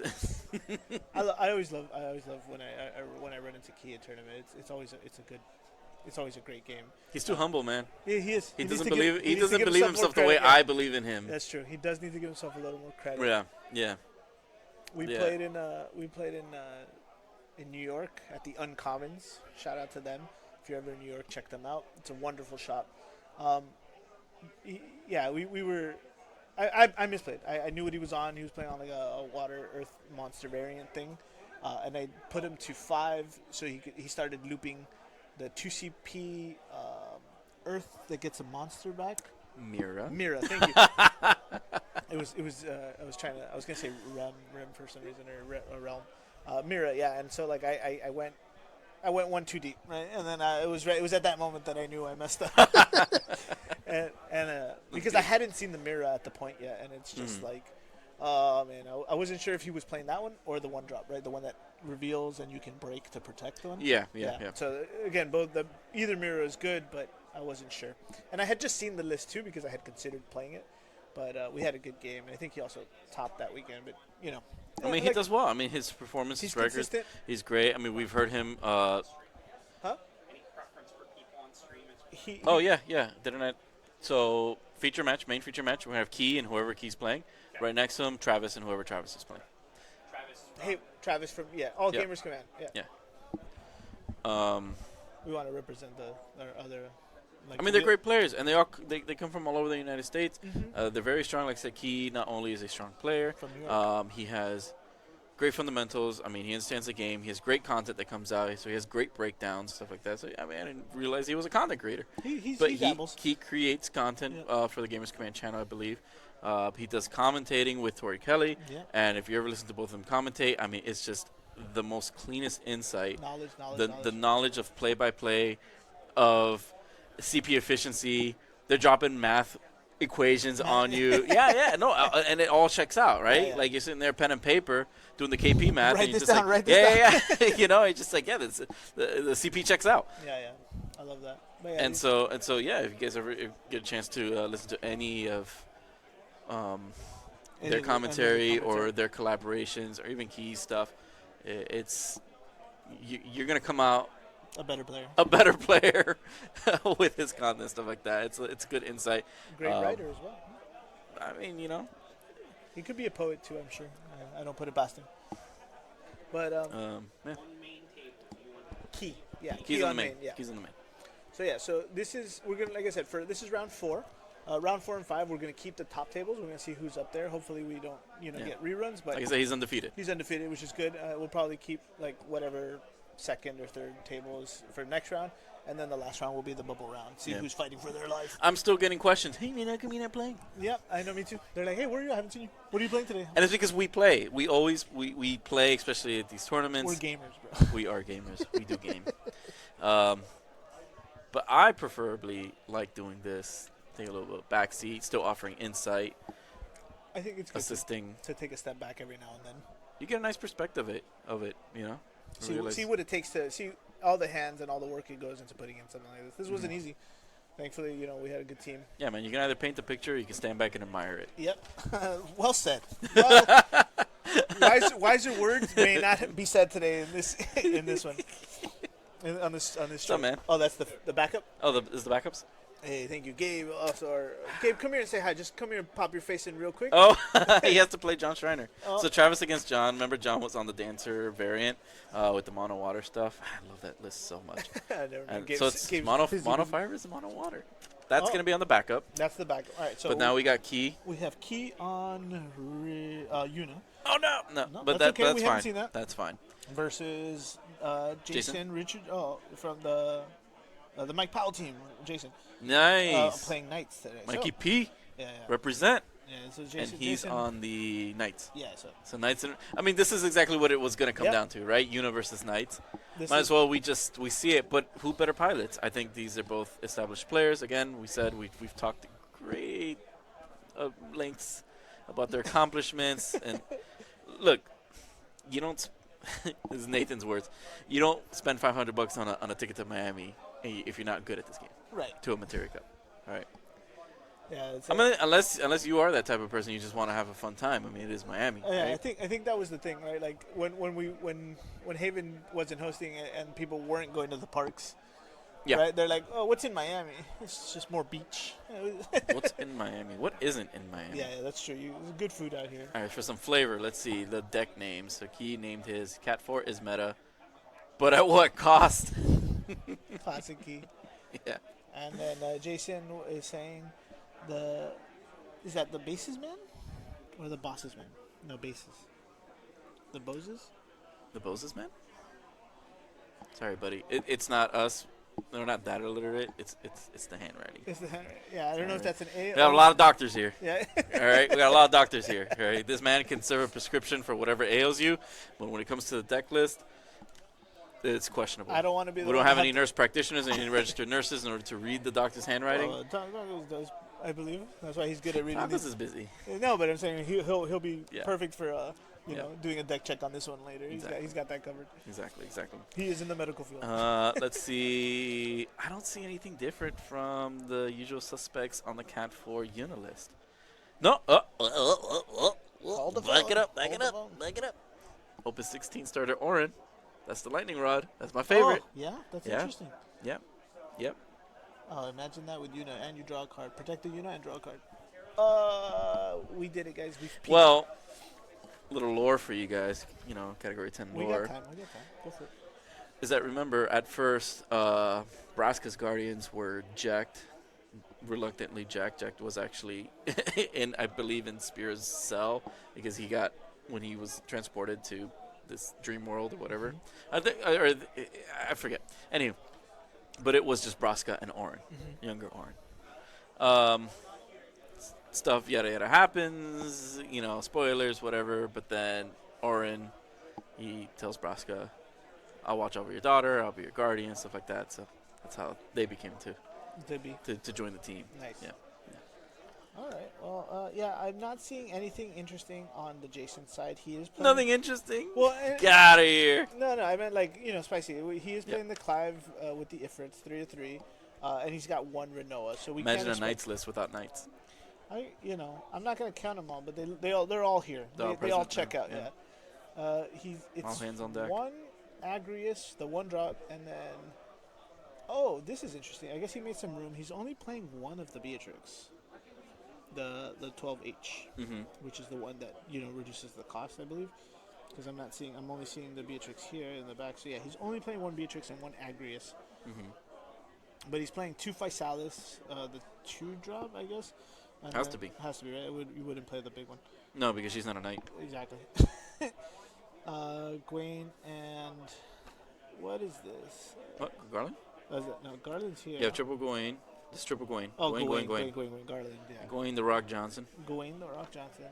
Clive Kurillas, and then Ifrit's Ramses. Yeah, Clive, Gorilla. So he's opting to play two Garland. Kuchel lanes, triple Lena, Larsa, and Merle. I guess here, the flexibility comes in the summons. And the summons, yep. Because you have two Cocolins, right? So it's a 1 CP that blanks, draws a card. Good EX burst. Triple Amats. Did we talk about that card? Is that any good? That's okay. I think it's I. Mainstream is key. He is the key to the stream. Y mi corazón. Yeah. Oh, good one. All right, but yeah, so this should be a pretty straightforward match. We know how these go. Now let's just see what cards they're dealt and who comes on top. Dude, okay, can we talk about Opus 25 Aerith? The blank and then draw a card one, right? Blank a character. Oh, blank a character. Yes, that's an important aspect of that I might have overlooked at the beginning. It's definitely getting more play now, but yes, let's talk about it. It's fantastic. It's fantastic because of how much protection you have against it, and when you blank something that's very important, Tarvos, and it just has to sit there, and you no longer, get to free play value off of the Tarvos, and you just sit there and you're like, hey, how do I deal with this Aerith? Yeah, which is why we play Yagrosh now, right? Like, imagine that. No, but yeah, so best some of the craziest ones. Yeah. When we've been practicing, he has hit the Tyvos before, so Tyvos just sits there and does nothing, right? Who else? I think you've blanked in the mirror match, you could hit your opponent's Wind Cecil. I mean, pay the tax, sure, but now you shut that off completely. You come out on top. It's very pivotal to, like, if you know that you're in the mirror match, you need to save that for that interaction specifically.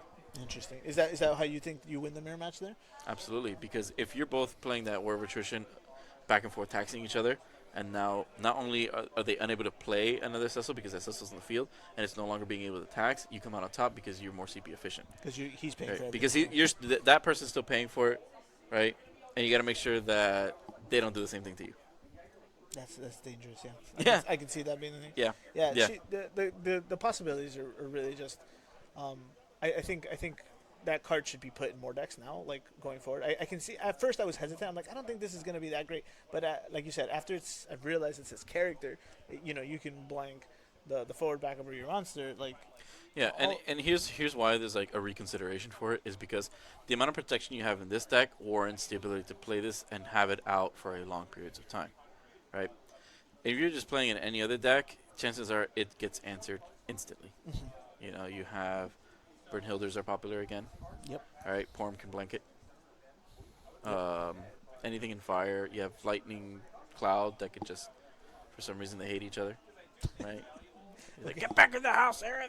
Oh, jeez.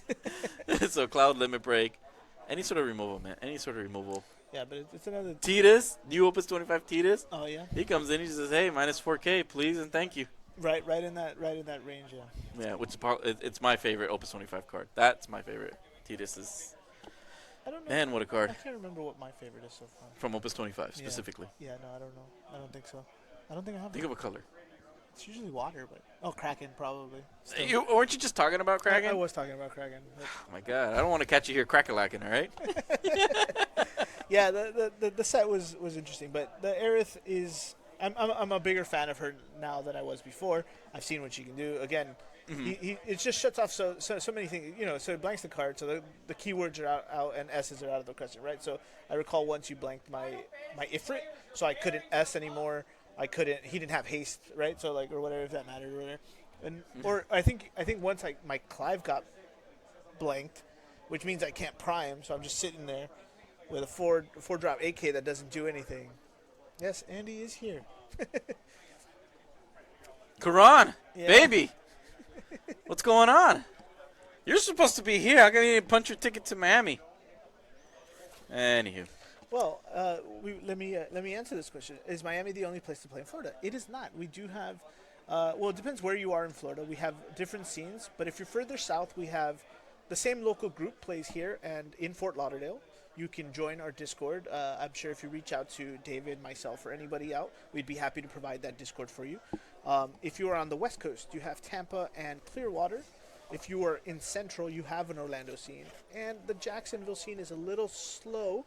They're having a hard time getting the numbers these days. I think they can bounce back because they have really good players, and It just Yeah. happens to be like it happens with every scene. Yep. You know, they dwindle in numbers. The but then numbers, they'll the just- numbers they'll come and just go back. every time a new set or a new game comes out, and that's just something that we have to live with, right? We are a niche game, some might say, and we that's why the player base is so strong, right? Because everyone that's still playing they're consistent, they know the game, and every set they learn more of the cards. So, Yeah, like I exactly. said, reach out to anybody here or us, and we will get you in touch with who you need to start playing.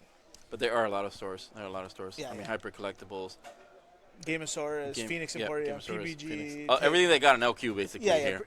If Wow. you go to the Yeah. LQ list, there's a Tates, scene. Pro Plays. Yeah, gamers. Gamers Command. Yeah, like I said, pick a side, and we Mm-hmm. will find you one. Karan, yes. Raleigh, North Carolina Materia Cup. Definitely see you there. That's happening August, 28th, 29th? 27, 8, 9. Yeah, Yeah. I unfortunately can't make it anymore because I am going to Gen Con, so I had to make a sacrifice here, unfortunately. So I will be at Gen Con. I'm looking forward to playing with anybody you guys want to meet up. I always have my FF cards out there, so if you want to throw down, you want to meet up, reach out, of course. I am gonna, just while we kill a time, I'm going for Heroescape Worlds. I qualified for that, but no one really. It's a miniatures game. It's funny. Yeah, Emo definitely gonna be at Nats. Yes, we already punched that ticket too. So I will see you at He's Nats. a double Nats qualified. I have LQ winning. Yeah, 2 trophies for Yeah. that one. It's fun. I was going for a third, but I took Mono Fire. It's cute. He has his trophies where they're holding up his pantry, right? Your breads. Yeah. Right. Anywho. but- Man, there's something else on here. What? There's a Malboro. He's spicy, dude. I'm telling you. He knows what's. It's a one drop. I mean, it's a one of. Yes, it's a one drop, but it's a one of. Again, it's great for the mirror. Yep. Not only is it great for the mirror, Kills Pain, kills a Leo, kills the Rosa, blanks the rest of it. Clearing a board. this guy knows cards, man. He knows. He knows. Yeah. It's definitely good. Playing mono water into this deck is tough, so I kind of familiarize myself with it. And Malboro's a key piece for that. You're familiar with it because of grievances. I get it. Yeah. Like, oh, that's what that does. Okay, look at my field. Oh, I lose that. I lose that. I lose that. Yep. But it's All the good cards are 3K. all the ones it plays anyway. All the ones that are played. Yep. Rosa, Pain, Leo. That's it for now. Yeah, No, no, Orange but- 4-drop, but he yeah. gets higher and stuff like that. But Yeah, the twins grow too, so it doesn't really help anyone. But either way, the twins, they get smarter. they get smart. They They get start- they- experience. they do Counter. the learning. They get experience. Is Yeah, what, is they what do the, the is what the learnings. card says. They do learn. They go to school. They get the education. All right. Man, I think I just heard an announcement. I mean, I know that they were already sitting. They're just getting stuff ready. We're so close to round 4. Bear with us just a little Yep. bit more. I think it just started, and we're going to the game now. So let's see what Key does. So the key to victory. All right. So All right, let's we see. have, I think, Key on the left here. Yeah, we have Key on the left for sure. So opening. Straight into the Merle web. Hopefully he's searching the Rosa. Oh no. Correct. This is. No, yeah, it's the other way around. Yeah. Sorry. Yeah, Yeah, keys to the left. So Jason. Yeah, Jason's on the right. It's gonna search straight into the Gorilla and pass. I don't know if Jason's punched his ticket to Nats yet, but I know he's been gunning for it. He's been going to every event. So. This is crucial for the Unidex. Actually, the early turners. Oh, we love to see that. So that's Merle Webb. We pitched to Thornton. We pitched to Cecil. Go get Rosa. Yeah, you definitely know a little bit more. You've played it more. What's gonna happen here? Like, is he? Oh, well, he looks like he already passed. So, what does he need to get out of this match? What does he need to play first? What does he need to prioritize to win this match? It's Rosa. It's Rosa, Earth, Cecil. Okay. Jason is going to present now all the knights, right? If he gets to Dole Freeze the Merle Web, that's great because then he has to overpay for the Rosa, and we need to be as CP efficient as possible when playing the Cat 4 deck, right? In order to get like a lot of the value out of the Rosa, out of the Cecil, and stuff like that. But Key is on curve to see that. He's on curve to see the Cecil into the Rosa play. Here's Ramza. Ramza's going to do the Gorilla thing. And Gorilla, right. let's see who's showing up for work. 2. All right. Well, all right. We got 2. Man. All the greatest hits. This is what you want to see, right? Not what Sergio did. You see that? You see that stray? Yeah. He just catches them. But yeah, I think obviously go for 2. You have the Ramsey here. That's what's really gonna help him keep control of this match. Yeah. I think it's the same rule for for both decks, right? We're not gonna attack. There's no need to attack, right? Get into a good position. I like the idea of just holding out for a Delita, so I can. I don't know if he's playing the Mott. These decks don't attack. Yeah, he's still playing the one Mott in the was LB. That another Cecil that he drew, because if you're now into your second Wind Cecil, this is bad because we want to tutor them from the deck with the Earth Cecil. Yeah, I am seeing. I think that's the card on the top of his. On the top of his hand. Yeah. I think he actually he just pitched. He just drew. He went Cecil Thornton and drew Cecil Thornton. Well, he's not happy about that for sure. Absolutely not. But yeah, going back to Jason's play here, if it was me, I'm not attacking for any reason. No reason to hit a Thornton, no reason to hit the pain, right? Nothing. And just wait till I can draw a Delita, play the Mott, swing out, and then hold everything ready, right? Because there's no board clears here, right? There's nothing. His best answer is just Dole and freeze everything. We are going into Thornton, so let's see what he can find in order to save him. It's tough. It's tough to you want to present your forwards, but I guess he has to go and search the Cecil. He doesn't have it. But look, he had to pitch the 5-drop one. Luckily, in this situation, there's not a lot of ping damage. It's really just that single target removal that Ramza is constantly. Yeah, it's a break. It's a straight break, no damage. The Lilith maybe sometimes, but it's rare that you see that. You hold it only if you know the matchup, right? And in this case, I don't think holding it matters. And this is the worst part because it's he knows that he can't just leave a forward and pass because then he's just going to do the Ramza ability. And now instead of taking 4 damage here, he'll be on 5 damage. So we're really trying to mitigate this. I'm telling you, it's very hard to navigate, especially when your opponent was able to just pop off and you didn't go first as the unit player. Hits the Gorilla, of course, and then, Yeah, so he's looking like he wants to do a Gwain here. Oh, he's going to poke a few. He's probably just going to attack once and then... Oh, come on, stop showing the Cecils. Oh, that's bad. Yeah. That was the 3rd one. Now there's the Gwain. He's going to fill her out, just get some... The stream curse. I'm sorry, Key. Not like this. There's his main character energy out there. Not like this. Are we certain? Are we certain that we see the 3rd green one in hand? I believe so. It's not Hooded Man, right? Because I know Pain's in there. Hopefully it's not. I think I saw the 5 CP in that yellow background, so it might be it. I think when he saw that, he also went back to his hand because he couldn't believe it. Yeah, so Jason here holding all the answers, going for that Lilith S just in case to kind of mitigate stuff. Do some preemptives. No, I guess he doesn't have it. We definitely know Asura's one of them. Yeah. So Asura, Pain.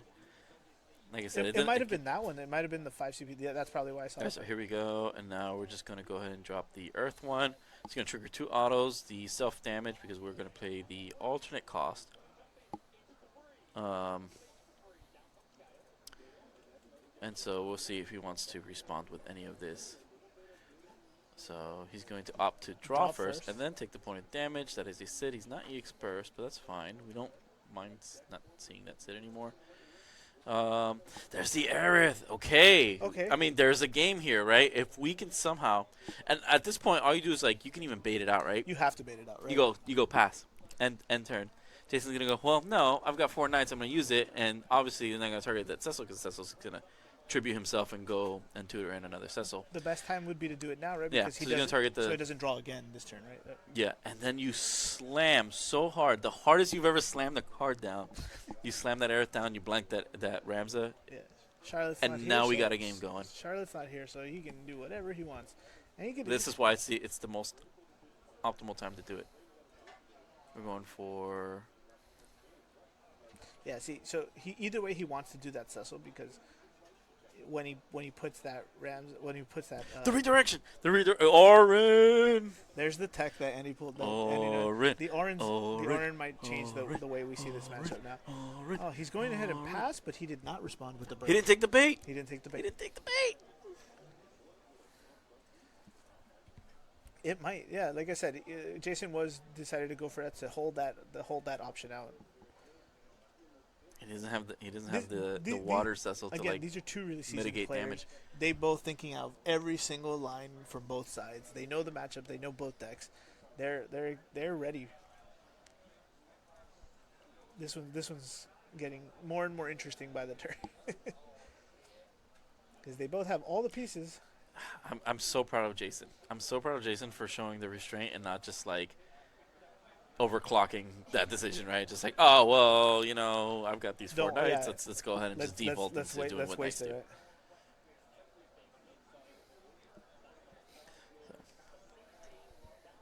Right? All right, this is it. But if he can't, what I'm saying is, if he can't answer the Aerith, it shuts down the Ramza, and that's his main source of removal. And once you have that locked down, just like the unit deck just it pretty much just The question I have to ask here is like when what I think is Key's going through his mind is when is the right time to do the Cecil, right? So he's gonna go for a. It's reactionary. It's all dependent so on your here it is. So he's forcing it out, right? Like he's forcing it out. You have to Cecil now. He's saying, or either way. Or you don't get the value off the or Rosa. you don't get the value off the and Rosa. No, it's fine. He's just gonna. Oh. Yeah, respond. You spicy boy. Let's see. No, he's letting Let's it see, resolve, let's see. not responding with the breaks. Yeah, he's got enough. Jason has enough CP in his hand to deal with the He Cecil. doesn't want to risk losing it to damage at this point. This is it. Yeah, that is the last one, right? All right. Well, now things are gonna. How many cards in hand for Jason? 2 or 3? 4. He's got 4. 4. 4. All right, this is it. This is the moment. So he's baiting out the Cecil, and there it goes. All right, we're back. All right. Oh, we get these hiccups here, and sometimes we lose our feed. Yeah, the screen goes black for a second. That's okay. We don't panic.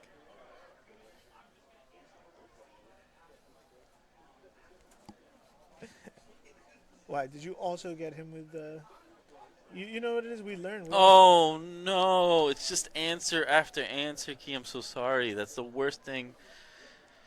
Oh man. If he had played the Arn though, none of this would have been happening. I mean, hindsight's 20/20, man. Always. But we know the redirection is strong here, and we want to get rid of. We want to neutralize the Rambo. Rambo. I got a lozenge in my mouth. Oh yeah. If so, forgive me. So still keeping the 4 forwards. Again, there's no race. It's not a race here. He doesn't need to rush it now. It's like balancing a treat on a dog's nose. It's like you know that he wants it,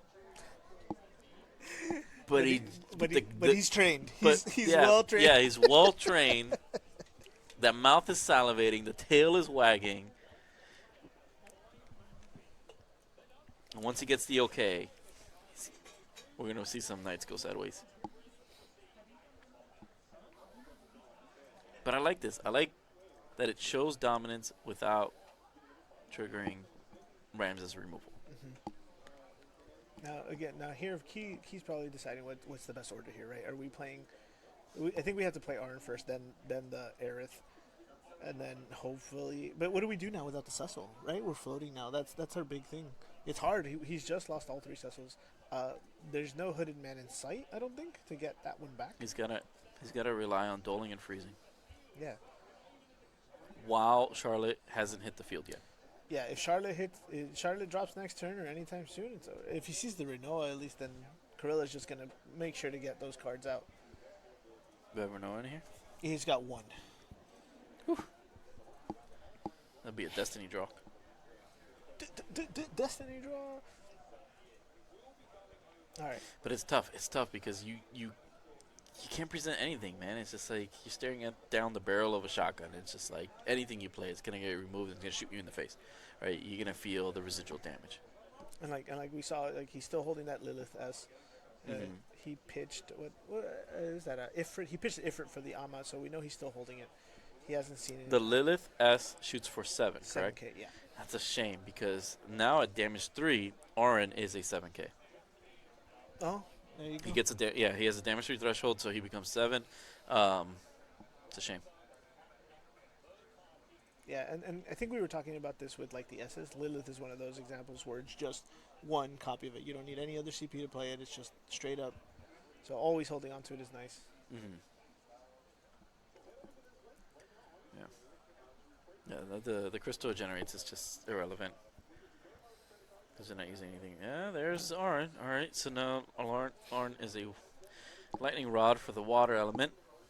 Yeah, like you said, the answer is to dole out. You Yeah. gotta dole them up.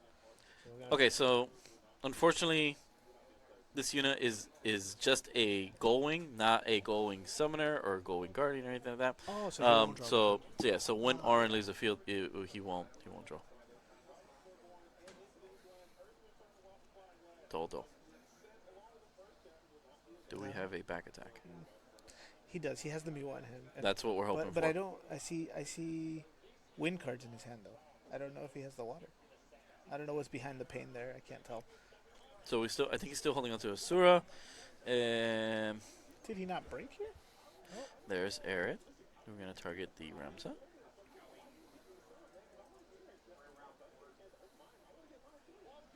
Okay.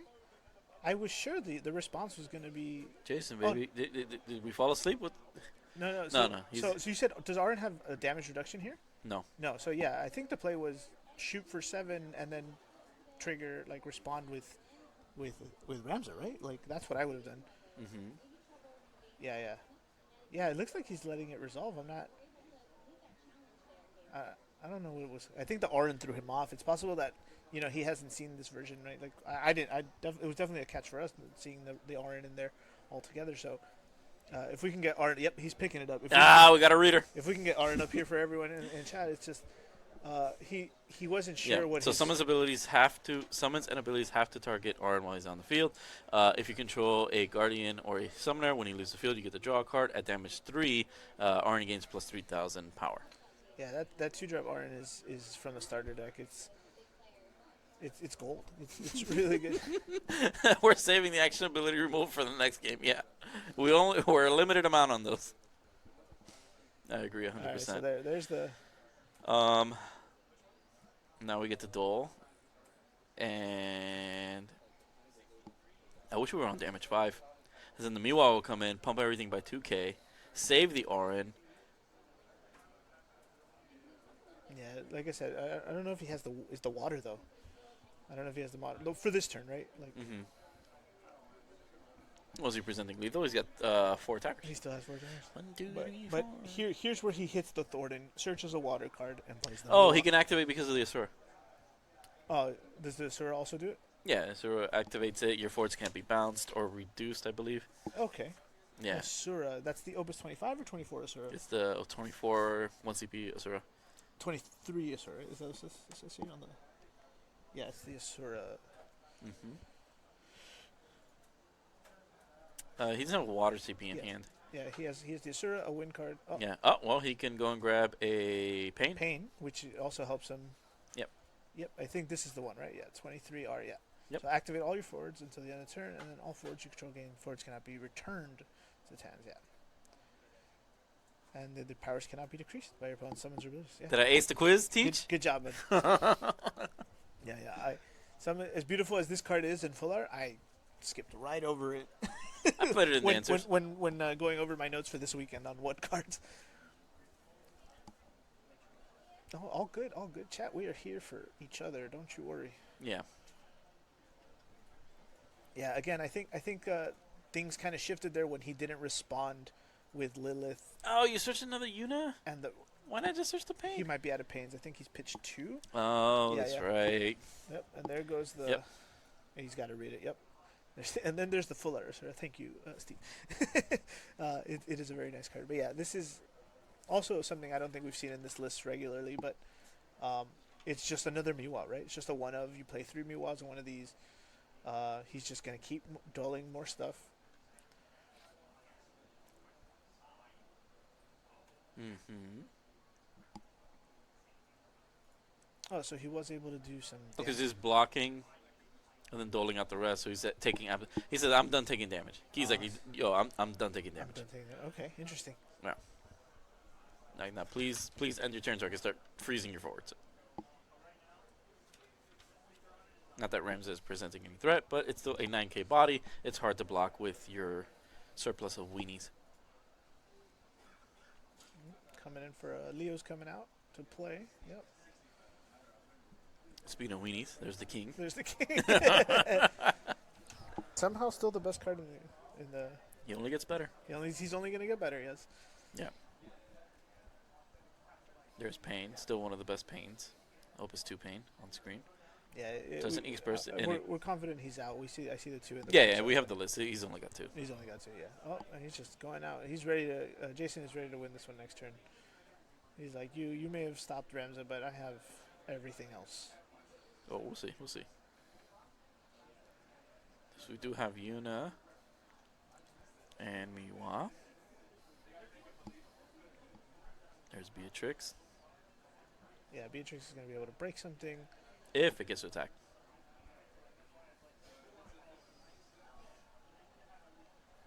Every night. It's the knights. The knights of Pluto. The knights of the round. The knights that say knee. The knights that say knee. You pick any group you want. You can call them whatever you want, but they're all here. Yeah, they've all shown up.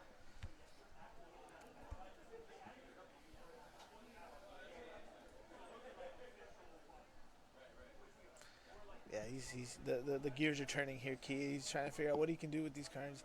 The Yuna, getting the Yuna is obviously was a good thing off the Shinra EX. Yeah, I mean he had to get value out that burst, right? Yeah, but now there's he just water lock himself again? I'm curious.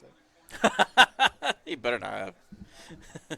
Oh no, he has. No, he's got it. Okay, I was about to say, come on, Keith. He's got it. I know it's tough. So he gets 3 triggers here with Yuna. He should be able to. He's gonna let the first damage go through first, right? Because we want Miwa at that damage 5 threshold to pump, and hopefully he can punch his way back. But again, he has to stop the Beatrix from attacking. No, 100% here. He's gonna duel the Gorilla and the Ramza. Oh, the Beatrix. I'm sorry. Yes, Beatrix. we have to. Yeah. That cannot and will not continue to attack. It's just the Rams. It doesn't matter. He's not doing anything. But he's just big, right? We want to get rid of that. Yeah. But a Cheeto puff on the Ramza? Yeah. He brought his own Cheeto puffs. He brought his own cheese puffs to indicate that the Ramza is currently. Here we go, Thornton. Let's see what he got. Oh, Hoodie Man. Okay. There's a Cecil. Go get your Cecil. Yes, go get your Cecil. Go get your Cecil. I mean, I don't know. I don't know if there's a better option here for him. I mean, it's just if he can survive this turn, which he can, clearly, that Cecil proves even harder to deal with. I just wonder if I know he could still get there, but it's gonna be a hard grind. Okay, so this is no. Yeah, he's gonna wait to trade into the Gawain and the other guys, right? So. Nope, he's doing it now. Okay. Surprise! And then on the stack, he's going to use the unit trigger, and then he's got 2 more unit triggers after that. Yeah, duel the 2 forward, duel the 2 attackers. Duel. Let the Zac go through, right? Stand. Well, it has to now. He can. Well, he Oh no, he could still. He wants to trade. I mean, I would have left it. I would have not blocked and then frozen more forwards, right? I don't know if he's. Can you do it, man? What's going on? Use it forward and then use it. Maybe it's something I don't know. Right, because the Zac's not a threat at this point, right? Because he already attacked. Maybe he just doesn't want to be at lethal. He's worried about something. He's got to start dealing. Like, we got to start handling this field, right? We if we can present some sort of removal, whether it's just a into the hooded favorable man. trade. Let's go. We're crawling back. I love all of this. Oh, but he doesn't. Oh, he has the Ishtola for the win for the Cecil. Plays the hooded man. Activates. I love all of this. I agree. Beatrix would have been a better one just to work out, but he might be. And then get back Rosa, and then Rosa for 1. So you have 3 forwards. There we go. Come on, man. We're making plays. You played this deck, like I said. The lines are going to flow a little faster. Go. Or Porum, if you have. Jason's using all the trades. We're cooking. All right. Behold. And this is why this deck is a problem. So we're gonna freeze. We're gonna start freezing. Beatrix for sure. Oh nope, never mind. You can only do 1 more, because he's not gonna. Nah, he's fine. He's chilling. Yeah, he's chilling. Put a counter on the Porum, and now this could go either way. Well, now because anything that Jason presents is gonna get taxed. And taxed. I'm seeing the Clive and taxed, yeah. So he was able to recoup. That hooded man couldn't have come at a better time. He's managed to stabilize, and again, I think it all came down to that turn where he let that unit Yeah, resolve and exactly, the Aerith resolve. exactly, If he had just exactly. broken the Arin and then responded with Ramza, we would not be here. And you Look, know, teacher separated the children into groups, learning groups. these are the Alright. ones that I don't care about, and these are the ones that are important. Why are we doling 3? Oh, there you go. So he caught himself. He sees it. He's antsy. Yeah, he's those like, are frozen. those are Well, frozen. they're just dulled now. How long can he keep this up though? Oh, he can keep it up because the Hooded Man now is offering like an extra an set extra of that. turn, right? Yeah, an extra setup. Yeah, I see it. He still has enough limit break too. He can start producing guys. Sarah, why are you allowing any sort of attack to happen? I don't think so. He just party attacked with Gawain and Leo. Oh, really? Yep. Okay, you know what? I don't hate this. Oh, Party Stopper Zidane. Zidane was in here. Yeah, the Opus 3 hero. Man, all the text. Okay, now here's why I don't hate allowing that. It's just one less. I'm sorry, the damage to go through. He had the party attack. That means he has to use one less unit trigger in order to deal with these forts, which means he can start freezing stuff more efficiently. I don't know if he has the ice, but I did manage to see the Laswell in Jason's hand. Mhm. He might, but he doesn't even have a hand, right? So it doesn't matter. I don't know if he's gonna try to put more bodies out. And technically, Laswell can target his own stuff. So, if you don't feel like paying taxes. You could just not pay them. You could, you could target right. Or you target, yeah. What am I thinking? What am I? I don't know. It's okay. This game has gotten. I'm just full of hot takes. This None of game them is good. intense. It's scrambling us for sure. Well, it didn't end as fast as we thought it was. It did not, which is good for us, both in terms of content and viewers. For you guys, something exciting. This is how you guys need to be playing when you come out here. These are why these guys are undefeated. This is the level that we need to see. You don't ever give up. It doesn't matter the matchup. You know your lines. You don't use Ramza trigger when clearly you can do it, but at the same time, respond to things. Yeah. You have to wait. Let the Here we go. Back to main phase 2. It's at the end. He's like, nah, let's freeze Ramza. freeze Ramza, freeze Krilla, or freeze Beatrix. Hopefully it's freeze Beatrix. It's tough. It's tough to give up your last potential unit cancel. But He has Clive and Laswell. I just don't know if he has enough cards to do anything else with those, with what he has in his hand at the moment. Yeah. We've played. I don't know. So we've played Leo, Zach, and Beatrix. I don't think he might be out of LB. I don't know if we've seen something before that. I don't know if there was a Leo played before that, but Jason might be out of LB here too. We don't use it. Restraint from both players. I love it. We have another Miwa. Another Miwa. Yikes. I think that The might. Destiny draw. The Destiny draw. I'm surprised to hear you say that. You're such a big advocate for with your 4 LQ trophies.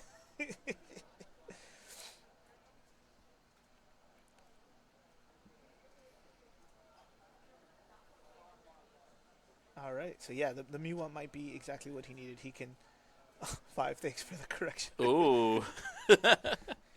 Yeah, bro. If you're So now gonna glaze somebody, make sure that you glaze him correctly. You glaze them correctly. So I think now with the Miwa in hand, he is very comfortable to just swing out, let everything activate on its own, just dull out, and then. I mean, he could have.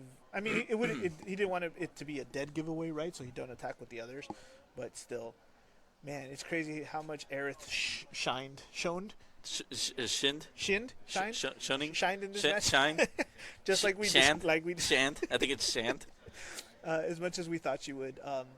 That's why I'm so hyped on it. That's why I like it so much. He's using the Ifrit to prime. Unfortunately, he must not have the other fire. He's just gonna go for the 10K. What does he kill here? The Yuna? He has to, right? I mean, he's just. You have to play to your outs. Oh wait! If he kills the He can't. Aerith, There's no. He doesn't have enough it doesn't CP matter. He can to respond tax his. he can respond either way. If he tries to kill, who's he targeting? He didn't really entertain. Yeah, us. tax. All right, now tax again.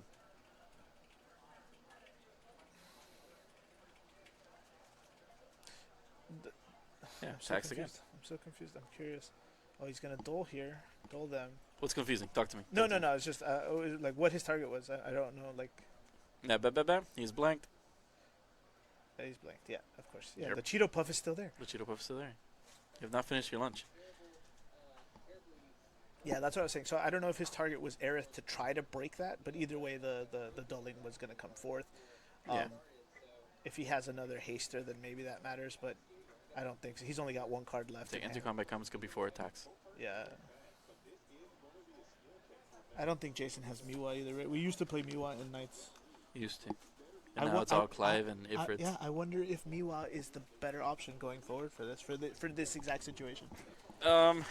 If you want to, I guess it's debatable because obviously we saw this turning point because of, I want to say a misplay, but yeah, it's one of those where like you really didn't apply the pressure that you should have at the pivotal turning point for key. You know, you play with your food. Yeah, I think it's definitely a sense. It might. I got that same feeling. It's a sense of overconfidence from Jason's side here. He thought he had it in the bag. And it could be just as simple as like you said. It's just he didn't quite know how to play around Orin, or maybe he was trying to bait something else out. Like, because I would say in that list, or at least for me, Orin's new.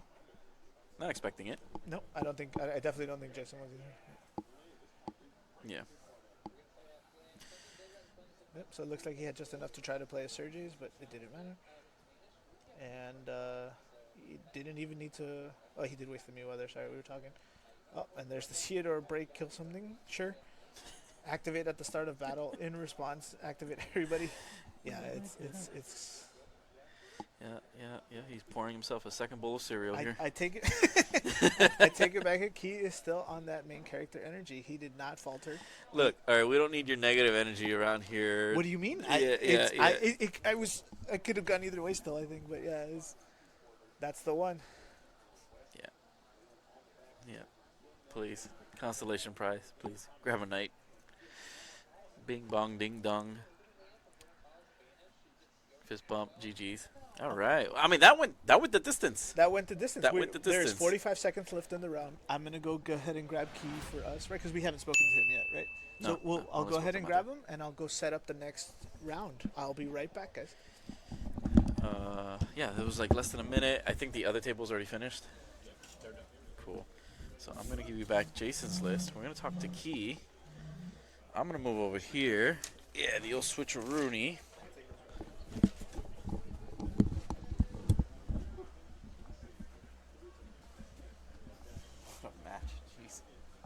And that's the one that we were warning you. We were saying like, oh, this could be a potential like turn 2 upset, and it turned out to be quite the slobber knocker.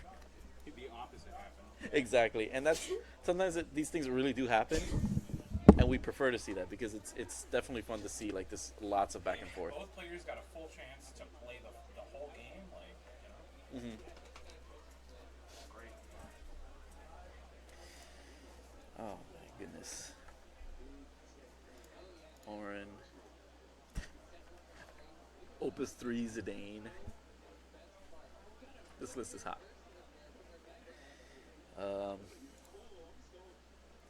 Nothing out of the ordinary with the limit break.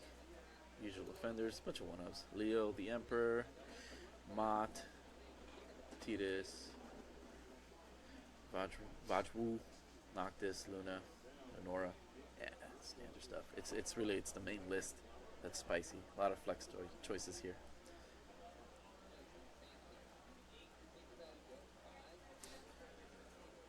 Man, I can't believe it. You in these matchups, chat. You don't prioritize on that. If, like the removal that you have. You give them that little bit of a misplay, and that's it. And then the game just completely turns to your opponents. What's up, Key? Hey, what's going on, man? Please. Andy, how are you doing? Oh, nice setup you guys here. Right? Isn't that pretty cool? All right.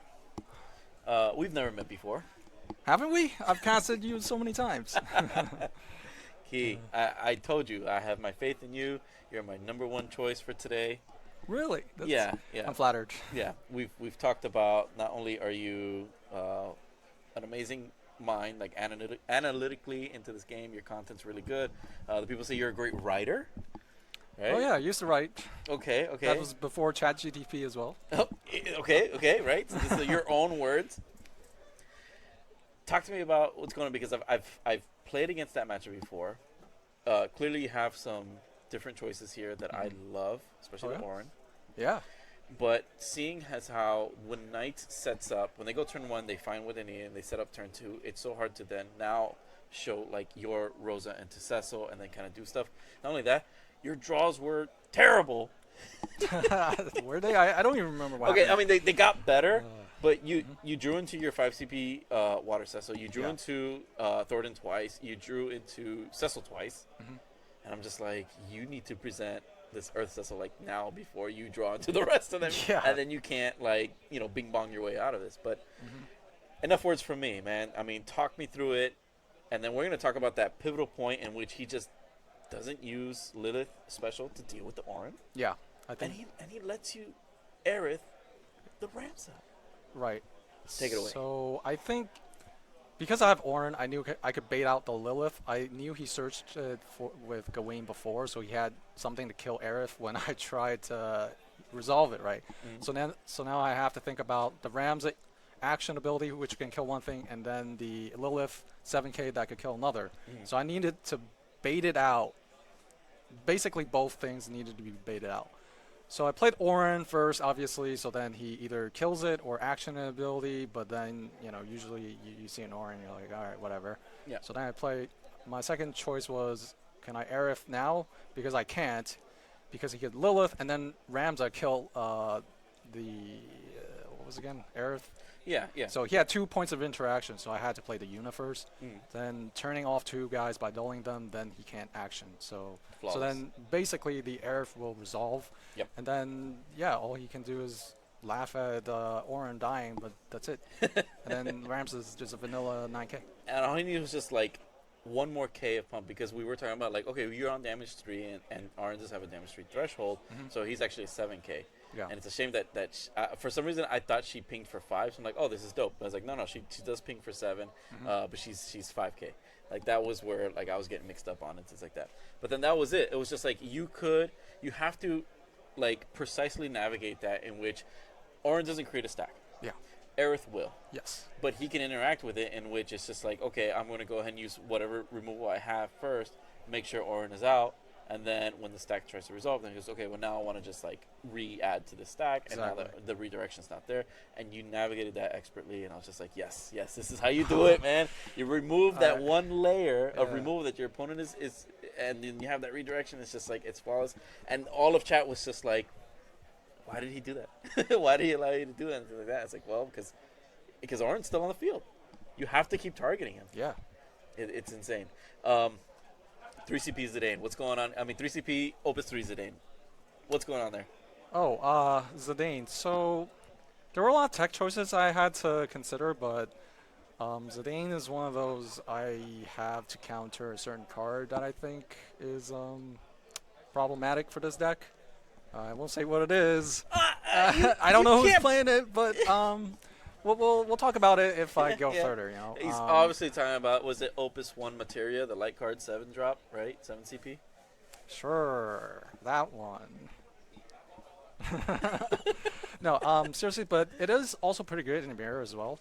So let's say if you have Cecil out and they try to crack and then free play their Cecil to free play something, right? You let them draw, and then you respond to that by tagging out and then playing your Cecil. So then you play Zidane, and then you could just pick off whatever they want to play, because you'll see their hand, know the information, and pick off their best card. So then you'll ruin their day by doing that. That is so cool.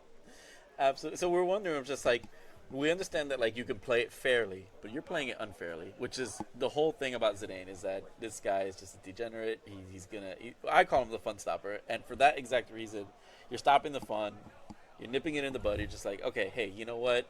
I love what you're doing, but I'm going to go ahead and respond to that, and we're just going to snatch out the card that you want to play. That's genius, dude.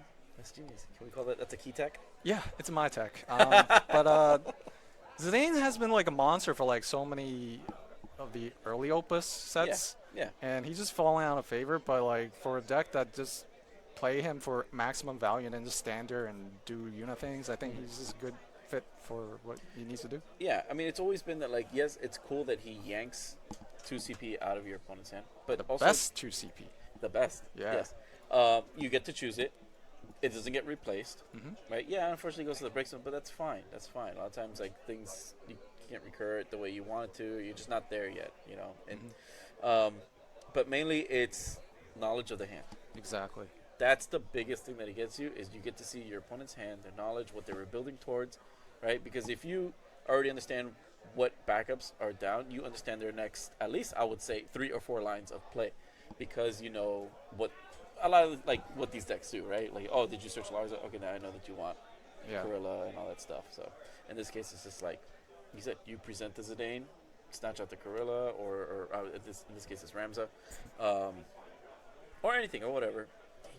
It's just it works so well, and that's why you're my number 1 pick. Oh, thank you. Thanks, a lot of people were concerned that you didn't have the water CP for the Miwa, but you still had the Asura, and for I think at least a good 2 minutes, we're just like, oh man, how does he, like, what does he do here? How is he gonna pay for this? You tapped out your water, man. What's going on? We're just like, oh no, Asura's there. Given, I guess, the angle at which you hold your cards, it's just like sometimes, like, it goes to the back of it, and that's one of those cards where, like, it's the Opus 23 Asura. Normally we see Opus 2 Asura, right?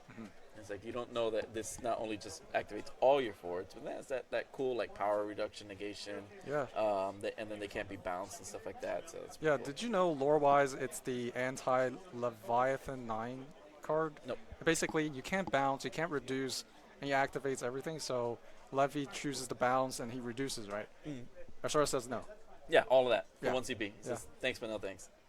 Printed a little too late, but back when Leviathan was just a menace, right? Yeah. Paired with what's the wind primal? Bismarck? Bismarck. Jeez, Yeah. missed those days. All right, man. So again, you are now 4-0. Care to talk to me a little bit of the matchups going into now round 4, going into round 5? Sure. Like what actually have you seen so far? Oh yeah, it's Knights, Warriors, and then Knights. It's all Knights, basically. So I think with For a me. 48 player around to, like, population, maybe 30 people are on Knights. There's so many Knights. I just keep running into them. It's fine. And has it just been as clean as that? I mean, well, this wasn't clean. It was just, that was like a slugfest. You guys literally took all of 30 minutes to play that round. It was awesome. We loved it. Yeah, it we was need fun. more of that. It was fun. It Right. was a lot of back and forth. I felt like if I didn't navigate that one turn correctly, then I just lose. Because I felt like I was behind the whole time. I mean, we saw it. We saw it. It wasn't until that line of play with the Orin and all that stuff was just like, now it's Key's turn. Now it's Key's turn to be dominant. Now you're dull freezing. Earth is out. She's doing her thing. And it's GG's from there. Okay, I think I got to let you go, man. I think the round's going to start. And if you want to stay 5-0, you got to go play your 5th round match. Thank you so much, man. I appreciate it. Yeah, man. Likewise. All right, take care.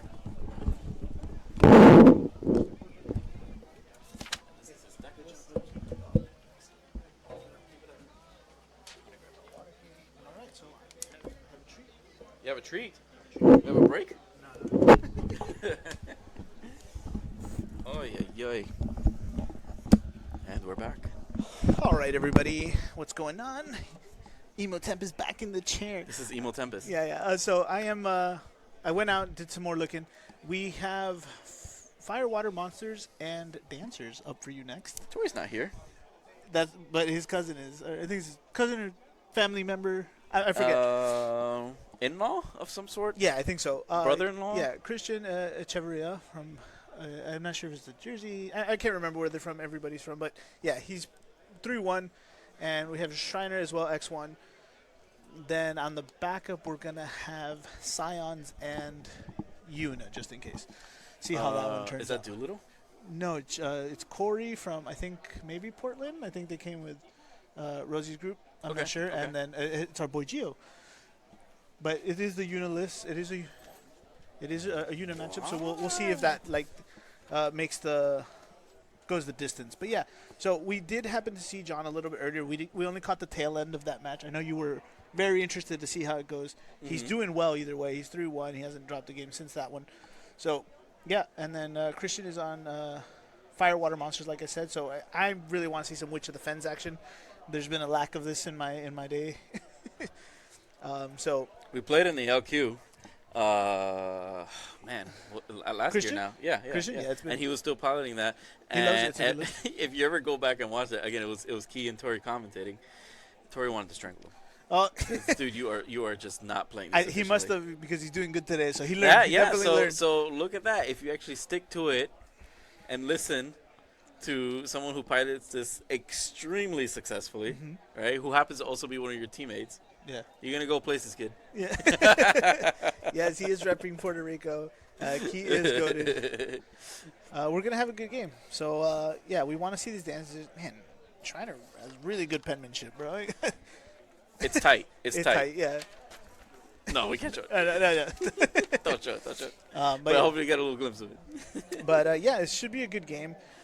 This is gonna be. It might be tough for Christian. I won't lie. The not being able to target. We talked about Mayakov before. How much he can just help protect everything. He has a Tomos, Hippocampus, and a Malboros too, which is.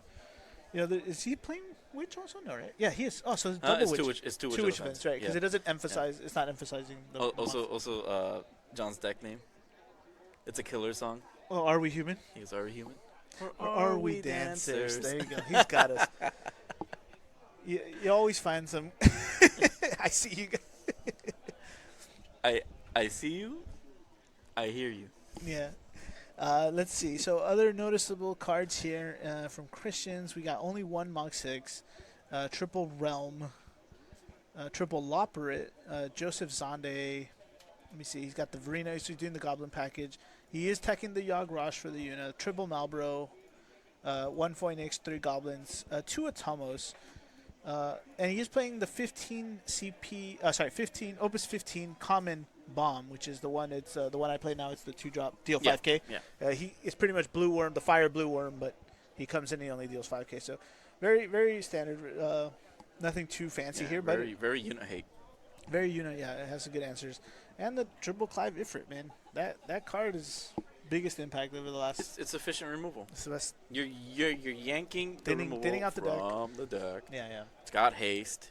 You have to, a long time ago, there was a card called Braska's Final Aeon. Oh yeah, that was a card. And you had to wait a whole turn to attack with it in order to get one 10K ping. Yeah. But the beauty of it is that it cannot be reduced. But you have to wait a whole turn. Now, unless you targeted it, then it's just gonna like fire off again. But now it's just like you don't even need to wait. You actually can play a 4-drop, prime into it, pull out a 7-drop, and get the same. And it's still cheaper than Braska. It's still cheaper than Braska. It's still cheaper than Braska. The game has come a long way. Yeah. He is playing a little Leela too, which we haven't seen in a while. Widow Wheeler. Yeah. I used to think that. What's your Widow Wheeler gonna do? Well, we'll see. These are 7-drops, but they can't be targeted. I mean, they're 7K, so we can't be targeted. So. It's a tough one. This is going to be it's a grindy match. Hopefully, the Malbro is the key here for Christian, I think, right? Just blank everything, pitch it, break Malbro's it. a menace. Malbro's a menace. Malbro's a menace. Bad breath, everybody. Paired with Witch, it's more of a menace. By itself, still a menace. I think the card holds true to its the way it is in the games, right? A bad breath just means nobody can do anything, right? Like. Okay. All the status. Which Malbro have you ever encountered that is like the worst for you? Oh, that's a tough one. It's definitely one of the older games because. So I don't know if it was 3 or 2, but Malboro would just like, since the turn meters, they don't respect the turn meter. Right. They just bad breath a lot before you can take while your turn meter is filling up. And so everyone's gets the statuses for no reason. Even though it's like single target, they do it enough times. And you run into like 6, because that's when they would put 2. It was pixelated, so you had 2 rows of Malboros. Yeah. So in category 10.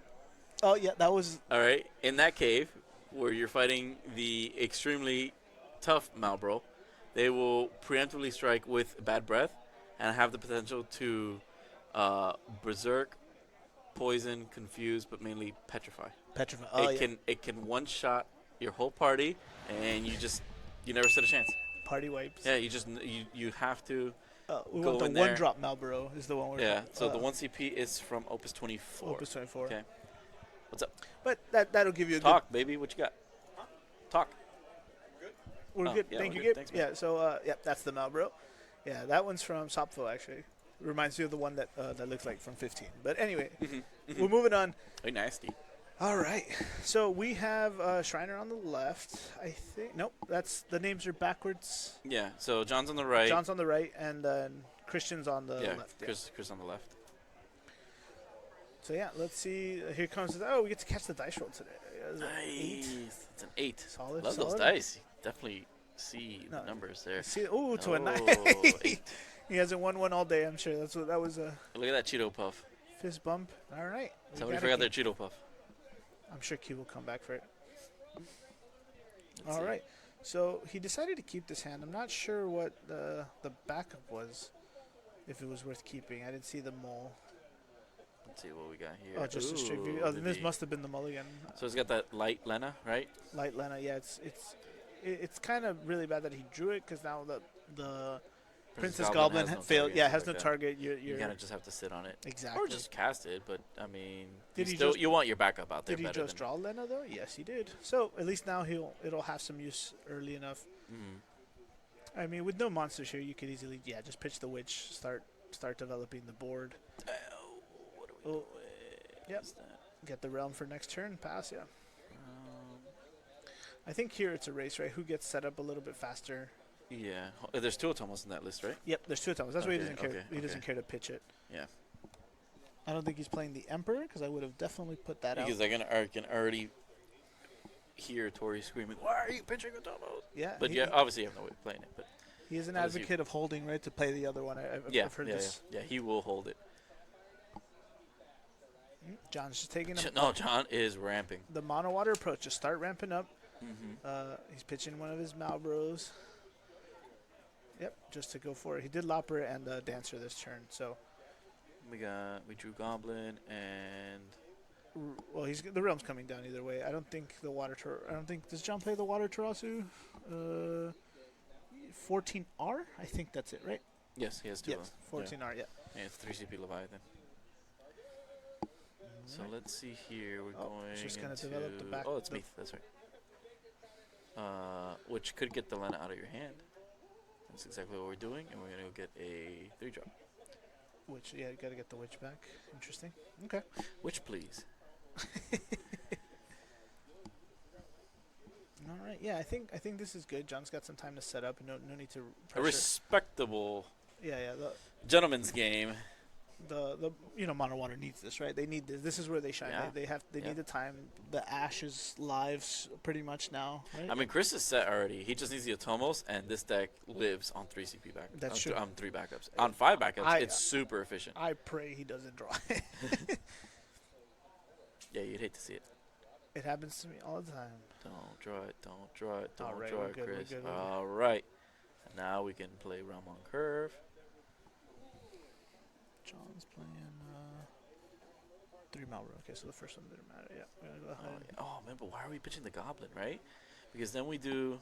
He might fish one out anyway. The whole Goblin package is almost done now, right? He's seen the. Yeah, but I mean, like, okay, so you Goblin, right? Now you have this Goblin. You're going to play Lena, and you're going to reactivate 2. And he could have gone now Goblin and maybe Just get other finish stuff. filter, yeah. Yeah, just to be a little bit... Because right now that we have Atomos, we can start abusing it. And that's exactly what we want to do. And we want more ammo for the Witch. I think he's gonna float here. He doesn't, unless he's gonna overpay for something. It's the Lena. So he can reactivate Oh yeah, he 2. reactivate 2. That's right. I thought must just hit the board. So does the dancer? And you're also a big fan of the dancers. You played it yourself. Talk to me. What are our searchers in this one? Is it the new Lilith set, right? Our searchers is EXpress new Lilith set. Yeah. Okay. And he went ahead and he's on 5 backup now. Yeah. I mean, he's efficient. Yeah. So Lilith set can't search for dancer. It can search for itself. So it searches any dancer. Okay. I think that's what we're gonna see here. We're gonna start facilitating this.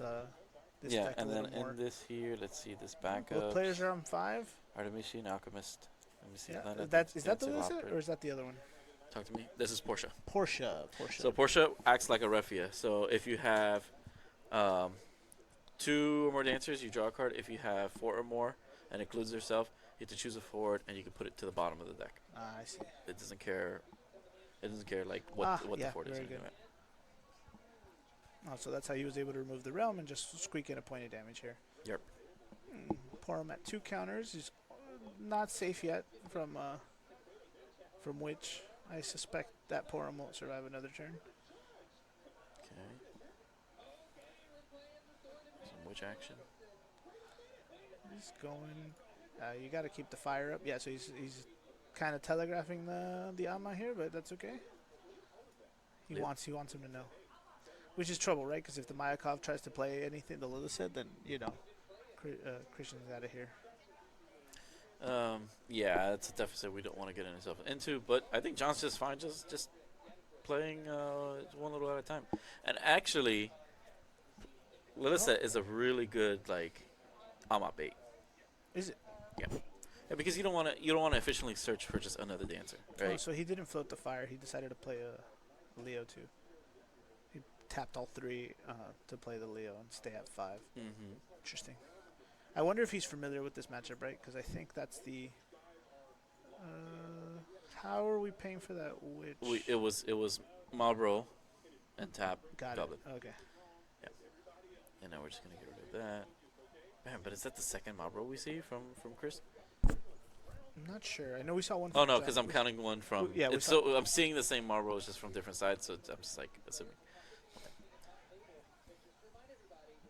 The Goblin, he's got a little bit of fodder. I wonder if we're gonna go into a witch exchange. Okay, so John was already on 5. Okay, I thought his movements are so smooth. It looked like he just played that dancer. Oh, and just came out. Yeah, but that would have killed Leo. Because on 5 it reduces the board by 4. Oh, see, there it is. Yeah, there's the witch off. Yeah. He's gonna respond on the draw. Respond on. They do a bunch of this and a little bunch of that. Nope. He doesn't have a monster. Yep. I was about to say. Good thing he caught it. Yeah, that's the problem there, right? Because in that event he loses. Now John didn't get to draw. Yep. Yeah. Hippocampus. I don't know why I always want to call that Catablipos. Excuse you? Exactly. Did you have a stroke? Are you okay? It's another. I don't even think we have that. Click, blah, blah. Use your words, man. Use your words. It's a monster from Final Fantasy. 10. What was it? Catablipos, I think. I think it's like one of the alternate behemoths. But anyway, yeah, I always want to say that instead of this. Yeah. All right, so the Hippocampus is an interesting one. It's definitely going to help him control the board. I don't think Christian has any way to interact with monsters himself, right? There's no Cloud in this list, which is usually played at least a 1 of. But I think that also might be really good for John here. I think he just sets it up, just kind of sits on that one. Should be able to... Got Mog coming down. Draw a card. Reactivate. Yep. We're doing things until operates. I think if he's... I know he pitched the light Lena, but we haven't seen another Lena, so the Lena special should be coming up soon. Yeah, he used it for the Meath effect. Yeah, the pitch to get the witch to begin with. So now we're going to overpay for... It's a 4-drop. Zach? No, Luna. it's going 3 deep. Luna Preya. Titus.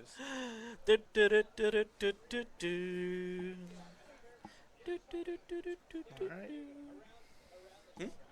I'm trying to think. Oh, it's a Titus limit break. The limit break one. 5 CP. So he's 5 CP right hit.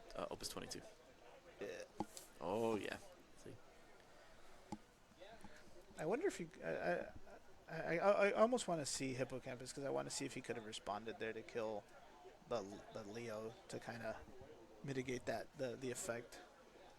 So there is Titus. Again, it's his legendary limit break. It needs 8. You need to control 8 characters on the field. To do it? In order to do... Well, the Titus effect. Oh, right? No, yeah. Yeah, but the Hippocampus is what we really want to see here. Yeah. The Hippocampus is the Mm-hmm. the unique one right here. I'm curious. Yeah, did he have enough to? But can Hippocampus be done on your opponent's turn? You can only use it once per turn. Still 3 It says active still 3 characters. active characters. He Other than. Oh, other than him. Okay, that was the catch. Okay, there's the one. Yeah. Well, Lena's on the field. It's fine. And then you want to deal 1,000 damage to every 2 characters you control to all the forts your opponent controls. And then he becomes a fort himself. Yeah, because if he was able to, he would have been able to get the Leo to Right. I'm sure he knows too, but Yeah. I needed to know. Could potentially kill the Mog too. Yeah. Get the numbers down, then Titus can't perform his exceptionally strong effect.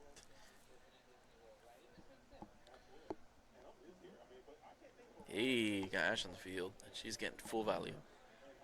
We gotta pay for that Ash. We do have to pay for I the know he Leo. knows. Yep. No, the Ash. Oh, there it is. That's for the Ash. Yeah. Yep. Get rid of. Goodbye, Titus. And so now he has the hippocampus. Yep. Yeah. Just 3K, 4K his board here, right? Yeah, just sack the Mog for the three, sake four, of just yeah. sacking it, right? Of course, but it just helps clear up the mess. Mm-hmm. This is so cool, man. Hippocampus is so dope. Yep, man. And then that's going to also become a fort and then just be able to swing in. So he's going to go ahead and pop the Mog so that he doesn't search this turn. Leo gets sent back to his own realm. And we get a blue worm off the top. That's right. He also becomes a fort. That's pretty good. Might have to revisit that card myself. I mean, every time I see it's Chris's starting turn, dude's got like 8 cards in hand. That's the and deck. 5 of them are Amaterasu's. I think with a little more, I don't know if restraint's the right word, but leaving the backups open to be able to cast these cards is going to be where he can make up some of the CP here. So what are his options now? He's gone through a lot of monsters already. If I see another goblin there, I'm gonna call cheater. No, I think he has another one. Is the problem? Nah, he definitely has the bomb, right? The bomb we saw. Yeah, 2 CP. So he's got 2 CP, and now he needs a 1 CP monster. Malboro. Another Malboro won't hurt, but I think he might have drawn it. Could be. That's the problem. Sometimes the longer these games go, the more resources you use, your searches get like really dwindled. Yeah, if you can't pull out 2 monsters, the realm a little less effective. So he's gonna draw a card. I think from here we are gonna go into Furion. Then we're gonna activate off the Tomos. Yeah, same cash. I'm pretty sure we saw all them the Marlboros. That's the last one. Oh, he did draw. He did draw. Yeah, that's why I was saying. I'm pretty sure. So then we're gonna untap. Tap 2. Here comes. It could be Furion, right? I think you're right. It's gotta be Furion. We don't need the Clive here because there's nothing on the field. Yeah. Was he gonna blow up the Leo? No. He's gonna blow up his own stuff.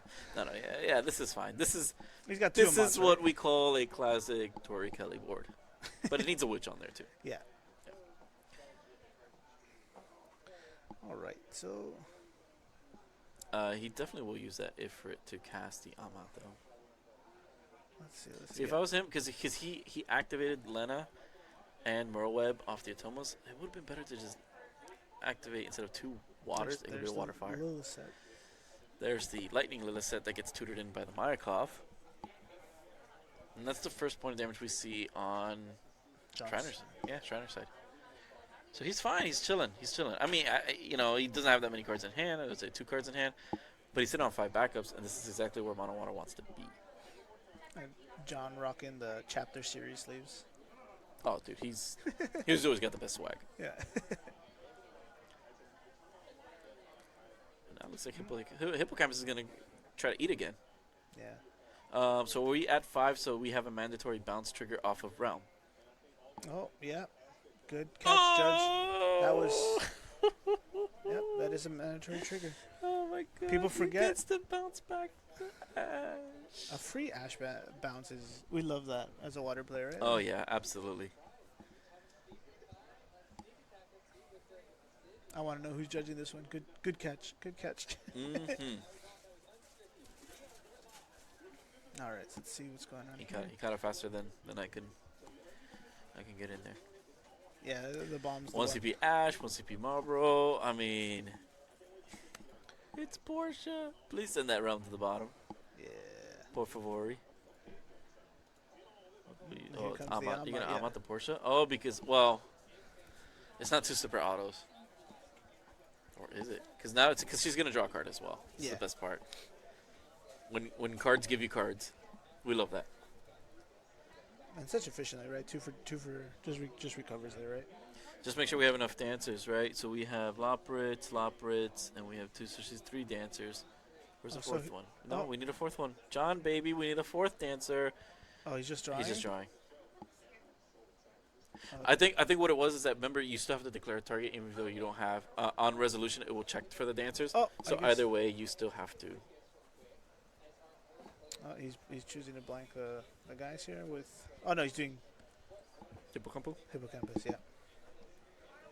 Yeah, I think this is one of those, and to bring back a banned card, the Guido Bear Light situation, right? Who's referencing these old cards? Anytime you man? present a board where you can't answer him, he's just gonna tap out, clear everything out, and then just wait his What is turn. it? Tap out. Yeah.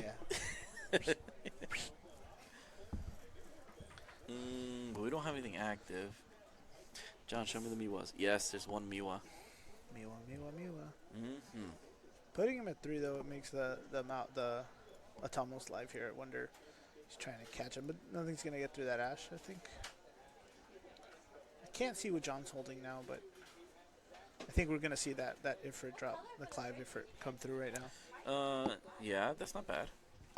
We got Mob Rolls primed already. We did put Chris to 3, so Thomas can be a forward. We don't hate that.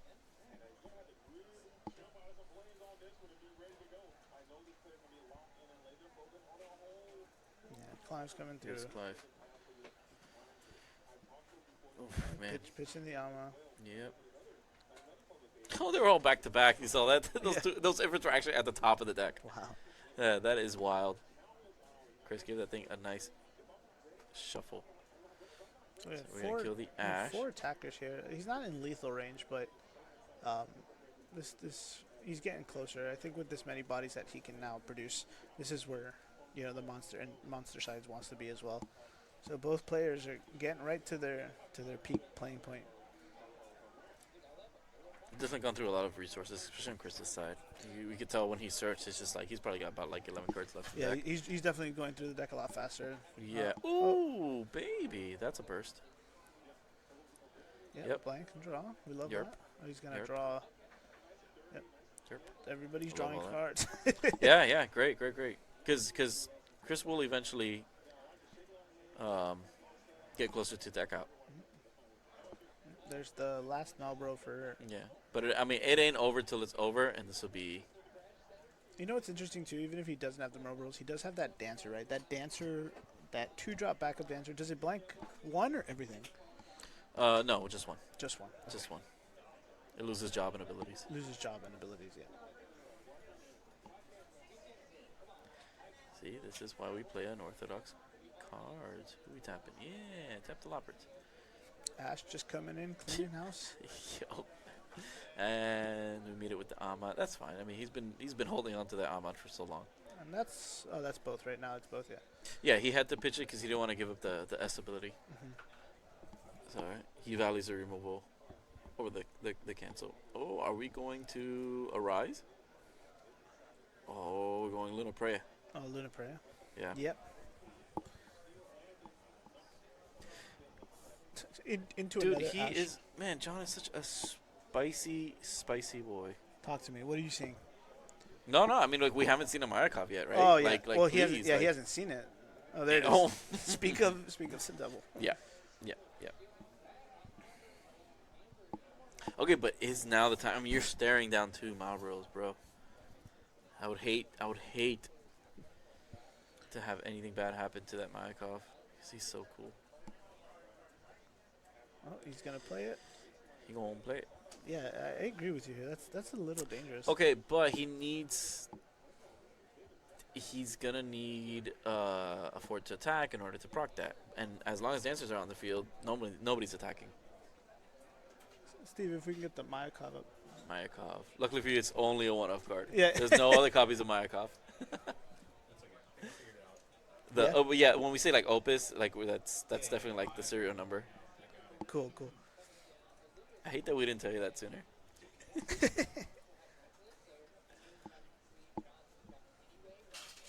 All right, so yeah, the board's getting. In his Dancer AF gear. Oh, the witch just. Oh, did he just arise? Where did I miss? I turned around for a second, and now the witch is out. Mm-hmm. Well, I don't see. Oh, so he did the first one to blank to Ash to kill the Ash, and then now everything's blank. So he used the other one to kill the Mayakov. Yep. Like I said, I didn't see Elena break, so he might have just maybe hard casted it. Yeah. But that is what I feared. It's like, dude, you are staring down two Malboros. It's rough. It's rough to present the Mayakov at this point. Yeah. But it's because maybe more he values the hippocampus cleave. How much are we getting right now? Like 1, 2, 3, 4. Could have been 6. Yeah, and again now with the Mayakov out of the way, he has a little less forwards to protect him. How do you pronounce this? Phoenix? I say it that way, but I could be wrong. No, it's Phoinix. Yeah, but when things are misspelled or spelled differently on purpose, they're usually pronounced differently. Phoenix. Yeah. Yeah. See, now he's getting to the point where he can just swing out. He has He has 5 attackers now. Who are you playing for 5? Oh, you're going for LB? Widow Wheeler makes her Materia Cup debut. Okay. Tomos, I love this. No, don't you need water for a rise? Unless you just want to do... Oh, baby, I see. Minwoo. FFBE, Minwoo. That's spicy. I will bring it up about the VODs that they're listed to... I don't know if we can separate that later, but I'll take it up with them. Thanks for letting us know, Cash. Boop. No, yep, holding on to that. He can tap the Lilith and just tap down like the Ifrit or something if he wants.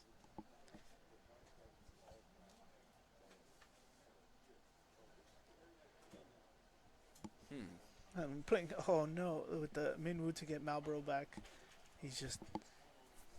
Yeah. It's efficient. Yep. Yeah, I wonder if the fact that we didn't see Mayakov Lilith early enough was enough for, for Christian to get away. It's tough because this is what's happening. This is like, and I'm sure John can navigate through it perfectly. I mean, he's an awesome pilot, and obviously he's gotten this far, so he's doing really well. If you're just presenting the dancers, that's fine. The witch doesn't have a target in order to pop the Malboro, so you can't blank the field, right? Yeah, you have to But now attack. when you have things like Luna Freya and stuff like that onto the field, you're giving your opponent just that window of opportunity to then present targets.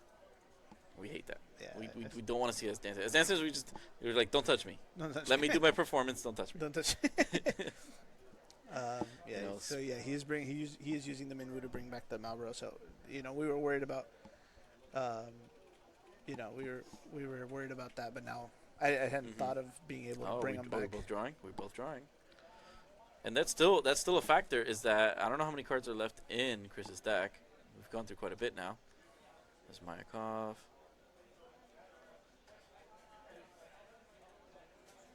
Oh, GG's. That was rough, yeah. But I would say, yeah, an early Mayakov would have been nice to see because it really does offset a lot of that like aggressiveness. And he gets to control the board it just a little bit. invalidates the witch a little bit, or like he would have had to use that. Like it's like when we did see the Mayakov, he had to use 2 Malboros for it, right? Yep. Which is the same thing we do into the Una matchups, right? We need to break the first one to blank the Cecil, and then the second one to get rid of everything else. So, good job on both players. Definitely an interesting show. These guys are. So Christian's going to X1 4-1, and then Schreiner's going to 3-2. Right. Yeah. I mean, still good. He's winning in now. Record. I think if you don't mind, I think Sam was also bubbling in, and Mike Powell. So I don't know if we want to see those guys if they're still 3-2 or if they lost that last one. If you want to consider them for the next one. No, absolutely, Yeah, absolutely. I've been saving some really like. Before that was so gameplay. Yo, let's go check out some gameplay. Never mind. It's 15. We've just got 6 minutes in the round. My time here is different from the time I'm seeing out there. I wonder where's the disconnect, but. What do you see out there? Okay, but yeah, it's okay. We have 5 minutes left in the round, and there's still game 2. It is our boy. Oh yeah, right. It was Gio, Corey and Gio. And Gio. So Gio wants us to gomage him. Oh yeah. Yeah, he says Gomage, please. Gomage, please. All right, so we have Geo on the left. Or maybe he He's- means it like not to Gomage. We're off by about 10 seconds. Oh, okay. So Geo's on the left. He decided also to opt out of the Wolves list and bring Yuna today.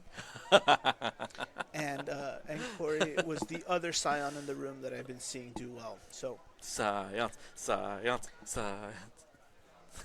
Gio. like Square, we like to pander to the 14 fans. You know, if you see Scions on the board, you got to put them on, like, for everybody. Actually, no. I love Yuna. Well, this way we got both. But not like this. Not like this. Not like this. We want Yuna to be fair and fun. You know, she's like, it's family content. Yeah. So I can't see, but this game has definitely been a slugfest there. So, you know, normally you'd expect Yuna to just win it, being the deck that it is, but they've been going the distance. So let's see what we can piece together. I feel like the damage one Yuna might have set him back a little bit to, Well, you know, he's finding gonna start praying, right? We got Luna Preya on the field. Let's see what's going on here. What are we doing here? What are we Let's pitching? pitch his whole hand. Oh, yep, has to pitch his whole Yep. hand. Miwa, a wind I was about to card, say, which where's the could be water?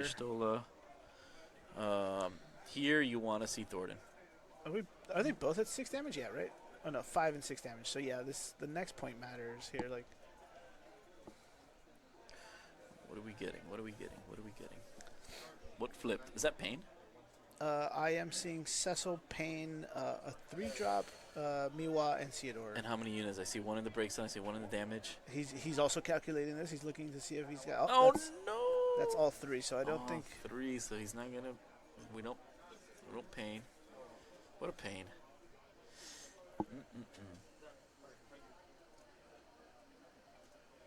Oh man, this is tough. I mean, you just get the Miwa at this point. Yeah, I guess that's true too. You get the Miwa because that +2 could be relevant, but really it's just the only card he can play in a pinch. That's true. I don't know. He's gonna lose both forwards next turn, anyways. He got the Theodore here. I think. Get the Theodore? Yeah, yeah. Okay. Oh, I don't hate that. Oh, I forgot to mention to you, our boy Ian was also X1 before this.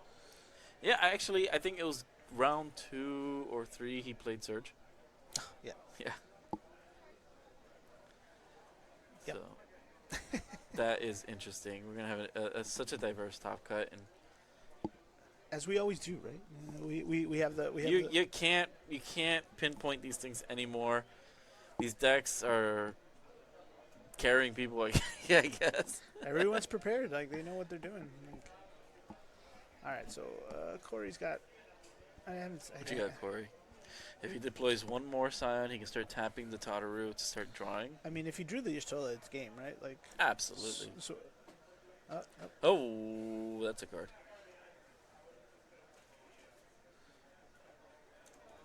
What is that? Irvin from what set here? 19? 19? Is it? I can't see. Help me. Sorry, he might be a little bit more down the road. 21. 21, Irvin so L. Yeah, that's still a card that, you know, I think we see a little less now, but it's still very, very strong, very, like, troublesome for a lot of people. Yeah, enter the field. You the haste.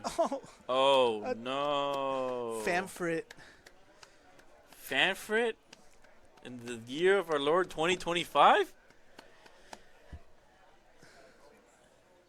Well, he's got to give up the cloud for the Famfrit, but can we do something? And this is why we keep the Miwa, right? Yeah, right? yeah. Because in a pinch, what could happen? We can cast it. Yeah. And in this case, thank you. Yeah, he's cleaning up the board here. Thank you. About to send the judge over, and then pitch to Miwa. See, never give up, guys. Never surrender. Now you just force a no. Wait, no. No. Oh, his limit breaks out. I would have said we had Vajra there to get rid of. Yeah. No, the limit break was spent. Going the distance again. Yep. Interesting. Very good. All right, so who do we want? Should we get? I'll get Christian over here, right? If we have a little bit. Absolutely. Yeah, if you can bring him for me, you want? Yeah. Yep. Yeah. Give you a review break there. All right. Yeah. Sweetheart, I would have loved to. If you want, but it's up to you. Let's get Christian. Chris's list. It's the other one, yeah. So let's get Christian over here for just a quick interview before. It looks like the round is just wrapping up. We'll do it real quick because we're going to jump straight into round 6. Five, 6? No, if he's 4-1, yeah, round 6. Oh, we're down to the last one. Find the Bubble Boys. Yeah. All right, guys. So yeah, see, we did get some really good games there. We saw the end of the second feature match as well. Again, as always, things can go different. If you have it, you have it. You know, the cards tell. Mayakov would have been a big deal for John, like we said. Just seeing it early would have stopped a lot of that stuff. But as you guys saw when we were discussing it, when we had the deck list, the Malboros played a very important part for both players, right? And that's why everyone's playing. If you're playing monsters or water in some capacity, you're playing the Malboros at 3, and it's important. It's good for the Unum. In Fire Water, you need it for stuff like the Cecil, right? The Water Cecil. That kind of mitigates the damage. And it's just turning everything off. It's the same way the Aerith is played now, right? Like you want to turn off those effects. Blanking cards. Kuchulain has still always been a great card. So all of that, ties together for, a good way to play this game. Good control. Here you go, buddy. Thank you so much. Christian, congratulations. Thank you. Very, very good show. First of all, like, how many times, because I know, I don't know about anyone else, but I'm very curious, how many times do you play this match with Tori? Like, over and over and over again. You guys are always on the list. You're both big fans of the Firewater monsters. Yeah. I think for you it was a no-brainer bringing it today, right? Absolutely, a no-brainer. So Tori and I have a lot of matches with this deck under our belts, as you mentioned, but we do not have that much experience into dancers. So that was nobody does. Yeah. Only if you play with John or you play with Andy, Yeah. you have that experience. But okay. And then with John having beat Tori in Chicago, I was like, oh, so you there was some insight at least. Yeah. Okay. But I hadn't actually talked to Tori about that match.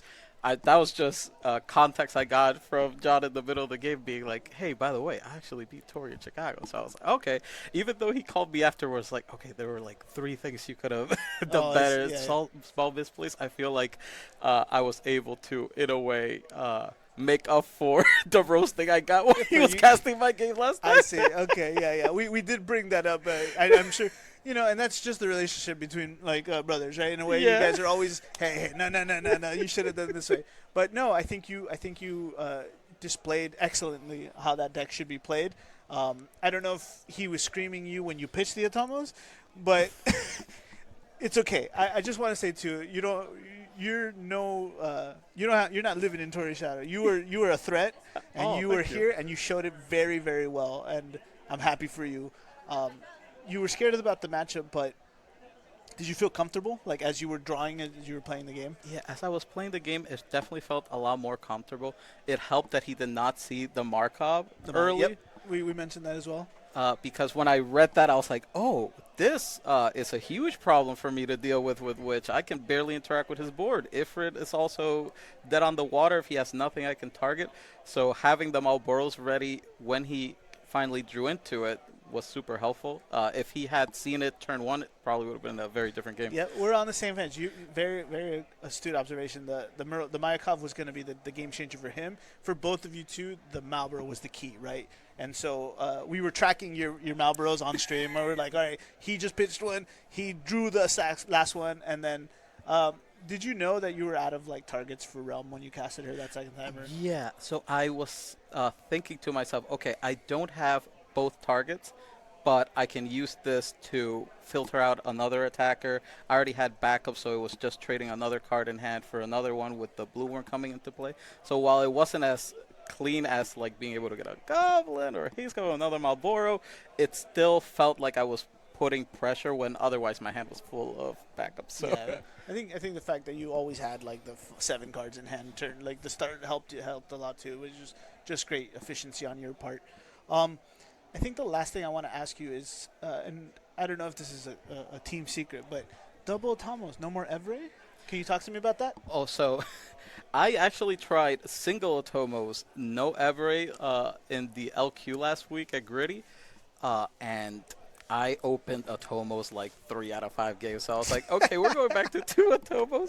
But I think 2 Atomos and an Ebre might be something to definitely explore in the Really? future, because I'm Okay. technically running one more backup than Tori's version. Okay. I have a little bit of wiggle room there, so for maybe next Materia Corporal Q, I can try Canada? that. Yeah, I'm going to Canada. I'm July 12th planning on going and 13th, I think, right? yeah, Yeah. the rest of the materials for the season. Oh wow! Oh, Yeah. so there you go. He's making his name. He's reminding everyone who he is here today, and he's gonna show you guys in person for the rest of the season. So I love that. I think that's it. Like I don't. For me, I just like the Evray. Maybe because my list, I'm playing more than just water.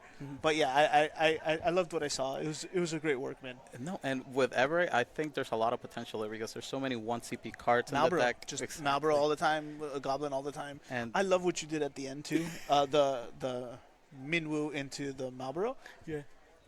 Oh, Chef's kiss. thank you so much. It should have been a Haste Goblin. As I was talking to Tori after, I should have activated 2 fire backups and done a. You yeah. had options, okay? Yeah. It should the words it shouldn't have it is not no. You had options. You were good either way, bud. I think you're fine. But I think he said we're getting Ready rolling for out. the- Yeah, alright, the perfect. round end, I think. Right? Anybody Awesome. you want to give a shout out to while you're here, of course? Thank you. That was what I was literally about to ask. Yeah, of course. So I wanted to give a shout out to obviously the Gamers Command team. They're super great. Tori for lending me his literal list. That's why I have the 3 side climbs. I would not be doing that otherwise. And of course, Whoa, were those 6? Those were 3 side climbs that Oh my- Tori runs. I am a non-foil gamer, so I'm sweating every time I play one. But Are you double sleeved at least? no, he loves single sleeve. I'm like mad lad. Mad lad for sure. But cannot pass the shout outs without giving a shout out to my wife Rachel Kelly, who's also watching. Yes. But thank you so much. Have a good one. Enjoy the rest of the tournament, and we'll see you tomorrow, I'm sure. Thanks. All right, guys. While Andy figures out what we're gonna be, who we're putting the bubble matches, I want to see. Like I mentioned, I don't know if you guys remember. I mentioned that Sam Prime was unfortunately like at 2-2. I don't know if he won his last one. If he was, we were most likely putting him on. Mike Powell was also 2-2. Sergio, I believe, is out. One of our other guys, our locals, Ian, was X1 into that last match. I don't know if he won his. If he lost, he's also on the bubble. So we're just trying to find out who's on the winning end. You know, who's fighting for their life here for you guys. I think as far as unique stuff in the room, I think those were it. We showed you guys samurais, cadets. We had fire waters, dancers. We've seen some knights. We've seen some Yuna. So I think short of Warrior of Light. Oh no, we had Gavin with Warrior of Lights as well. So I think you've seen pretty much everything in the room. I know the Water Lightning guys got pushed to the back.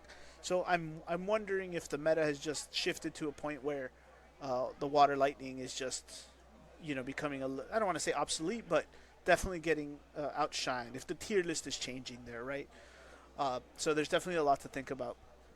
I know when we saw it in Texas didn't have same thing. There wasn't many Water Lightnings in the room, and then we still do need crystals. I will see if we can find out where Irvin is. I didn't see him earlier, so I wonder if the Margarita train has already taken off. But yeah, again, it's just the meta is always changing, and it's good that these players are adapting. I don't see Mono Earth as much too. So one of our guys, the guy that was X1, Ian, he was also on Mono Earth. So hopefully we might be able to see some of that. I will be on the lookout. Maybe Steve can see if Irvin is available for the next one, if he's in the bubble realm. But yeah, we have, thank you guys so much for tuning in, by the way, and supporting us, the community, as well as supporting our local store, Pro Play Games. They've given us a home here on a regular to play this game that we love. So, we want to make sure that they get their love and appreciation, their due diligence as well. They were wonderful in working with me to help set this up. So I hope you guys have enjoyed the stream. I hope you guys have enjoyed the production here that we have going on. There was some learning curves, but as there is with, anything. So, what do you guys got? You want to see crystals? Is there anybody else you want to know how they're doing? I can try to see if I can find that for you.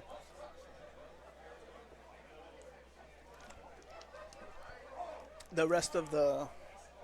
our time's coming up to the last round. I think there's a lot of players coming. A lot of the store's starting to get busy too. We have a lot of people buying out packs and opening up singles and stuff for other games right now.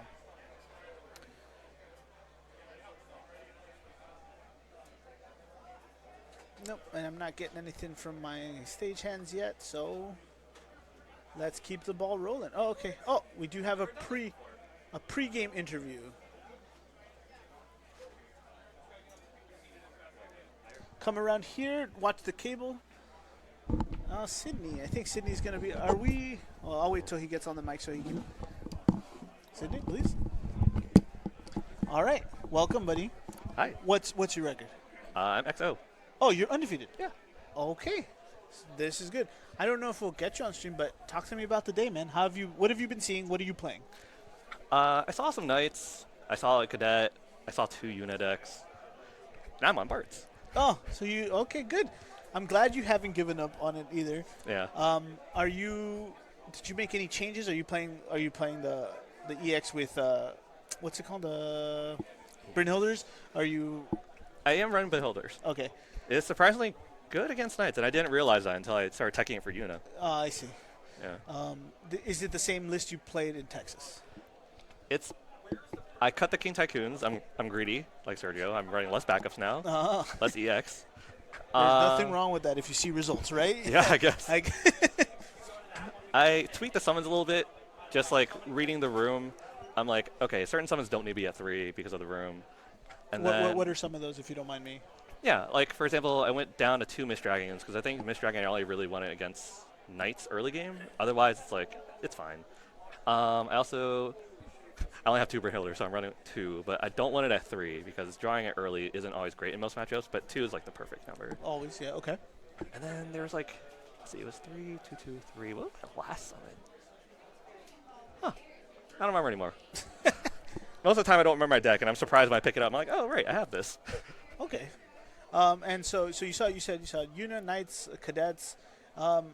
How bad were the Una matchups? Like, how did you get through those? What happened? Did they break, or were you just... Yeah, honestly, just better lucky than good. The first Una matchup, he didn't draw Una for like 8 turns. I was like, okay, I'll take that. You got to 4 Wolves on the board? I never got to Wool because I was like always worried. It's like, okay, he's going to play Una soon, so screw colors. I just need backups to pay for Una taxes. Mm-hmm. So I never actually hit 4 colors against Una decks. I was just like, get to 5 as fast as possible. We'll worry about the colors later. Okay. Worst case scenario, even if I don't have the colors, I still have Warrior of Light LB, which isn't the worst. Yep, that's true. Yeah, which is a big deal, right, in that matchup, right? They have to always target him. Surprisingly, I never needed to use it against Una because my opponents bricked really hard. Man, the chat is asking, Travis, how's Travis? By any chance, do you know what Travis's record is right now? Unfortunately, I don't. Unfortunately, it's okay. Yeah. It's a lot of commotion out there. So that's cool, Cindy. I'm glad, man. I'm glad you're undefeated. You've punched your ticket to Nats. Yeah. But we're trying to go for that Worlds. Yes. Yes. And now, I don't know what else is in the room, but we just saw, Firewater Witch go through. Scions, I believe, are up there. Oh, yeah. Scions are good against Una, supposedly. Yeah, it seems that way. Yeah. So it's interesting to see some of that stuff. So obviously, you're in for tomorrow. Mm-hmm. What are you worried about? More Unas? Yeah. One of these days, I'm not going to get lucky against Una. I'm just going to lose miserably. And, and then you'll know that the time is up, right? Yeah. All right. Well, I hope you keep dodging up. I don't know. Anything you want to tell the chat right now? Tell stream? Yeah. I really hope Una gets banned or limited. Please. Before Nats. No, please. no. This is a good conversation, actually. I'm glad this is the second time you're the second person to bring that up today. I'm thinking... Are you really worried about it with the way some of the cards we're already seeing next set? Like Zodiac, for example. Like, do you think it's not enough answers for what Una does already? Because for me, sorry to interrupt, I think there will be enough to deal with her. That she'll become, yes, she'll stay in the meta, but things might need to change. Yeah, I mean, that's fair. There's definitely a lot of kind of like anti-Una cards coming out. But for me, I'm like a Bart's one trick, and I didn't see anything good from my deck yet. And I was like, I need answers, please. And if not, can someone ban Una, please? Okay, that's a fair assessment. What's it gonna take to get you off Bart's then? That's my segment. I ask Serge this question all the time, right? Like, yeah, probably a ban of Bart's because I refuse to play like actual full Refia. So if they actually just ban my S Bart's for some reason, I'll just stop playing Bart's.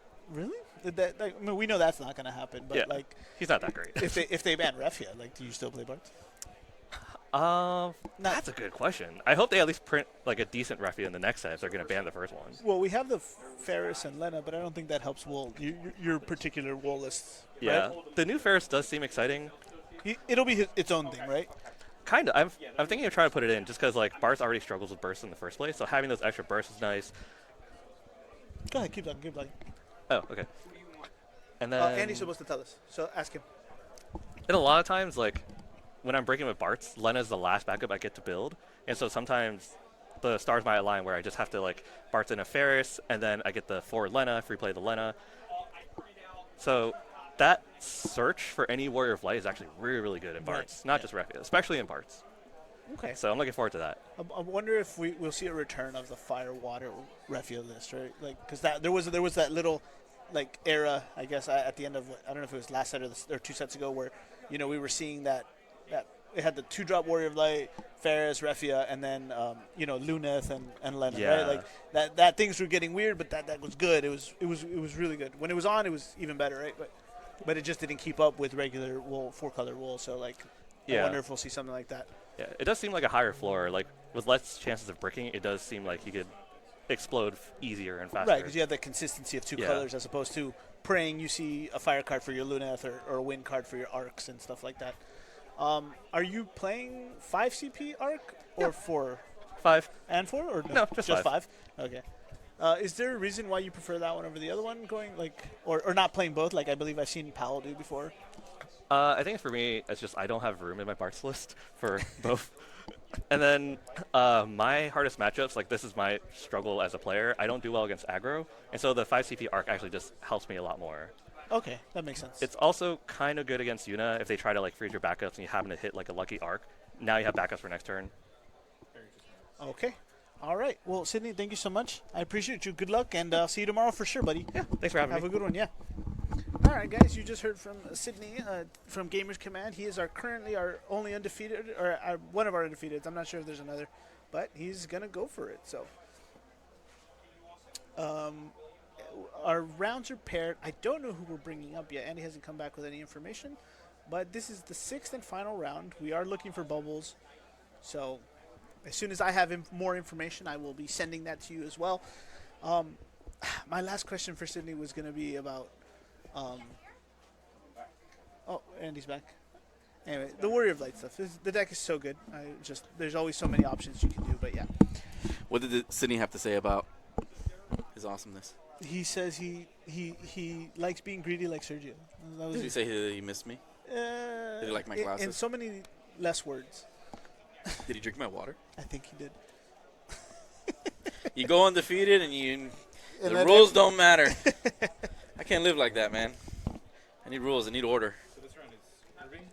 No, this actually Sam Prime's winning in. He is an X2. Okay. Next to him would be Sydney.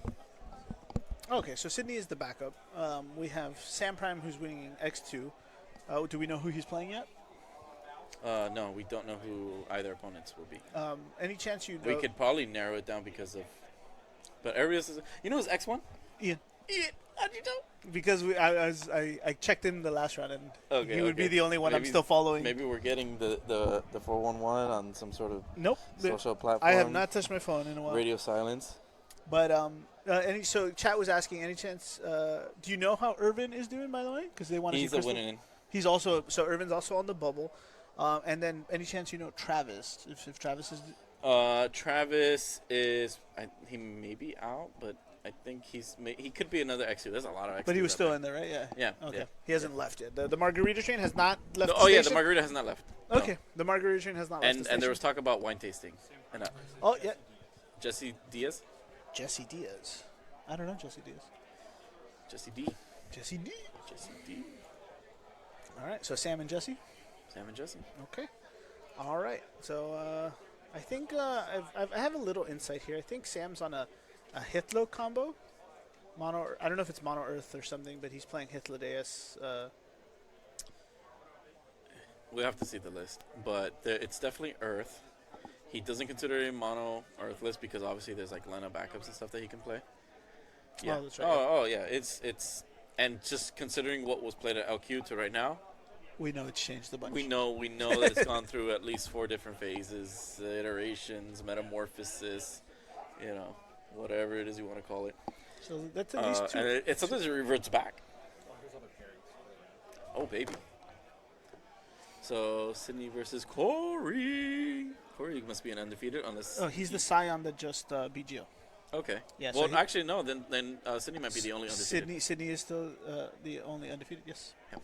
All right. Yep. So the Scion you saw in the backup match is playing Sydney right now on the backup match again. Next is Doolittle and Jason. Yep. So Scions Yep. versus Ian Rodriguez and Chris. Ian's gonna be playing against Mono Earth against Firewater Monster. Oh, so he's on Mono Earth. Yeah, he's on Mono Earth. We decided Mono Earth last night. He was comfortable with it. Oh, so look, I got some. We were asking about Travis. Travis looks like he's also Mr. Hayward. He might be X1 at this high, right? Cause could be. Like there's a lot of X2s, but he's seated high. Right now he's at table. He's going into round 6 at table 6. Oh, but he's playing Geo. And he is playing. He's playing our Geo on Yuna. And Geo's playing on Yuna. Yeah. So we've seen that matchup before. He can navigate it well. He has the tools for it. But if he doesn't see them, or if Geo can get there early and make it tougher for those tools to be effective, Travis can have a hard time. Yeah, it really just depends. I think in a best of 1 scenario, it's tougher, right? Like, because I know you played him on that similar matchup. Yeah, we did. In Swiss rounds, he made a couple of errors, and he caught them right away afterwards. For example, he meathed 5 CP, but he wanted 6 CP because he just forgot what Jack's cost was. So he pitched the cloud, and it was like, oh man. So, but he caught that right away, and then trust me, he got into top cut with me, but we had the run back, and dude, he just adjusted. All right. Yeah. All right. I mean, my hand was just was flopped, but regardless, I mean, he was locked in. Dude was focused. Oh, this is the backup match. Okay, so we got the backup match one right now, and then. Reminding everyone, Adam, who we had from the first game, is it seems he might be also on the bubble now because he's right above Sam. He's playing Shashir also. And how's Muhammad doing? Muhammad wasn't doing well earlier, so I can't. I don't know. Okay. Will Low and Will and. Oh, Muhammad. Right here. Oh, playing Will Low. Will Low. Yep. So those guys are winning in too. Irvin Diaz is winning in. Irvin is playing Khaled. Update with Mike Powell. Unfortunately, he went 2-3. Oh, so he's done. He's done. And let me see who else. When our Warrior of Light players play different decks. No, and and it's the same story. It's just like you go in there and it's like, okay, I mean, obviously Yuna's got good numbers, but then once it flops and it's just like, what do you do? You feel so bad because number one, you really don't want to be playing that deck. Right. Like it's so toxic. Irving Diaz's list? No, Jesus is Diaz. Oh, Jesse Diaz? Yeah. Oh, that's right. So check here now. No. Okay. So have him write a new one. That's one of those. Yeah. No. Good thing we didn't deck check. Are we helping with that? No. I mean, we can. They have 3 judges. That's fine. Anyway. Yeah, we can. Rosa also looks like she's winning. We're playing Thomas. Armand. No, Rosa's out. Oh, no, yeah, these are 2 threes. I'm Rosa's seeing out. Armand right after that. Yeah, so that's that one. All right. So Rosie's out. Well, I think our main match, Sam Prime's opponent does not. We cannot procure, right? Produce. Don't make it that hard, man. I want to. That's the whole point. Can't find the deck list. We can't find. We can't find the deck list. I can't find the paper. I can't find the paper. I can't find the paper. Dude, Opus 25 Legendary Wall. Opus 25. Yeah, that's the Earth one, the one I keep advocating for, and then Ian doesn't want to play. Yeah, he's Monk Warrior of Light, right? Helps you filter. Can protect things, right? It's the biggest thing, right? You can remove 3 Earths to dull something, and it doesn't break this turn. Has to be an Earth. But yeah, you got it. We have Titan and Hugo, Emmett Selch, and Hythlodaeus. Yep. Mm-hmm. You know what's not in here? What's not in here? The forward Chantoto. Remember that? Oh, yeah. It was like, oh, we're trying this out. Oh, he took out the forward Chantoto, and he's back to the Opus 1 standard 7 drop back up. Oh, but I am seeing Kalmia here. I love that. You see, water backups. Water backups. You know me, I love water backups. Yep. That's interesting. Well, I guess it doesn't matter because what's his name? Leo can produce. Leo, Toto. Armand is 2-3. Yeah, Armand is out. I think he's out. Mm-hmm. Yeah, we're rooting for Sydney, rooting for Key. In. Yeah, Sydney's in. Key's. I didn't see where Key was, but rooting for Irving to win his bubble match to get in. Rooting for Gio. Yep. Right. Rooting for Ian. Key is playing. Ian could lose, and he's Gavin. already in top 16. Yeah, Key is playing Gavin. If Ian wins the Materia Cup. Let's yeah, we're hoping for. No, I mean he can. We're not gonna. We've put him through the grind enough where he knows exactly where he should be. He's in that same mindset that when he won that win a case. Oh yeah, undefeated at a case tournament. I guess he found. They found it in the garbage. I guess. It's Jesus Diaz. I think this is. I'm not sure if this. Huh? This is Jesus. I'm not sure if this is one of the hyper collectible boys. He's usually always on. He's always on Warrior of Lights. Yeah. Well, this should be fun. So they do know each other. If this is who I think it is, but yeah. Another person with great penmanship. Yeah. Also very helpful. Yeah, absolutely. Opus 14 Shinryu. That's the 369. I think so. Yeah. Yep. Yeah.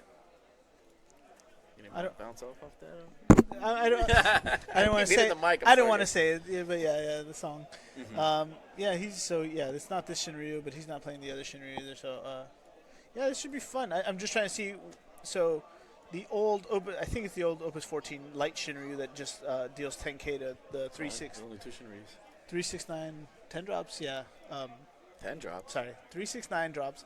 It deals 10k to them when it enters.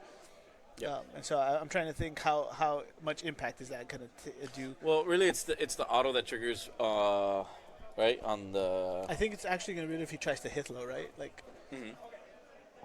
One of the things were just like, well, the minus K7 reduction on a board with a bunch of 8Ks, 9Ks. I don't know how relevant that is. I don't know how well he can board clear. He's going to need to set up aggressively. Because I wonder if Sam goes for the Hitler-Deus, like into this matchup knowing it so well. Oh, excuse me.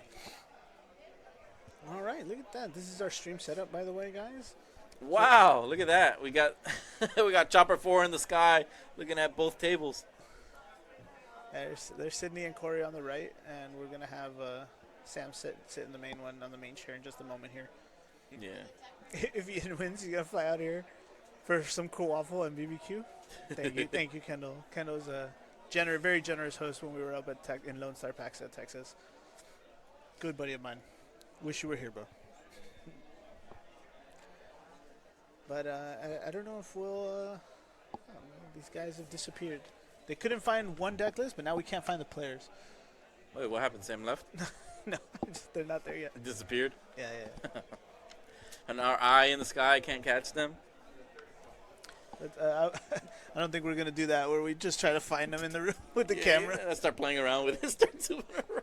No, that's fine. So, yeah, our stream camera setup is quite a very good one. It just we can look at the whole store pretty much. Huh? Yes. Yeah, we have we can literally look at everything in the room, and it's just, but yeah, you'll probably get some motion sickness. But it's very cool. So we were able to. It's been doing a bang up job here tonight. So Sam's on the table, and looks like Jesus probably just stepped away. Shadow Lord, Triple Pora. Yeah, it's a lot of water in here. It's fine. It's a water Earthless then. The cool thing also is the Titan Hugo. Yep. Yep, that is our Jesus from Hyper Collectibles. Rocking the Kassar Games new jersey. Our new team shirts, I think. Sam Prime on top from Gamers Command. Captain / leader. So he's wearing his world shirt. Is that the world shirt? His yeah. Oh really? Worlds, yeah. Oh, I didn't realize. Never mind. But I think that's the world's 23 or 20. When was the last time you went to Worlds? Last year, no? Yeah. Was it last year? He went to Worlds last year, yeah. No, did he go to Worlds again, like with Zach? Zach Bro. That was a long time ago, yeah. That, Oh, I don't and know, I think I don't that's know. probably that's the jersey. That's that the he's one wearing. from back then, yeah. Yeah, the Choco Bros. Imagine having 3 Worlds jackets. You know, he mix them. He puts them in the same laundry as his whites. All right, so at this point he don't care. He's just collecting free shirts. All right. So let's see. And that's the wool. That's the wool we're talking about. So yeah, we have Sam Prime on the left and Jesus on the right. I don't actually know. So these guys, they're neighboring stores, but I don't know how often they actually practice. They're less than an hour away from each other. Yeah, there's definitely less than an hour away from each other. Turf rivalry. Turf rivalry. I like that. All right, so I don't know. Again, and the reason I bring that up is because I don't know. See, I know Jesus enough to know that he's on this list, right? Mhm. But I don't know if Sam knows him enough to know he's on this list. He'll figure that out right away. Oh, maybe not. That could be anything, right? Sam's got an encyclopedia of all the cards. You know, sees one card, it's just like, yeah, that's fine. It's like, Lena, huh? I know the exact but list that you're on. Anyways, I think Minor, let's see. Let's go fishing. 1, 2, 3, 4. Oh no! Swing and a miss. Man, why are all of our all-star players just whiffing on these reveal 5s? It's the stream. It's the stream curse. Stream luck. Yeah, curse. Yeah. That's pretty much how I play these decks, right? Every time I try to do it, always going whiff. straight into Tyro, baby. What are we getting? Time magic boards? No, he plays. He No, he plays regular. He plays, he's going for the Cecil now. Now that he has both colors, that's a good choice. I like that pick. He kind of helps him figure out what's going on. Normally the play is like, then he goes Earth Cecil, just lets it sit, and then he goes into the Wind Cecil, and then usually just like Cryo, get back at something. The best thing too is that we know the Wolves plays enough EX Burst where there's a good chance he's gonna like Giga Plus here, right? Like. All right. Oh, 2 for. Everybody's showing for work. Oh no. Oh, we got the Epitaph. epitaph. Thank Okay, goodness. thank Oh, God. we were about to. I think he might have just picked it up right there. That was worrisome. His hand's looking a little interesting, right? He's got the Palom and Porum, I think, and not enough Earth cards. I know we said this was an Earth deck, but you know, obviously as we go deeper, it's not, right? No, it's what I say. Like it's definitely got a lot more water splashed into it.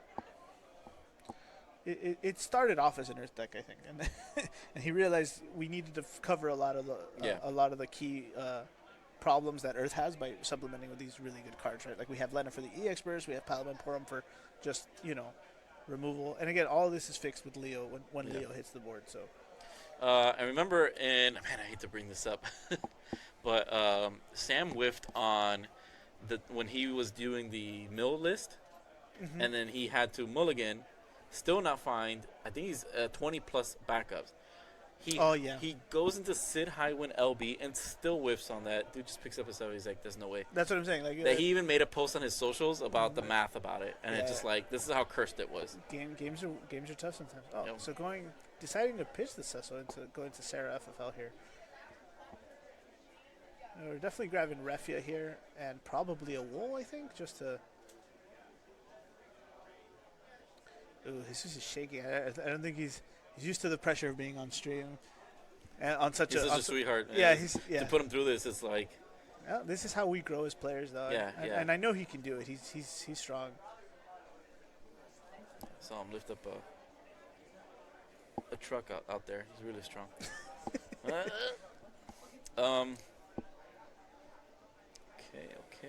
We got the Sarah FFL. Epitaph is coming down. I'm not sure if we have. I think we have an Ingus there, a Claris. 2 Claris, yeah. So the hand's looking a little interesting on Sam's side. Double Claris, Porum. Yeah. So I guess the Hitlow's out of the question now. Well, he pitched it. That's what I'm saying. Yeah, and he has the one of. And he's out of pitched it, so he's not kind of banking on that. I wonder if it was just from the rough classic start. backup pat. Got to make sure they're okay. Yeah.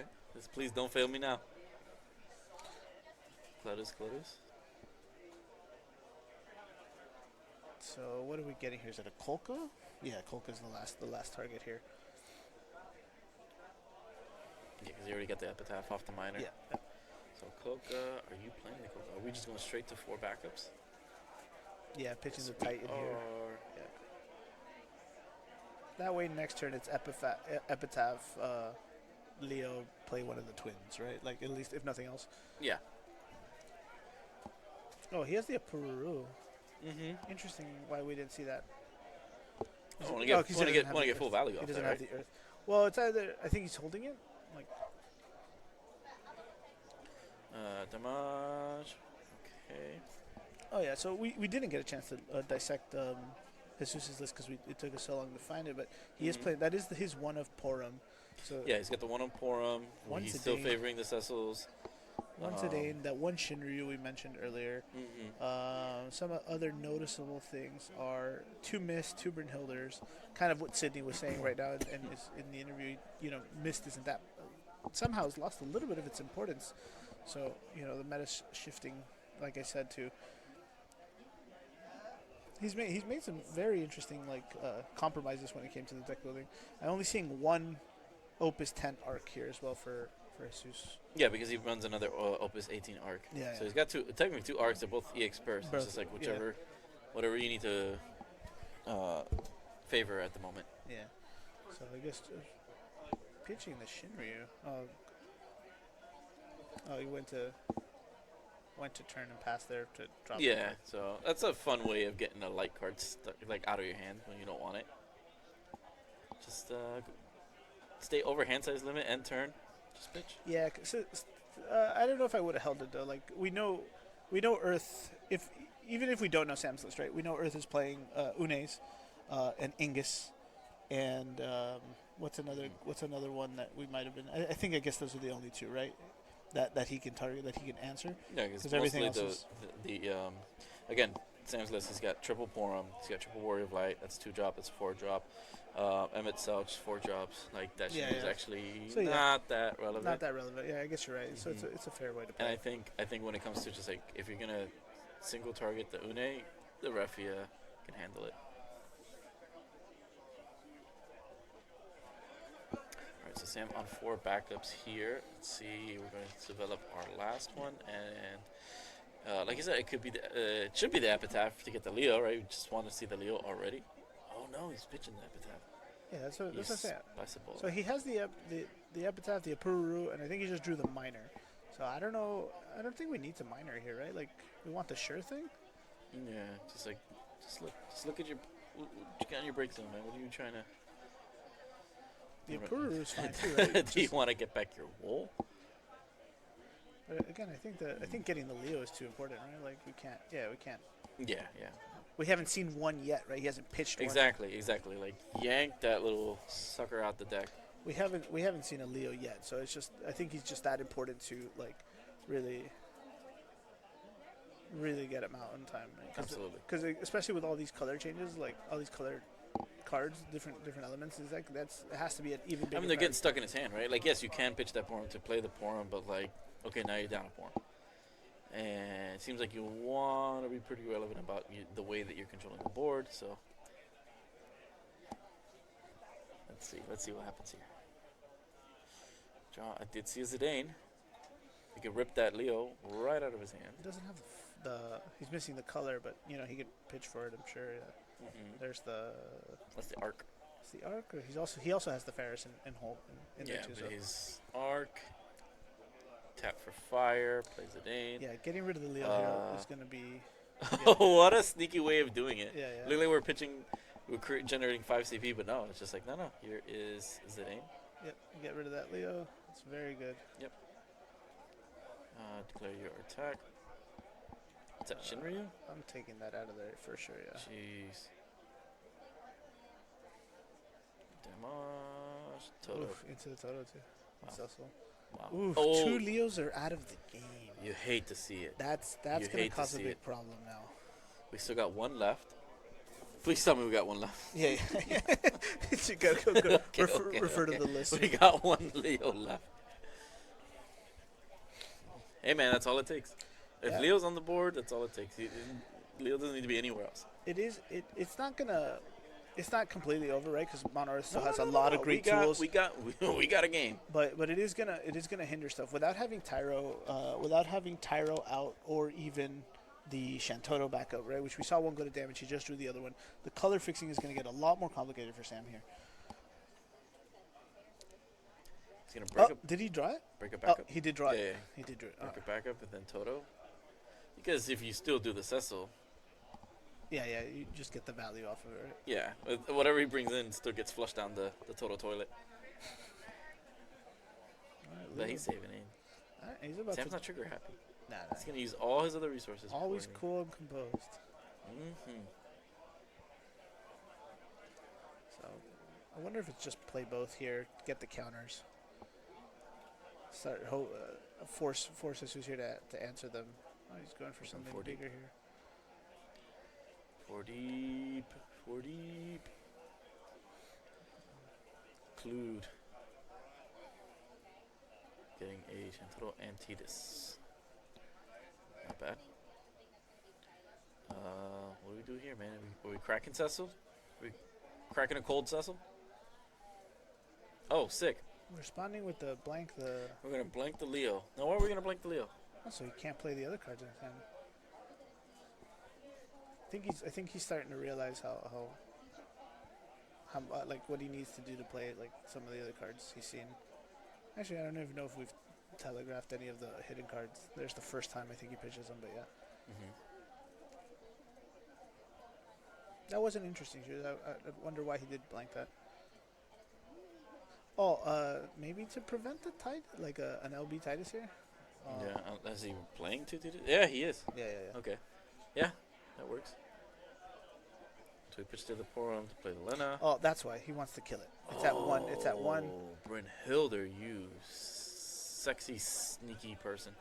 now we're on the page. Now we're still not gonna crack that Cecil. That's fine. I guess he doesn't have anything to really to tutor in. It's better to hold that, right? Like just response it's not. I mean, he had plenty of other answers. It's fine. Nothing to overextend. The Kakolin found its mark. Brynhilder followed up. And we just hit our 4th backup, right? And he hasn't seen a wool. He hasn't seen a wool backup, a wool 4-drop wool, right? Like 4-color wool, because that's the best. Jesus, I don't think. Oh yeah, no, right? Because you want to. So what are the best options too, right? You want to go into a Ferris when you have Warrior of Lights, or go into the Warrior of Light because he's I'm pretty sure he drew off the Bryn. Yeah. Yes, he did. Yeah, definitely would have got that. We drew off the Bryn.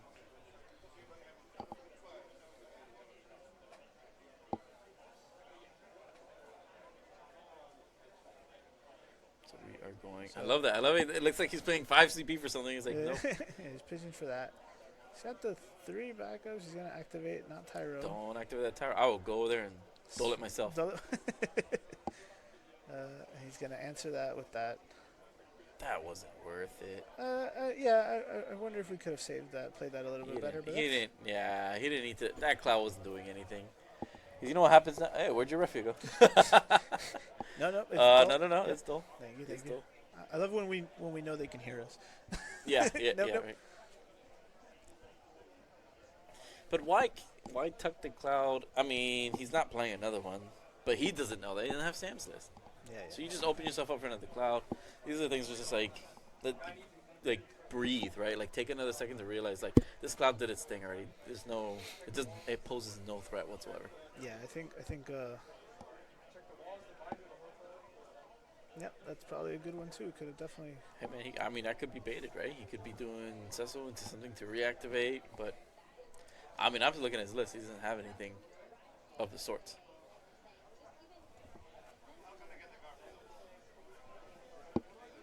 Yeah, I think Sam's got options here, right? Yeah, again, the pressure could be getting to him. We might be seeing some of those plays where it's like we could have done things a little differently, but that's okay. Interesting. Shadow Lord here too. Obviously, you call Warrior late. It's gonna go. Warrior of Light. Just clean the Refia up, no problem. The most expensive Refia removal. Oh man, you got a Shadow Lord, man. I think we're still missing a color for the backups, right? We still don't have enough here. For wool? Yeah. Yeah. I don't think he needs he earth saw and needs wind. One or the other. Mm-hmm. It's like I said, he needs the cryo. Well, Sam is at 3 right now, so he's definitely taking it slow, but he's got a lot. I think he's in a good position. He's just got to stabilize this. He's got to get to the comfort zone, right, where he wants to be. Have the colors, have the Refia doing its thing. Like. Mm-hmm. All right, Kusith, get back Refia. Tight. Clean.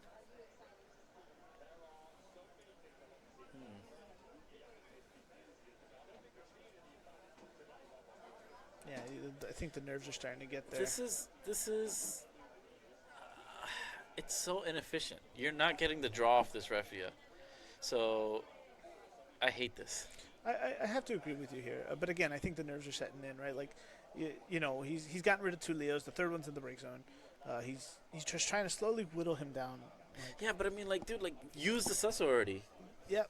Like, just use the Cecil already. Free play the Refia. Tap your 4 Warrior of Lights. Then do it. Go into combat. Draw your card.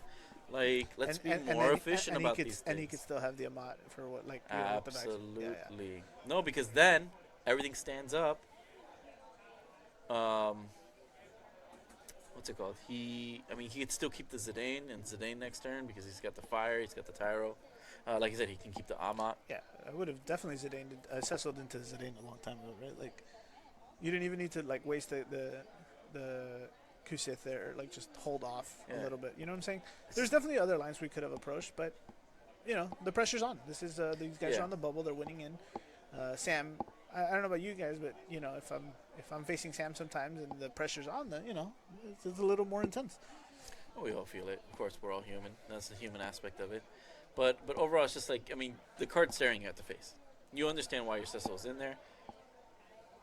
And it doesn't make sense to, like, save it for something that's already being targeted because the target has already been chosen. So Cecil tutoring the wind one's not going to tax it afterwards. Like, it's not going to happen.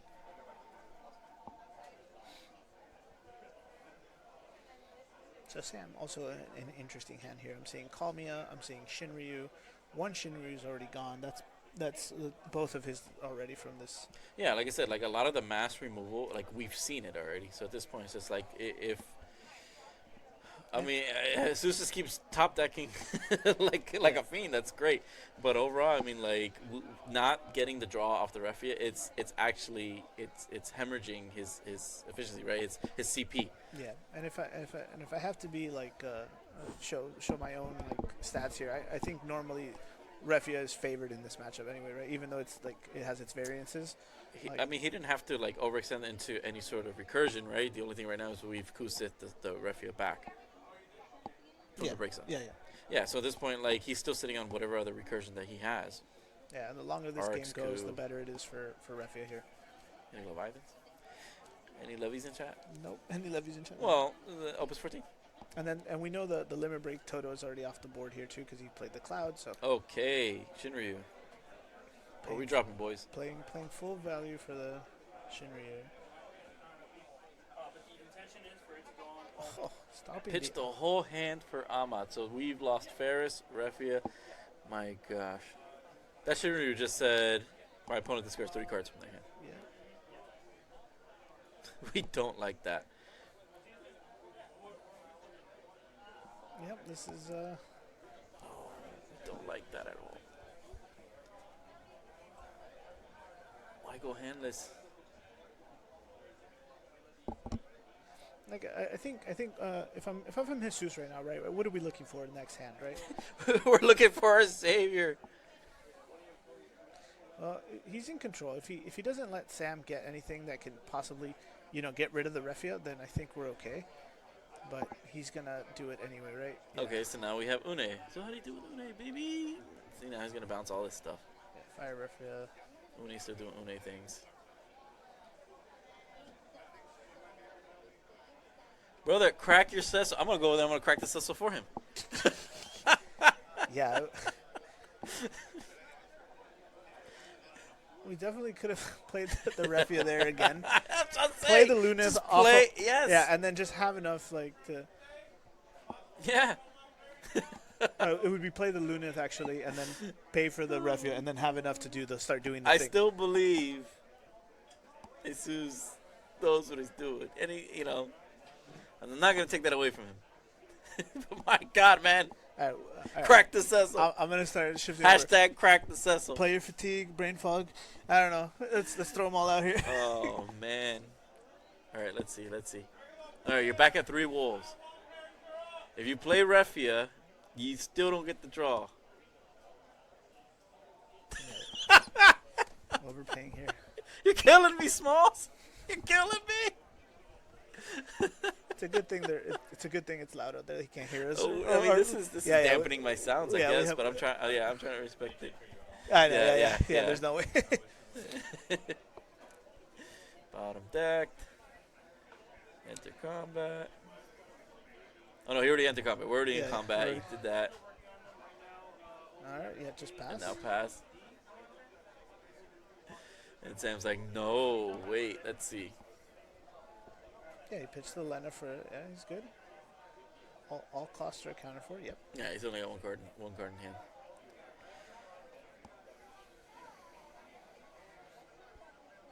All right, he says thumbs up. What are we getting? Backup and Vincent and Miss Dragon? Yeah, so here's the scary part because he didn't activate. He didn't have 4. He didn't when he entered combat, the referee was already active. Yeah. So yeah, he didn't activate 4 wolves. Yeah, and that's kind of where our frustrations are coming from, right? Like, yeah, because he continues to hard cast the Refia, right? And he's tapping those wolves in order to do it. If he just cracks a Cecil, plays, with the Refia off the other Cecil, right? Then he has 4 wolves, do Refia's tuck ability, go into combat, untap 4, draw, and he could have been doing that like 4 turns ago. Yeah. Which means that one tuck, one no tuck. Yeah. There could have been a lot more cards in his hand. He would have had an Amat primed and ready without discarding 2 cards from hand to do it. Yeah, there was definitely, and again, like I was saying, our frustrations are there's definitely a couple of cleaner lines, more efficient plays that we could have been. This game might have already been over. You know what I'm saying? Sam's he didn't draw anything he wanted. I don't know how much he can dig into the LB. We've used one cloud, his only cloud, and yeah, he gave up 1 Tidus, one Toto for the cloud. Yeah, and so we're down to what he can Luna Preya if he wants, but a lot of his stuff is already gone. So what are we getting? Maybe an Ingus EX Burst. Ingus is a good one. Cost 1. Search stuff. I'm pretty sure outside of the Mont Leonis. Preya. Yeah, there it is, right? Yeah. So outside. What are we praying to hit? I was just saying Ingus, right? Yeah, I think Ingus is the best one. Absolutely, so much value. And this is why it's like you can't keep giving Mono Earth turns to just top deck into something really good. All right, we got 4. Where's the 6? Pay the 6. Buddy, you gotta leave an Earth up if you're gonna hit that Ingus. Pay the 6. No. Can we confirm paying? See, he heard me. What did he pitch for that? You see the Mont Leonis? Oh, he pitched the Mont Leonis for it? Yeah. So there's the Ingus, right? Ingus get the search. Yeah. The problem is if he picks and it's the Express, this just gets to draw off of it with the Lena. So that's fine. The problem too is that Ingus is 2 now, right? Yeah, because he has a water backup. So. True. Sam's got cards in hand though. I know, but I'm just saying, it's some of the trade-offs you make when you get this in. True. Jesus draw. Yeah, he's reminding him. Yep. Thank you, Sam. He's got a Vincent that he's not going to play. Emmett Self.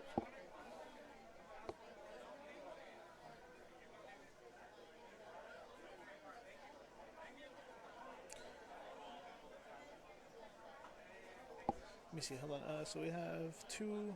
It's 2 so 2 we're gonna Emmett here. Search Ingus. Pitch Ingus. Play Ingus. Ingus. Hey, what's going on? What did we miss?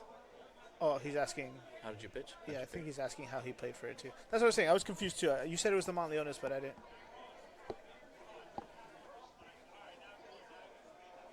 Yeah, he drew to the 2, I think, right? He drew to the Vincent and then.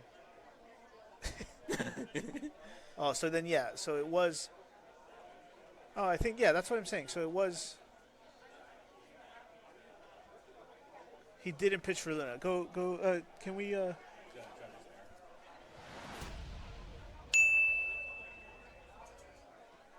So we do have a judge. No, but I want to make sure that it was the correct ruling. If you missed it, because he could have said that.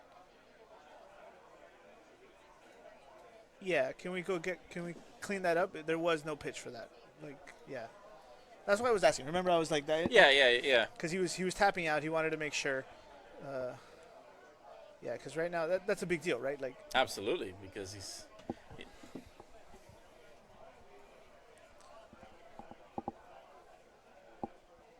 No, yeah. Everyone can confirm that. So now, okay, so they reversed it. Yeah. So he has to just do the Ingus play by pitching the Vincent. I don't He know. had to pitch Because the he has Misdragon. 3 cards in hand right now. Oh, they did take it? Yeah. Remember now he had, instead of now 4 cards, it's 3 cards. Oh, okay. Yeah. All right, they resolved it? Yeah, okay, cool. All right. Yeah. Thank you, chat. I'm glad we're all on our game today.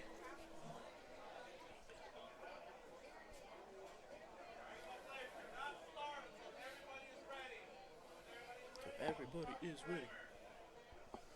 All right, so Refia survived. We have things now. We're gonna start seeing. Now we have a Warrior Light game. Yeah, now we're gonna start seeing some of the things that I'm sure Jesus has been waiting to do. But I agree, chat. We need to crack that Cecil. No, now he's doing it out of spite. He heard me. Yeah. He hears it in the back, very faint. Crack the Cecil. The hairs on his neck are just standing up. It's like someone's talking about. His ear must be burning right now. Yeah. Unless he goes, it does what? That Cecil can do what? Oh man.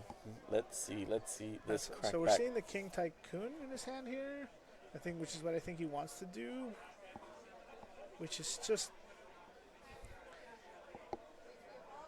No, this is the big difference between like the Time Magic Bart list. Yeah, and the non-Bart list is that your backups, they're not all Warrior of Light. Yeah.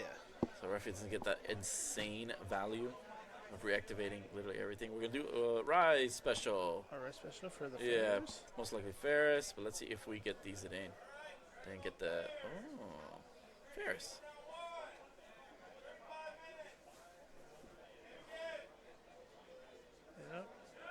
Now, if he hastes the Ferris, we can activate, right? So we're going to Pitch a combat, Lena. and we still aren't. Get rid of the Lena. He's got 2 Lenas. Get rid of the Lena. Somebody help. Someone Judge. please help him. Thank you, Ike. Yeah, there you go. Yeah, give Ferris haste. Oh, no, did he go straight into battle? He did, and and he still doesn't get the draw of it. Oh, Chat, man. I'm sorry. This hurts. Yep. Yep. Yep. And yeah, straight in the rope and chair phase. If Jesus manages to make his way over here to this booth, I'm gonna let you give it to him. Oh, I'll give it to him. It's very stern. Give him the old papi, ¿qué pasó? No, he's gonna tell me. I'm not gonna tell him. He's gonna tell me why is he doing the things he's doing. Nah, but at this point, I don't want him to do it. At this point, yeah. Yeah, no, at this point, no. You've refused me so much Now, satisfaction. I don't even want to, like, the only thing else I can think of. Are we cracking it? On the Oh, what a tease. He's waiting for the block, and then he's going to crack it. Oh, sweet liberation. No, but why? What?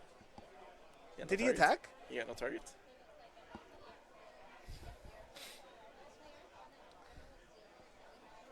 Into the Tycoon. Search of Jump for your deck, dude. And you're out of Lenas. Oh, is he going to search Ferris? Ferris. Oh, he's out of Ferris. No, he's got Ferris. Yeah, he's definitely out of Lennis. He just pitched the one. Yeah, that's Ferris.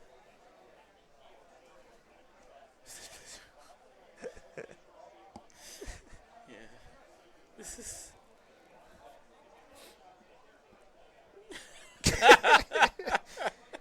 It's a group effort. Chat, you can lock in, man. Lock in. We're crashing out. We're crashing out. Player fatigue, Yeah, brain no, fog. Commentator We should have had that lunch break. I don't know. I can't. I don't know. Fortunately, we have a minute left in the round. I don't know who's more frustrated, us or Sam right now, or you guys. No. I'm up to here. I'm up to here. What is he searching? What can he get anymore? Another, the Une, right? There's still an Une. He sent it back. Or Right, it's 6 drop, right? 6 drop, not 6 or less. It has to be exactly 6. 6 or more. Oh, 6 or more? Yeah. Okay. Cool. Oh, yeah, 6 or more. Mont? Is on Mont?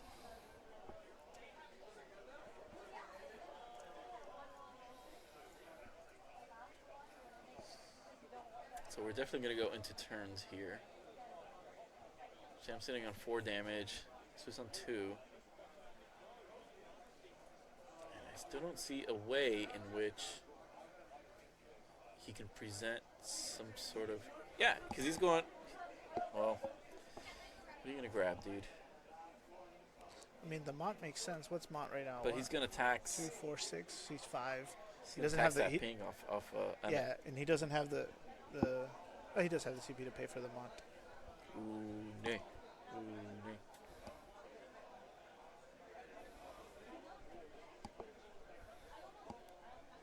Yeah, I think we're like a few, maybe a couple seconds off from the actual time. So that's just like 10 seconds. Yeah, but yeah, we're definitely in time. We're definitely about to go into time. So Sandwich is looking to see if he can discount the Une, play for 4 CP. We proc the Une, we proc the Emmet, so double Cecil taxes. No, it's one. I think it's one effect, so it's like Une's effect and Emmet's effect too. Oh, sorry, Emmet's effect. Sorry, I thought you meant the Une. Sorry, I won't do it again. Don't do it again, man. We've come this far, right? Yeah. All these plays have been turning my brain. No. Yeah, your brain scope. My brain scope. So it's 1 less for every Earth character, right? Yeah, so he's currently 5 right 8, now. 7, 6, 5. Yeah. So pitch, tap, play. Pitch the wool, bring the wool back. Yeah. Well, do you pay do you pay the Cecil tax? Nah, I don't think. I mean, what? Get rid of the. No, because the Emmet now triggers off the Mott enter the field ability to shoot something for 8. I mean, he has a card in hand. Jesus is holding Refia and Ferris again. I think the biggest thing would be to get rid of the Cecil, but let's see what he did. Yeah.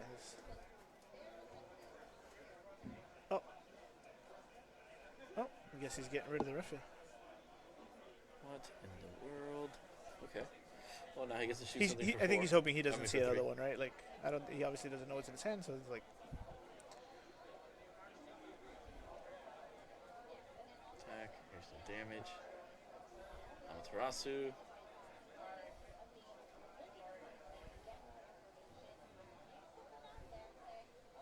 All right. Smaller dragon. So let's see. Lunith. All right, so this should be turn 1. So we're on time. Should be turn 1. Yep. So what do we see? We know we have a Ferris in hand. There's a Cryo. Yeah, he drew backups, so he's definitely going to have to play the Refia and hope. Yeah, but he's got a whole limit break that he hasn't even accessed, right? Oh, yeah. Yeah, no, Sam. Yeah, I told you he did. Of course, yeah, with a big sigh. And I agree, right? Yes, the Cecil is the problem, but in a situation like this, you get rid of the Refia and hope he doesn't draw it again. But of course, they always do. They always do. Warrior Blade to the bottom, please. Don't ping. He can't pay for it anyway. Yeah, he can't pay for it anyway. No point in pinging. It would be neg if he pings anyway, right? Cause where are the other Warriors of Light? We need some arc action. I know he pitched one earlier.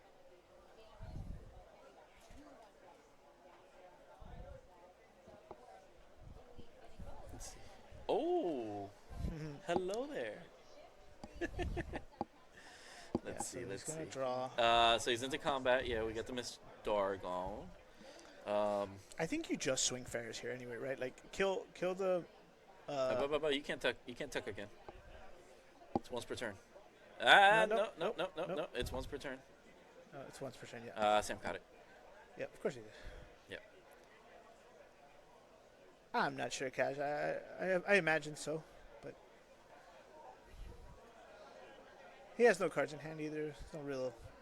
I don't need to keep pouring it on here. So. But yeah, my idea was swing Ferris, kill the Mont anyway, right? I would just attack Ferris because he has another Ferris in hand. Right, exactly. And he's on damage 3. It's a good search. You kill the Mont. They're not going to block because of the trigger, but then you can then maybe swing the Cecil. Yeah. So we went straight to main phase 2. Yes.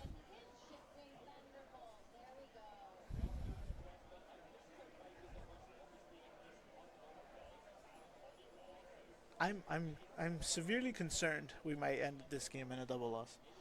Who do we interview in a double loss? No, they're both on the bubble. The trash can. We get the trash can in here. I'll bring the head judge in here, or I'll bring the judge, the table judge, the table judge to give us we interview chat. The nitty gritty. This is what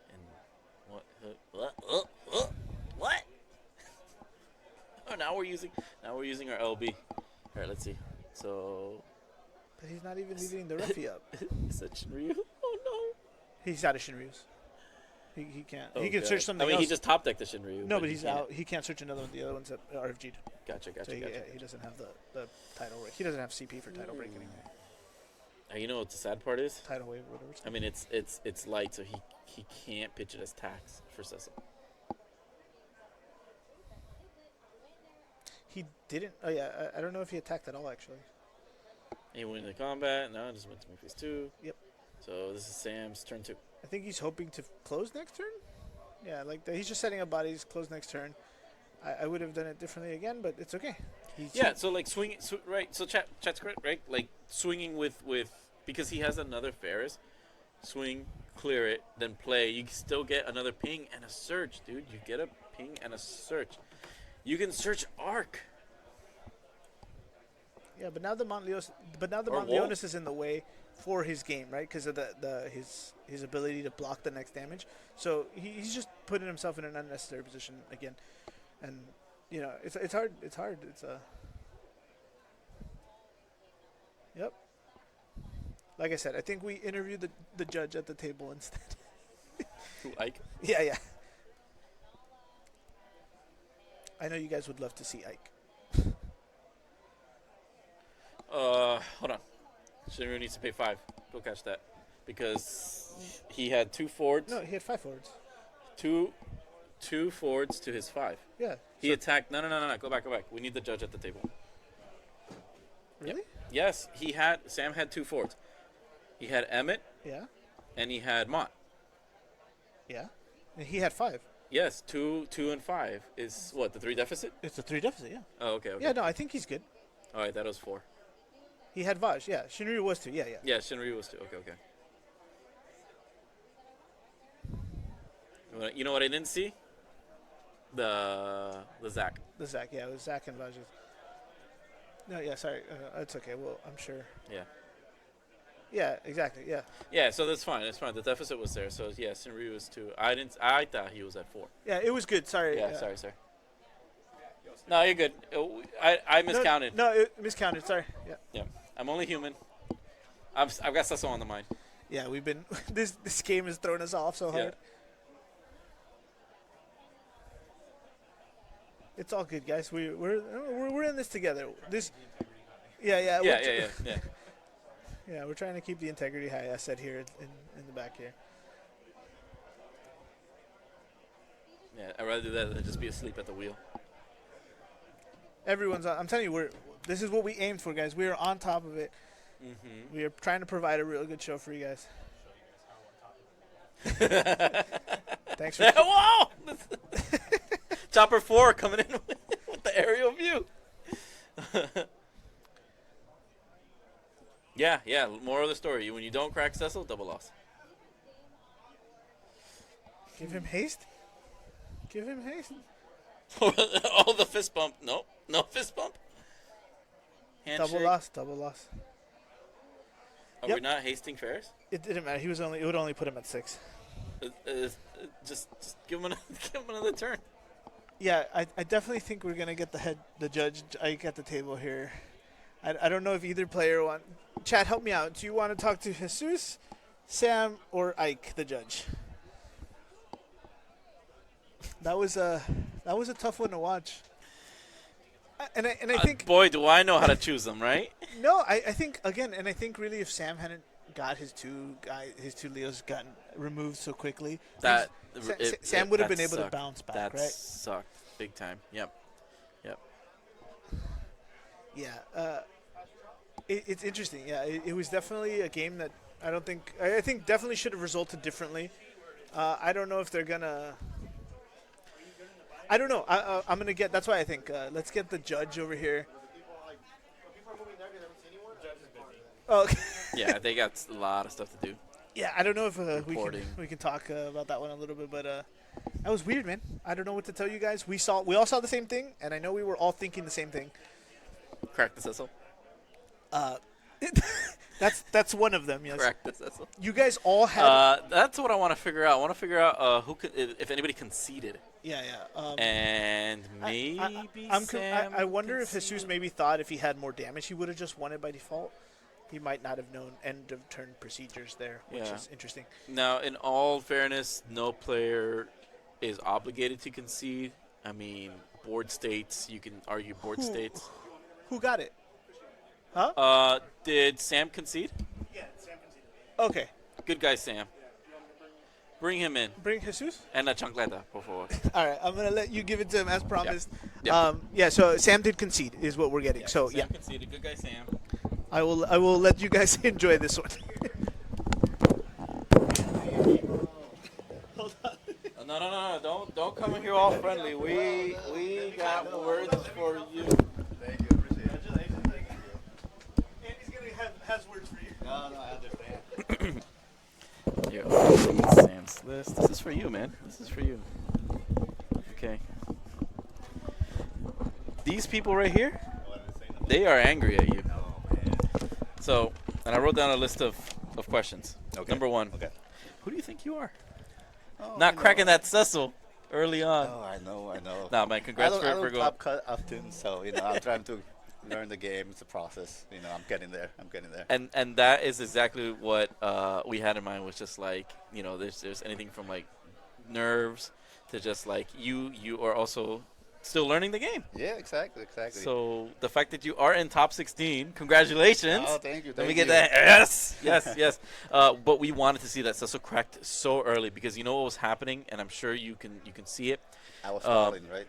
You kept having only 3 Warrior Lights doled, not getting that draw off of the Refia, and it was causing this CP deficit in which you can continue to have cards in hand and pay more efficiently with your plays, right? With things like that. Like you had good cards in hand, but man, you were just overpaying 3 or 4 times, and it was causing you to go handless. Yeah, I think I wanted to get some good value after that season, and I probably had nothing to play for free, and I probably should have just tapped it regardless. It didn't really matter. Yeah. And some learning experience. Yeah, I mean there are other ways around it too, right? You could tap your Tyro, bring in what's the name, Refia, and then tap your Warrior of Lights, do it. So you don't really give up your Cecil right away. Because in your defense, I would say that waiting for the right opportune moment for that Cecil to be cracked and then playing something in is like it's the difference between a good Cecil play and like a game-winning Cecil play. Yeah, and also that Cecil is new to Warriors, so I guess I'm not used to having that Cecil in there, and I'm just trying to figure out how to play that efficiently. All right, we're gonna put our We're gonna put our pitchforks away. All right. He didn't do it on purpose. He didn't do it on purpose. You went through a whole 30 minutes with that Cecil on the field. Oh, I know. I mean, it was doing some damage, but I feel like I think it's meant to be just pop broken and just.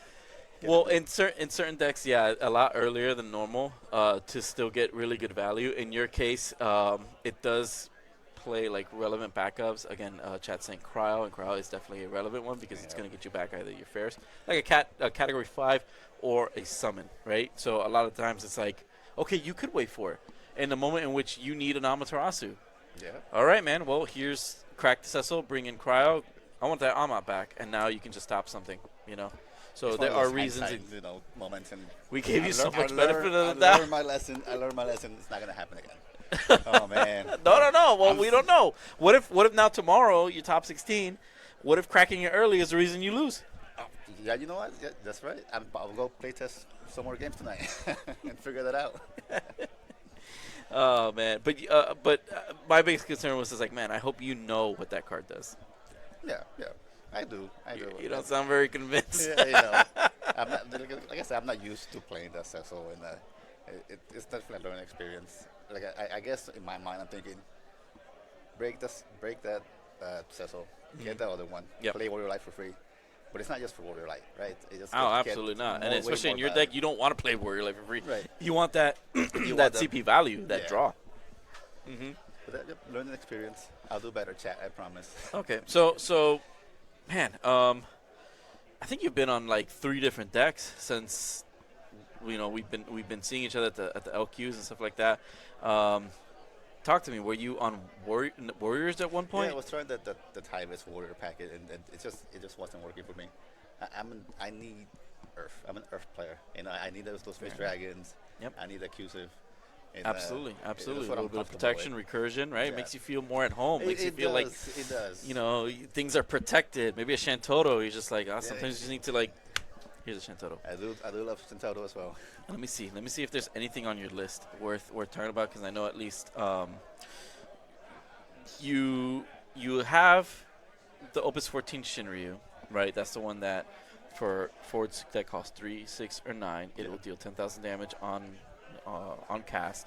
And then have you used it for like pretty much the whole tournament? It has not been used at all. It's basically that's the Yuna tech essentially. Absolutely. Yeah, and I haven't encountered any Yuna decks today. I guess I'm lucky in that regards.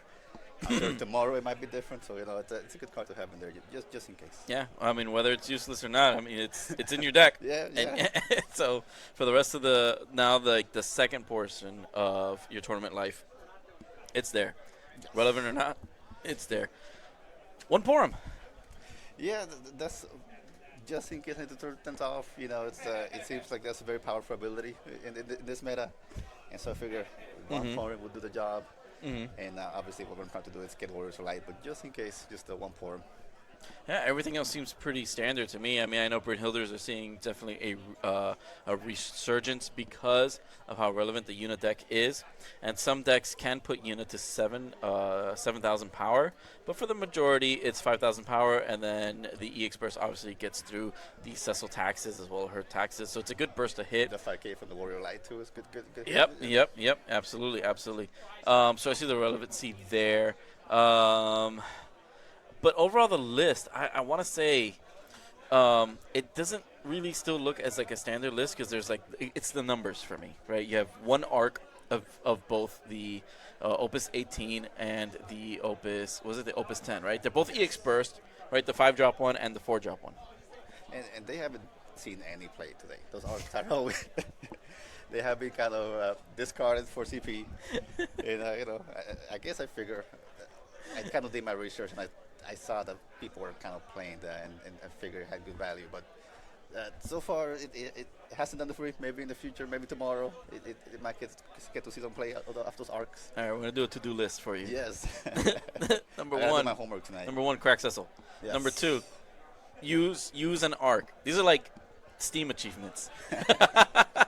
It's like when you do it, it's a little notification is going to pop up and just be like, you did the thing. I'm a gamer. I'm all for it. Did you think that you were going to get this far? No. I like I said, I don't top cut. I said I top cut once in my life, maybe like 2 years ago, and then I think to stay at the bottom tables. Yeah, it's fun there. It's less stressful. Oh, absolutely. Trust me, I live there on purpose. Sam was a nice guy. I think you guys. So obviously, you guys went to time. Yeah, talk to me about what's going on there. Sam. I mean, he's definitely one of the kind of best players of the game, and I can argue that. It wasn't. I can argue against it. You're really good. Love you, Sam. And so definitely kind of intimidating facing him. I don't get to play him very often, and so It was very respectful, you know. Good matchup. Yeah, because I mean, already the stress levels are high because it's like for him, it's like it's winning in just like you. You guys have the same record. It's definitely a favorable matchup on your end because of how much efficient removal, everything. I mean, the deck itself, we've seen it time and time again. It's very efficient. So I know for him is a bit more stressful going into it, but considering like he knows the game, right? He has a good foundation of it, like you said. But even if you know the game rock paper scissors, you're rock going against paper. It's like, it's not gonna happen. Not in this case where it's not a complete shutout, you know. So it's a bit of a crappy analogy to use, but nonetheless, it's one that I think people can. We went to time, and so it wasn't. I'm sure if he maybe given enough time, it maybe would have been a different game. It could have been. It could have been really. The thing for him, he lost those Leos early. Yeah. He needs those to be more efficient, and the fact that you one got knocked into damage, and the other one you took with Sedane. Yes. You feel good about that? Yeah, I do feel good about that. You feel good about that? Yeah. You gonna sleep at night? I saw that here and I saw the Leo, and it was just automatic. You not get rid of that. So it's just good to get rid of the staples of that deck. So. And that was super interesting to watch. But at the same time, like knowing what Sam's deck wants to do, it was devastating. It was devastating to know that like he's not completely locked out of those colors, but man, does it make it more efficient to roll. So a lot of things were just like against him. He turned one minor, it whiffed. Turn two finally went to Epitaph, and then he drew his what was it? Double. I forget the names of these things. Anyway, the 4CP backup, and then he gets the Coca. They play the Coca with no targets as well. Coca with no targets. It's just like, but he just needs to get in his backups, and like I said, it felt like such an uphill battle for him since the turn one when the minor whiffed. You know, so.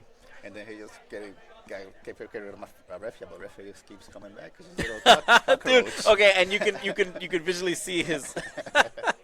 He was so upset when you dropped it again, and he's just like, you had it. He was really betting. He was banking on the fact that was when you Ceciled finally into King Tycoon, and you got Ferris. Yes. Okay, and at that point, it's just like, please don't have another Refia. Yes. And sure as shit. Yeah, it's right there. You just go, well, here you go, and that's when he couldn't do it. She's a zombie. She never dies. Yeah, so I think that was the last round for today. Yeah. It's a good event. Are we going to go celebrate? Let's go celebrate, sure. Tell the people, I mean, your experience overall. I mean, I love this game. I love this community. It's probably the best TCG out there. Don't get confused with MTG. They're just pretenders. I've never heard of them. Never them. FF's where it's at. So thank you, Chad. I'll do better, I promise. Well, Chad's showing you some love. I'm the underdog, They're calling you a nice guy, which you are. You're definitely a treat, a pleasure, a privilege, and an honor. Awesome. Man, thank you so much, bro.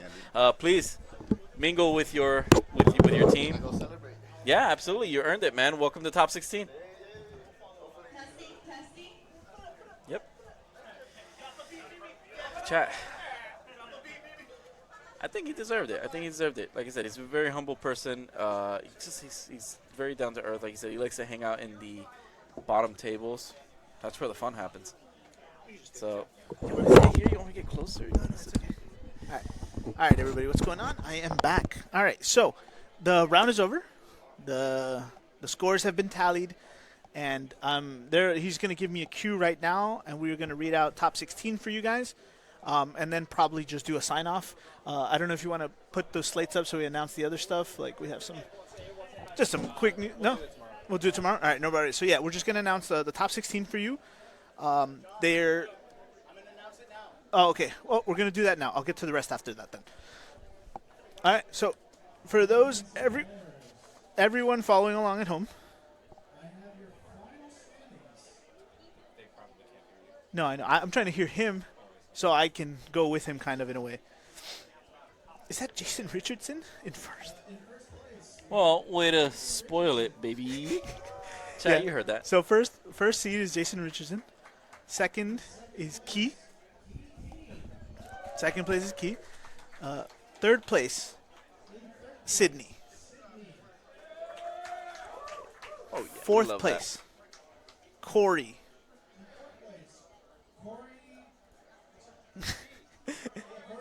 Yeah. So fifth place is Josh H. Sixth place is Ian Rodriguez, our boy. that.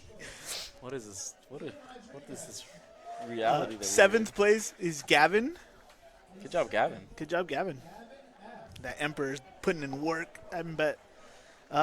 Eighth place, Travis Hayward. Yes. Yeah, good job, Travis. Good job. Ninth, James D. Doolittle, right? James no. Doolittle. Oh, yeah. Well, does he go by Jim or James? No, James. Nobody I goes think, James, I right? think it's James Doolittle. 10th is Karifa K. 11th is Alexander. One second. Yeah, Let's like go. that you Let's really go. are With, going let's on. go with Alex on 11th. Oh, Alexander Trestman. Okay, yeah. RVA. Oh, Well, no. I'm excited about our 12th. 12th place, John Schreiner. 13th, Adam Kassar. All these people that we put on stream, Yeah, right? yeah, we got I everybody. know how to pick winners. 14, Christian Echevarria. Echevarria. Echevarria. 15th, with a double loss, Will Lowe. Will Lowe got it with the double loss? Yeah, he had it. And then 16th Wow. for chat, Irvin Diaz. Irvin Diaz, the American muscle. He's in it, baby. The Bubble Boy, 17th, is Timothy Chalamet. Chalamet. Yeah, also right after that, Shashir, our What boy happened with Gio. Gio? Our boy Gio, 19th. Unfortunately, he Was lost that his because last of the one. because it was the No, double loss? he lost the last one. He ended up 4-3. So no 4-3s made it today. 4-2 was the cutoff here. Strong cutoff here. I wonder if the double loss affected it, because that would have been different, right? Mhm. So, yeah, someone else also just didn't make the cut. Mohammed, Sam Prime. Interestingly, Mike Powell and Rosa, unfortunately, yeah. Everyone went 2-4 after that. Armand, Khaled, Amethyst. Yeah. And then, yeah. All right. Oh, no way. Yep.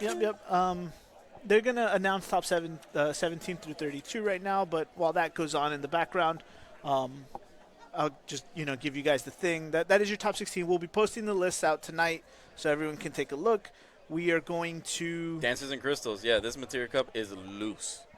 All right? Yeah, I don't know. There's a lot of things. We have Mono Earth, Warriors, the Monsters, Mono Fire, like he said, Dancers and Crystals. This is the shakeup that the meta needed. Yeah, and I'm pretty sure there's some Yunas up there too, and then we have Wolves again with Sydney. So I don't know what I think. Yeah, Jason's on Yuna actually. I think if it's the Jason I'm thinking about, he's on Yuna, I believe. So that's your top 16. Like I said, we're gonna post the deck list. We are back tomorrow at 9:30 a.m. again. Stream starts. Round 1 of Top Cut will be at Boom. There's our itinerary. Yep. 10 a.m. again. We are going to do another, like I said, pre-round 1 interview. Remember, we're going to do best of 3 70-minute rounds. For anybody that left already and you want to come back because you had a bad day, we are doing side events. With lots of amazing prizes. Yeah, we have a lot of those Shinra sleeves, FF7 sleeves. That's the one that has the Zac, Sephiroth. Yeah, they look very Kingdom Cloud on Heartsy them. too. I don't know. Yeah, it has all 3 of them, but and we have some extra Winter Cup mats and stuff like that. So again, standard draft and title format. So Standard draft title. yeah. I think that's it. Those are the only announcements I have for tonight. Like I said, we will be dropping the top 16 lists on Facebook later this afternoon. Yes. For Top yes, Cut, so be they guys on the lookout for that. And Andy, do you have any final words to? Yeah, I mean, I'm blown away. I'm blown away at the efficiency of the PPG staff. Very good. Production. Yep. That's you, sir. They run a nice, clean, safe event, and I couldn't ask for better staff to hold my hand along the way. Yeah, like I said, they definitely put in the work. We, always thanking them for hosting us and having us such a small card game. Sometimes, right? Like 48 players today, but I think with the way things are going out there, if we had any more, we wouldn't have been able to hold anybody. The room is packed. I think there's another event starting right now, just in like a couple of minutes. But yeah, all good, all good. But yeah, like I said, I'm satisfied. I got plenty of FF for today. Saw some great matches, some interesting upsets, and overall some real like mind blowing like how people are doing like Ian and stuff like that. So definitely congratulations to him. Sometimes he just does it, man. Sometimes he just does it. He's capable. Yeah, our judge staff Yeah, has been excellent. Our amazing judges. Yeah. Yeah, Ike's taking a break. He's taking he's earned a it, man. He's earned it. Yeah, yeah. To the players, they've been courteous. They've been professional. We kept the integrity of the stream matches. Thank you guys as well for that. Thank you as so always. much for being active in that chat. We always love to strive to get better ourselves. So unfortunately, we can't catch 100% of the things, but that's what we want to do. And we want to catch it as swift as possible, reverse any sort of game state possible, and just make sure that the integrity of the game is prioritized and that it's fixed.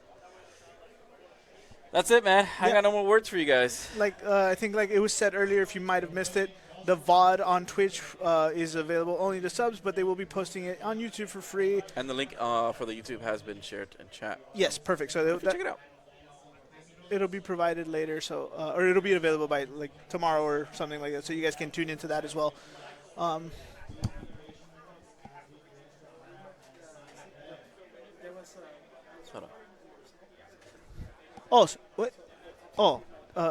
Breaking news. Just getting this in now. I think there was breaking news. Hold on. We got to repair for our top 16. So it seems like there may or may not have been a miss input in one of the final results, which may have affected your top 16. I am getting this now. While we discuss while we wait for further information. We can't sign off now. We got to keep it going. We can't sign off now. We got. Thank you, Ike, our support judge today, our table judge. Just keep an eye on things. So chat. Jonathan plays Mono Water. So what I was saying earlier about our judges, I take it back. Yeah. I take it back. Someone dropped the ball. I'm not gonna point. These fools don't know how to put numbers in a computer. Just like I don't know what's going on with these guys. I would have played Mono Water for the record today. I would have played Category 10 Guardians. If we have time, we'll do a feature match tomorrow. I should bring my cards. Yeah, me too. Yeah, 100%. We'll put the judges back here and the commentators on the mats. Yeah, man. I mean, I don't know if you guys have dabbled with the Opus 25 Titus, but that kind of handles you. And Vegnagun. Yeah. Yeah. But Titus, develop your board. And as you're developing your board with Category 10 things, it's just taking down your... Commentator Showdown. Titus is great. Yeah. Yeah. Final thoughts. Yeah, it's we've done that matchup though, right? We did that. That was one of the LQs where I got my invite, the Mono Water versus in the finals. Actually, it was awesome. Yeah. But that list has changed. I know, mine hasn't, so because I'm not playing it anymore. But yeah, now we check block people. Are you gonna cry? How does he go? You gonna cry about it? You gonna cry about it? Yeah. Well, guys. No, we gotta stick around until we actually get you what? No, yeah, that's what I was gonna say. Well, while we wait. Your real top 16. I hope Irvin being I'm worried about Irvin here. I'm not gonna lie. He is 16. No, but he should be if it's still. Oh, just because I came and sat down on this other side. Oh yeah. Sometimes I feel like I'm a Sororia. And sometimes I feel like a Carmona.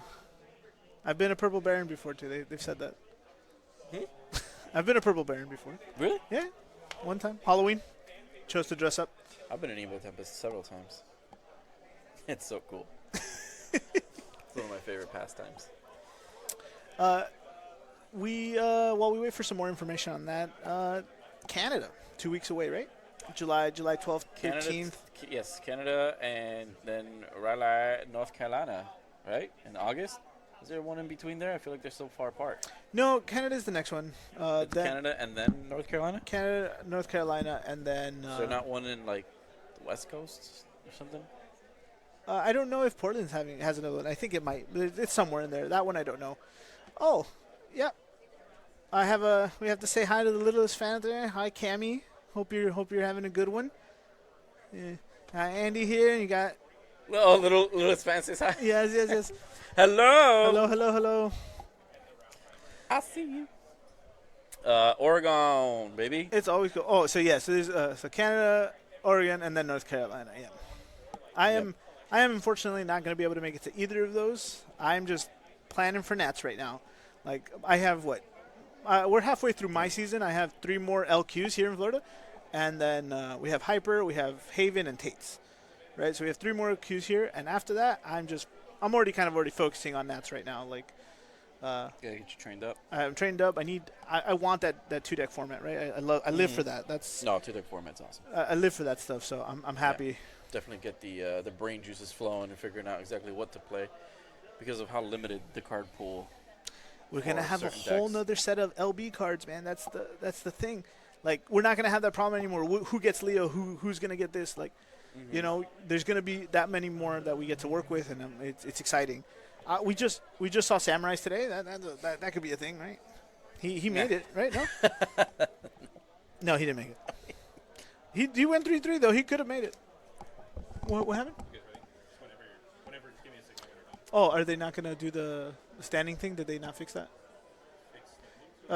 Nothing wrong. Oh, okay. Never mind. We just got confirmation. Bamboozled. Breaking news. Everything that broke earlier was wrong. Yes, the breaking news was wrong. Yep. Breaking news. All right, then that was it. Then that was your top 16. We'll post the deck lists later as soon as we can. Thank you guys for tuning in with us. I'm Emo Tempest. I've been the Purple Baron, Andy Carmona.